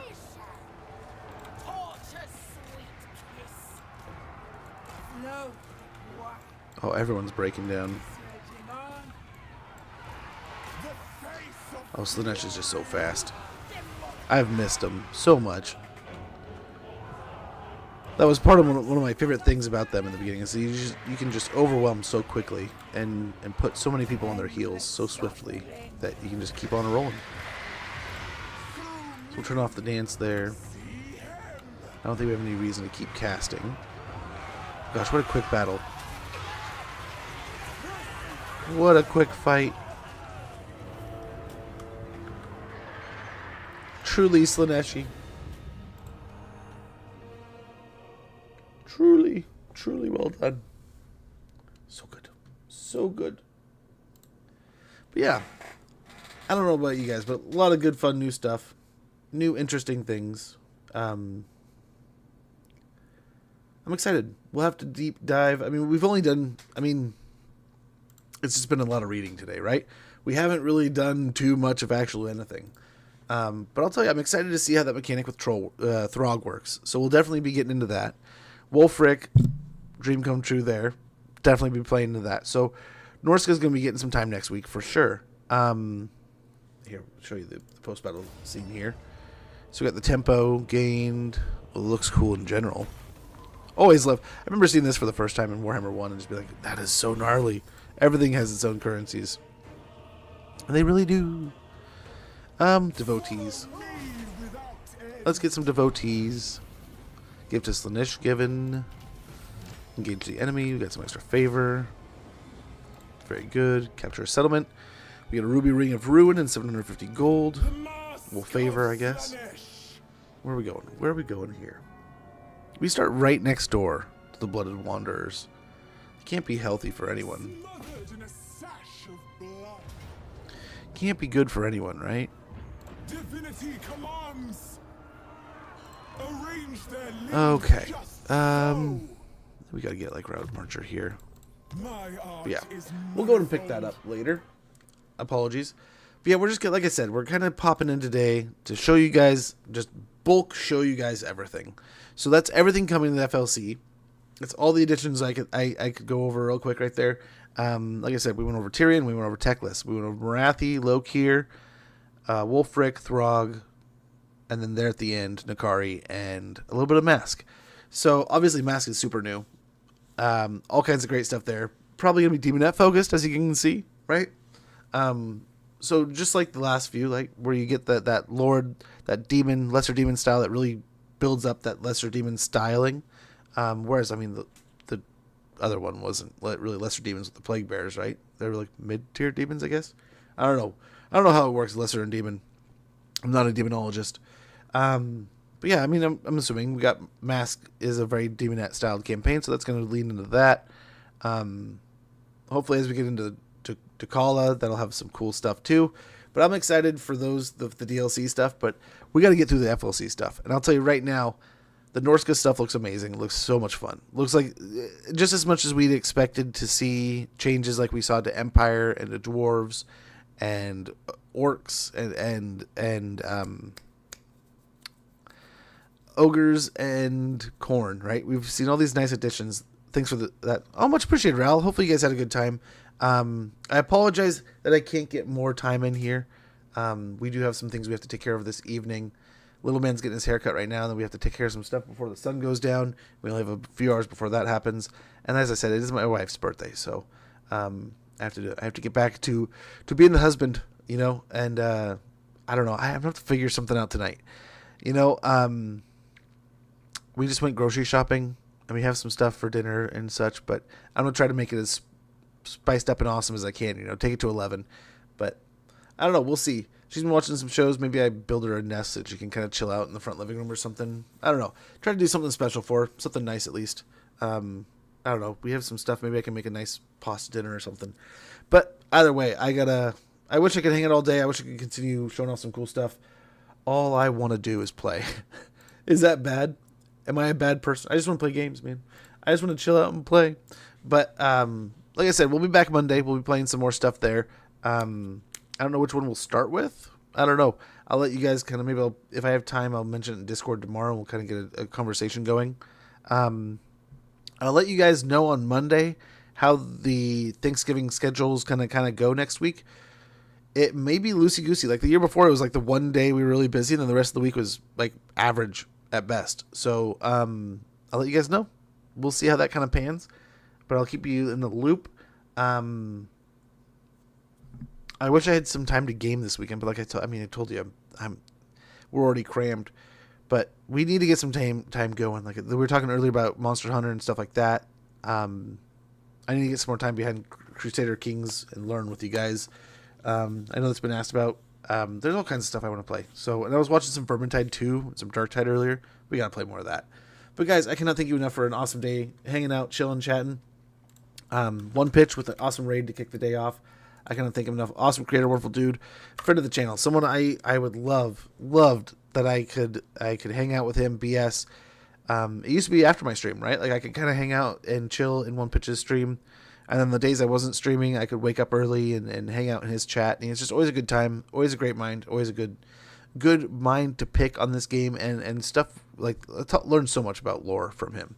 So definitely check him out. Get a follow on his channel. If you like what you see here, you're going to love what you see there. I guarantee it.